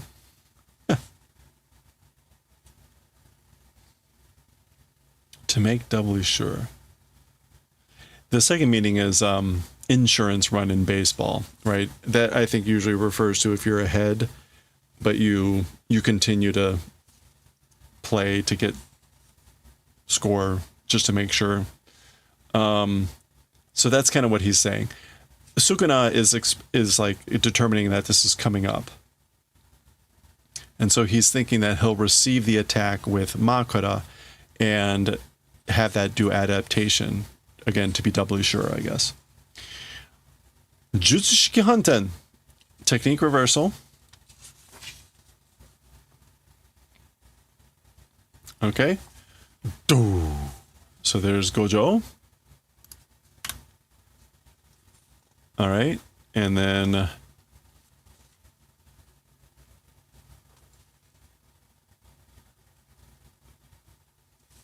okay, suddenly double exclamation point, Makura!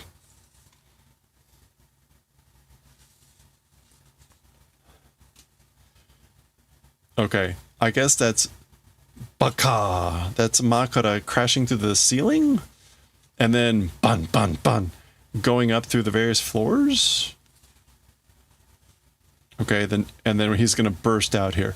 The narration comes in and says, Kyoshiki Murasaki Junten to Hanten no Jutsushiki o Joutotsu sase. Okay. Hollow style purple and the turn order and reversal of technique making do impact penetration or collision, I guess. Shoutotsu. Yeah, collision. Okay, so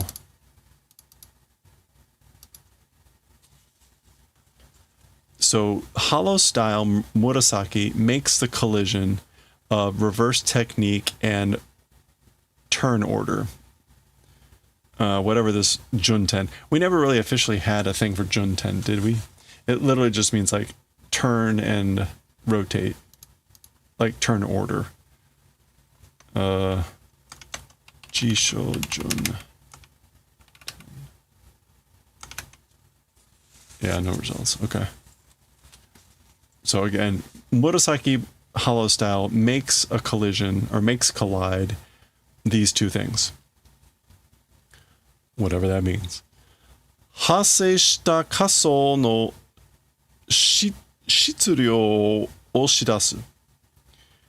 And pushes out the quantity of kaso that does outbreak. Okay. Shitsuryo is that mass? Yeah, okay, mass. It pushes out mass of kaso. Kaso in this case. Virtual mass? It pushes out a mass, a virtual mass, an imaginary mass that is done in like outbreak, that does outbreak. This is why I'm enjoying this series less. Like, this shit does not mean anything. Boom. And it takes forever to describe the shit that doesn't mean anything. I mean, look at this. It's so fucking stupid that it takes the author like lots of blah, blah, blah to justify why all the made up shit actually works and doesn't, whatever. Like, this is so boring. Gojo ga hanatta akka no saki ni wa. Gojo, as for before releasing Akka, Red, Gojo released Red as for like ahead of that or before that.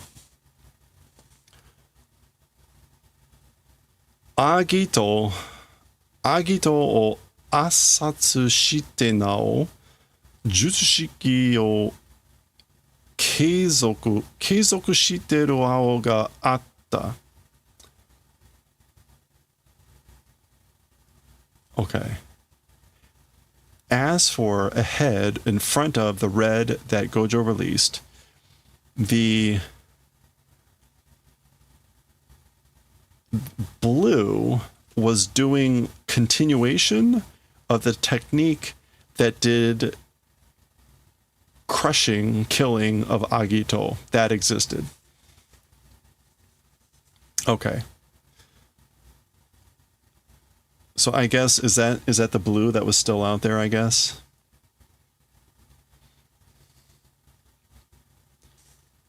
Again, Asatsu is literally to crush to death. And so that's what happened to the Agito. He used blue to crush that thing to death. And Keizoku is just going to be the continuation or the inheritance of.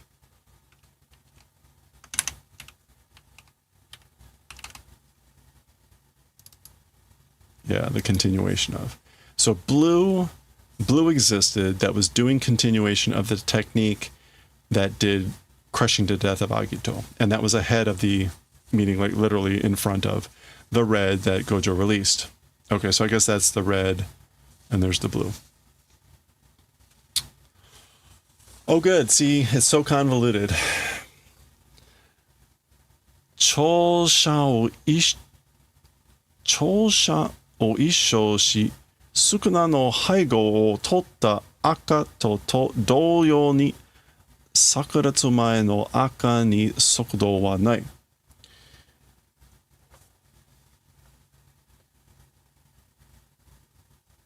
Okay. Cholsha. This is the government shack. Right? Yeah, okay. The government office building. Oh, doing one pass around to the government building. Sukuna's behind the back received red in the same manner. Okay.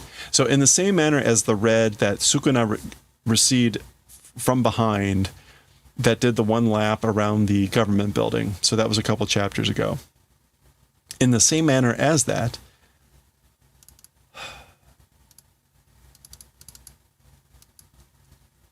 Sakura Tamae.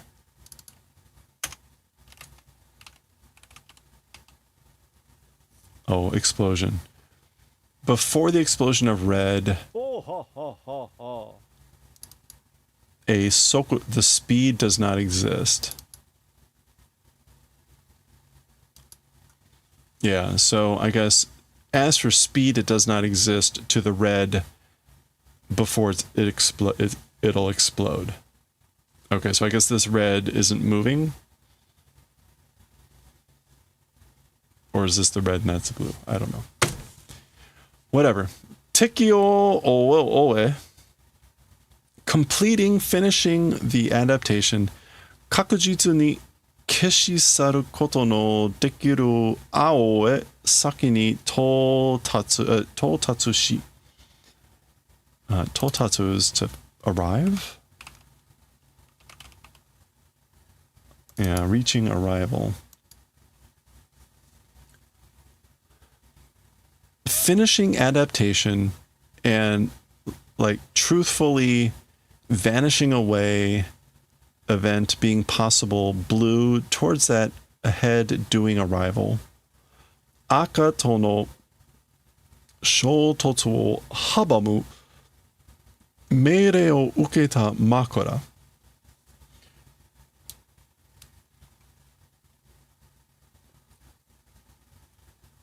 Okay, so Makura received orders. Makura received orders to Habamu. Prevent the collision with red. Oh, okay, so red and blue collide to make purple, right? Okay. So Makura received orders to prevent the collision with red, doing arrival ahead towards blue, so arriving ahead of blue, being possible the event of wiping away in reality, having finished adaptation. So I guess Makura had adapted to red, or one of them. I can't remember if he had adapted to red or blue, but the idea was to get there ahead, wipe that out ahead so that they don't collide, I guess. Kansui.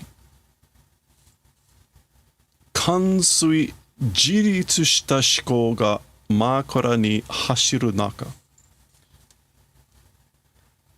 It's elementary. Yeah, no kidding, right? It seems like there's probably a much easier way to explain this. Kansui. It is not being covered with water. Accomplishment. Accomplishment. Jiritsu. Autonomy. Autonomy did thought by Makura running in the middle of. So in the middle of running to Makura, thoughts of doing independence for accomplishment.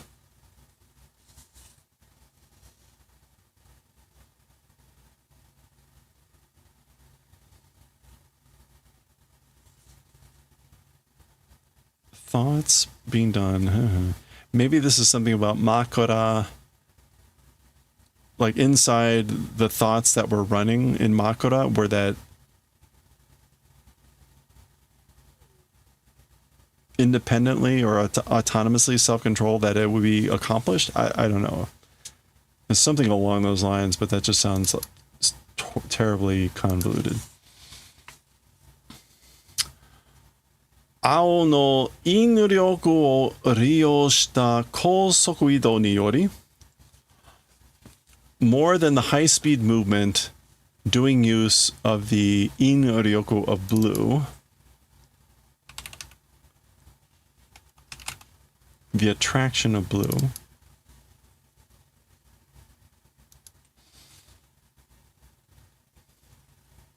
more than the high-speed movement did use of attraction of blue, like magnetic attraction or affinity, that sort of a thing. Gojo Satoru ga Makura to Ao no aida ni watte hairu. Watte hairu is to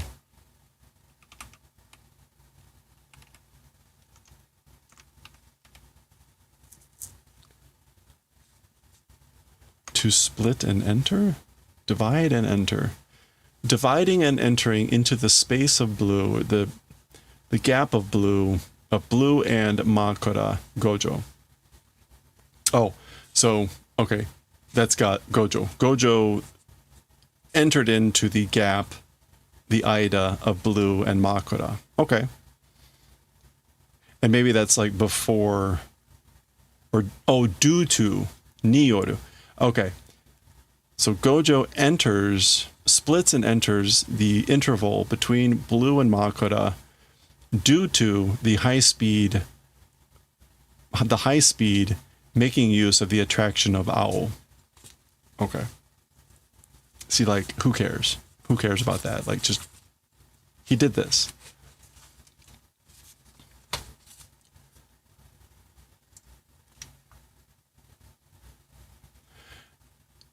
Jutsu shiki taichou o sentaku suru made mo naku, Ao ni tekiyou shita Makura wa inryoku no eikyou o ukenai.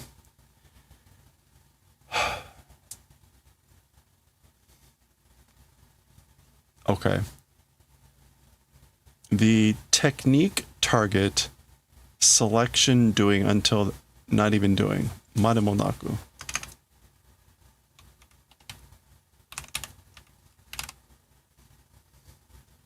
Oh, no. Made mo naku. Is there a suru made mo naku?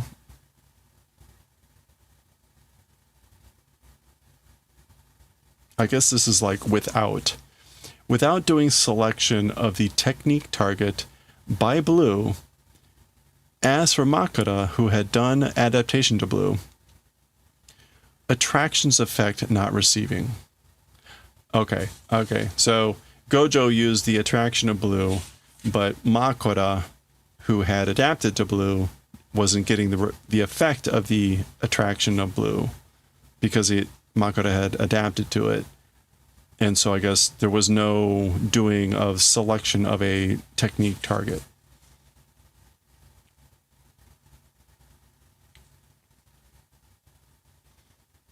Okay. Koko ni kite tekiyou ga urame ni deru. This is sort of like, in this place, the adaptation was a betrayal or something along those lines. So basically, he used the adaptation against it.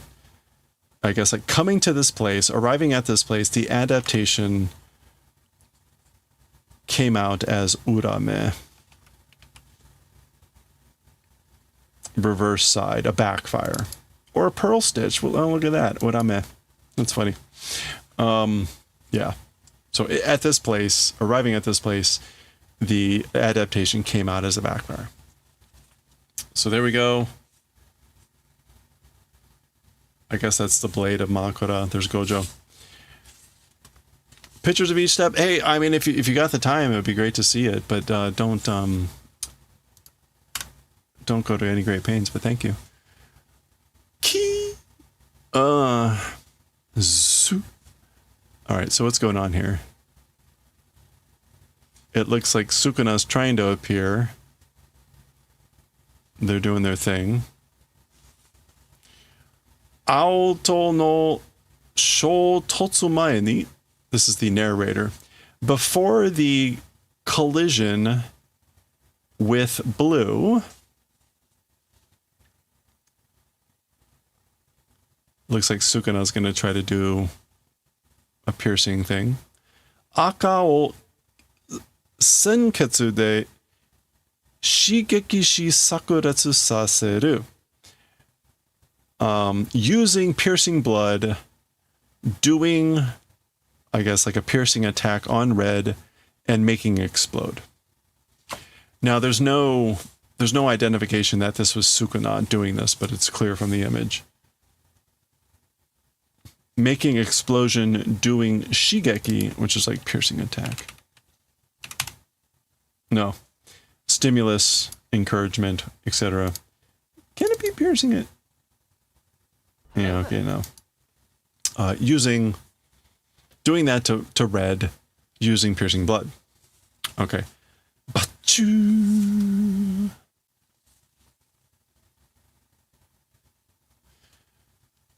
Do. Okay, Gojo punches Sukuna. Bee. There goes the piercing blood. Osokatta na. Late, you know? Iso. Tasogare. Chie no hitomi. Okay, so he chants now 3 different things. Phase again, but now we get tasogare. Tasogare is like yellow. What is this? Tasogare. Oh, twilight. What is that? Yellow dark. Okay, so that makes sense. Yellow dark is twilight. Tasogare. And then Chie no hitomi. The eyes of wisdom. The eyes of wisdom. Chie, that is a little bit different.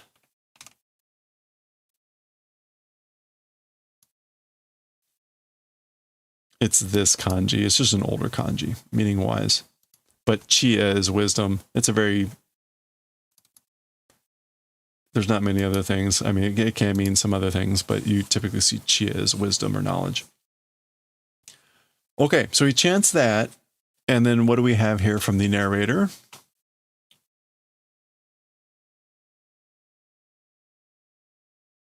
Gyōshuku sareta jikan no naka tonaerareta ao no jutsushi. Okay.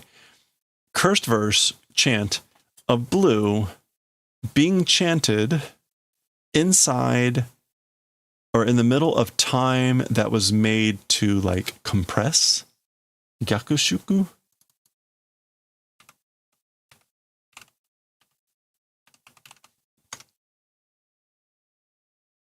No, gyōshuku.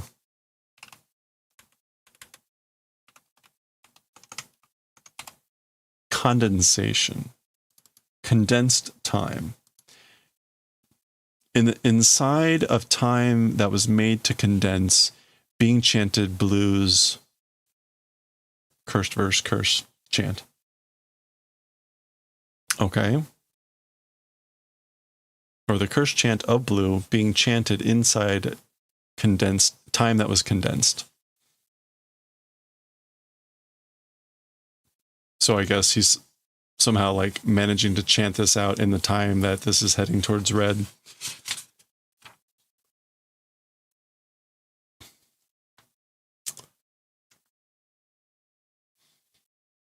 Gywa. Okay. Bashu.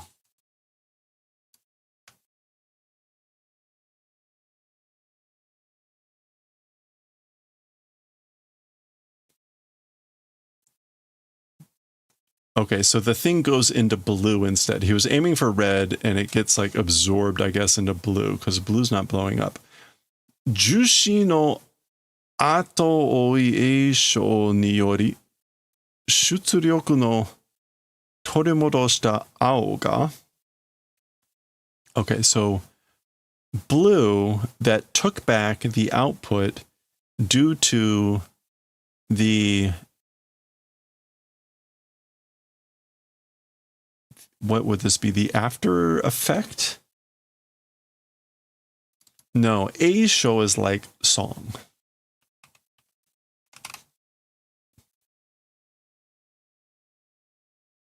Yeah, this is like singing, and this is chant. So it's aria. There we go. And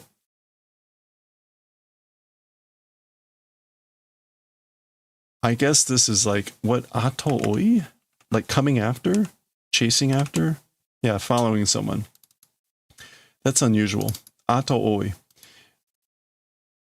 Yeah, so due to the aria that followed the cursed verse, blue did taking back of output, but Sukuna no Senketsu o nomikonda, and swallowed these piercing blood of Sukuna. So that's not but, that's the identifier particle. So the blue that did all this swallowed up the piercing blood of Sukuna. So the blue that took back returned the output due to the chant, the aria that followed after the cursed verse. It swallowed up Sukuna's piercing blood. Okay? Kuko, henko, karasu to shoumyo, hyori no hazama. Okay, this is 9 ropes, 9, yeah. Oh, we saw this before. 9 ropes, henko. This is polarized light, something stupid. Yeah, polarized light. Crow and voice. What was shoumyo?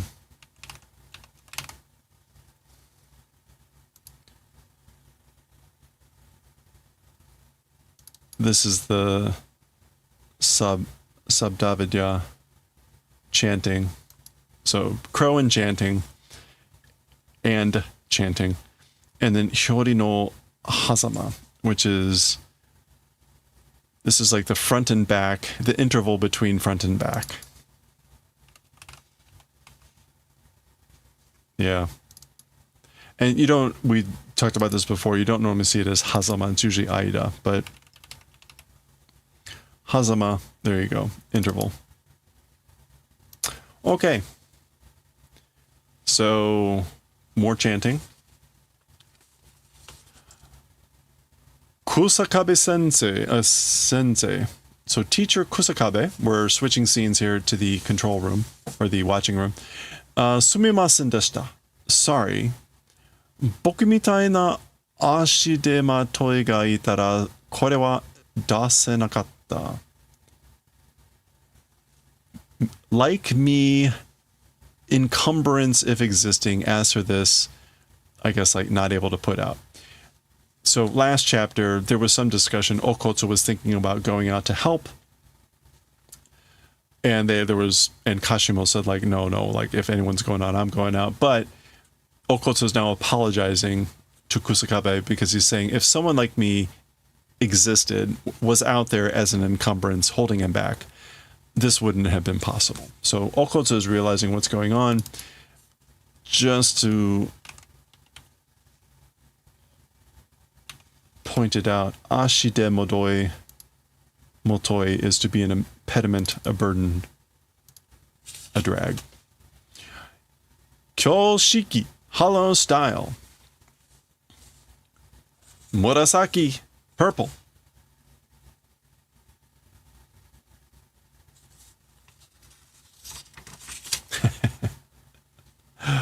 Okay, so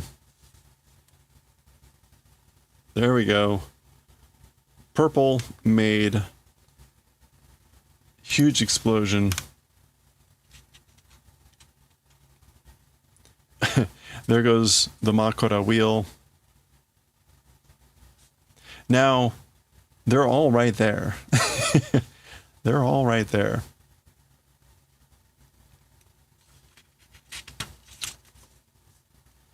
And of course the chapter's not over, because why would it be? Why would it be when you can still have shit ton of dialogue? Oh. Pa-da. Okay, there's Sukuna somehow still around.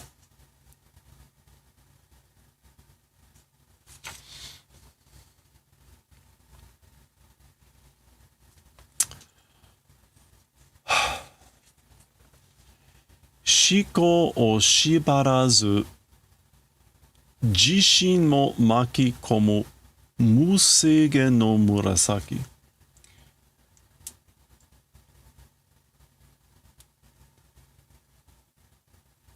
Okay. Shiko o shibarazu. Without binding? Shiko, is that like... Whoa.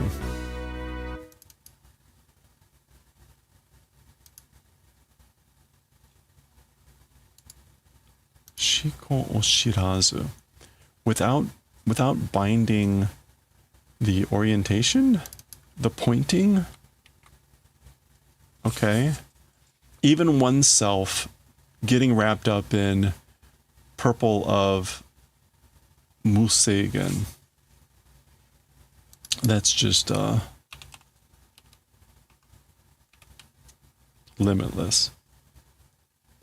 So purple of limitless being wrapped in even myself without doing direction. No wari ni wa dameji ni saga deta ne.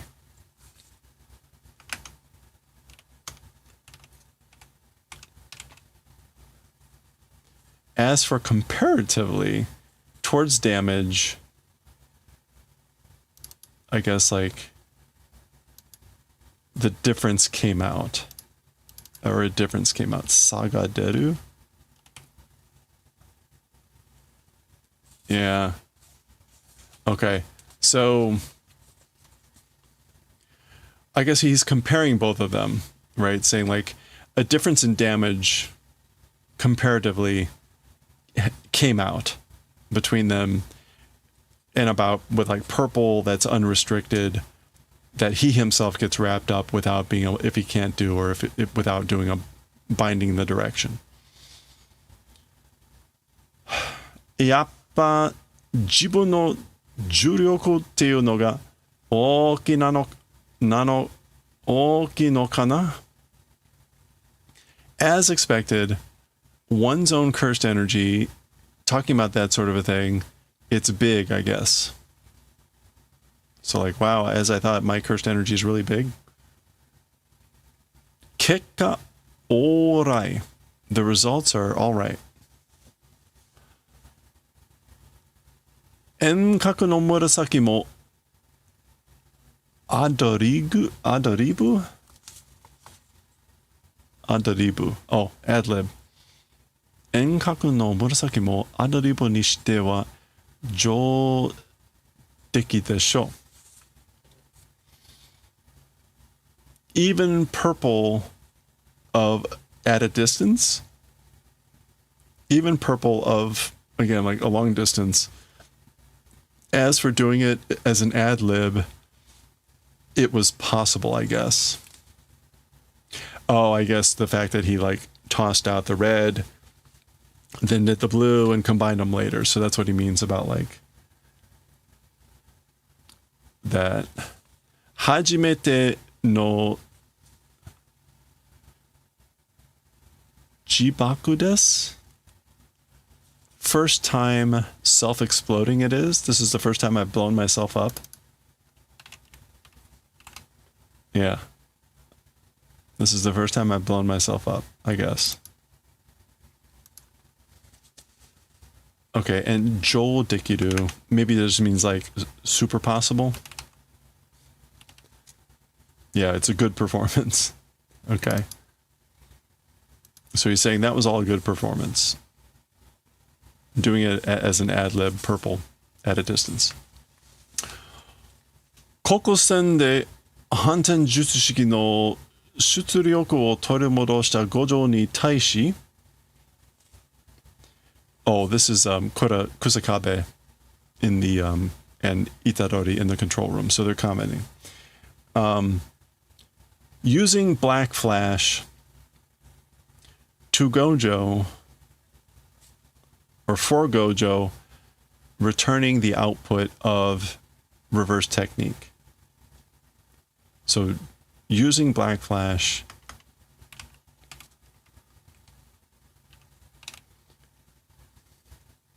regarding Gojo, Gojo has taken back the output of reverse technique due to or using Black Flash.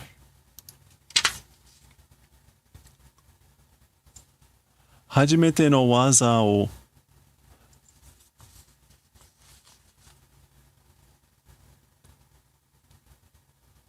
is it Dotanba de dasu kayo fu?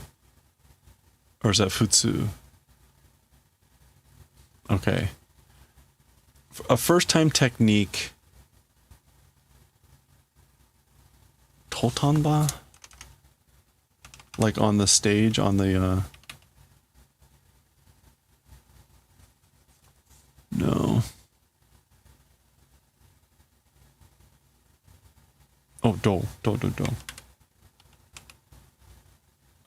Wow. Thanks, Z-Kanji.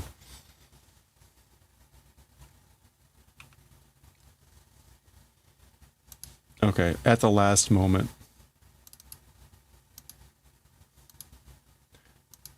I haven't had this happen in forever. Let's see if we can make it to the end. We're almost at the end of this chapter.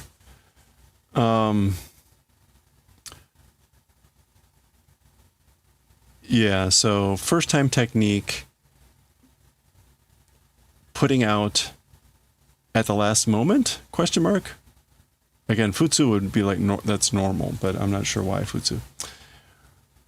Chiyu mo niboku makora o ushinai tenen de no toshu kuken mo mamaranai dameji o otta Sukuna. And Sukuna has taken on, borne damage as it is not becoming even Toshukuken.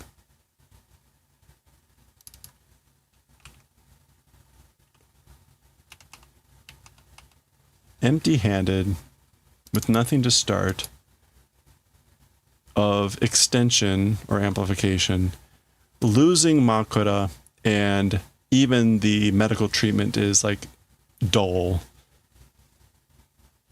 So he's describing the two cases, right? Gojo has taken back reverse technique using Black Flash, and Sukuna has taken damage, and even medical treatment is dull, losing Makura, and the extension or amplification of empty-handedness as it is not becoming. I'm not sure about the Mama Naranai. Mama Naranai, unable to have one's way with. Unable to have one's way with even, I guess, like he's just got nothing. Okay. Korette, talking about this, or saying it this way, or this means, yep. Gojo no kachi da. It's Gojo's victory. Okay, there you go. That's the end of the chapter. Not even any art. It's just the title. I'm sure that means it's all over, right? I mean, there's 30 books. The rest of the story is just going to be victory, right? Okay, that was 235. Next time will be 236. We can see it looks like it's going to be a flashback, even though the background is not black. We will read. Oh, it's not even part of the series. Right, we're stepping out of the thing, but don't worry, it'll continue. So we will read 236 next time. Okay. Is that the last chapter? Yeah.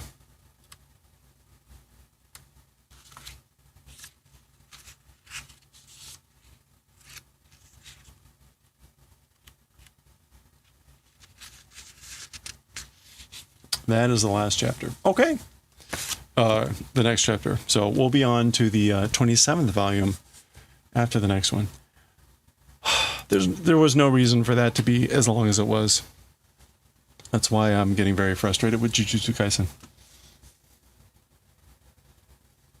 All right. Well, that does it.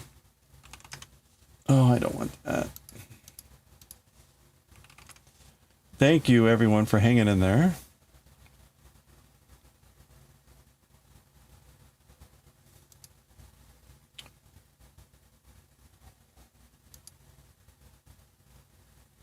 All right.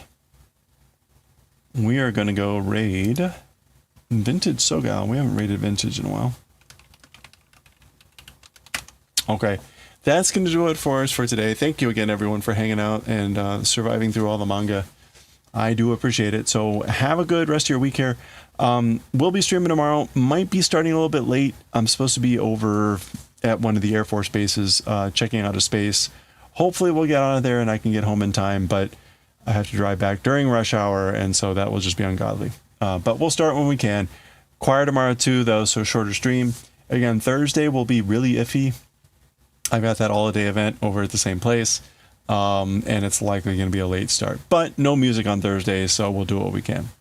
Anyway, we will play everything by ear and do our normal stuff. We'll focus on the crochet and knitting, and then we'll do manga as we can. So that should do it. Let's go raid Vintage. Again, thank you, everyone. Have a good night.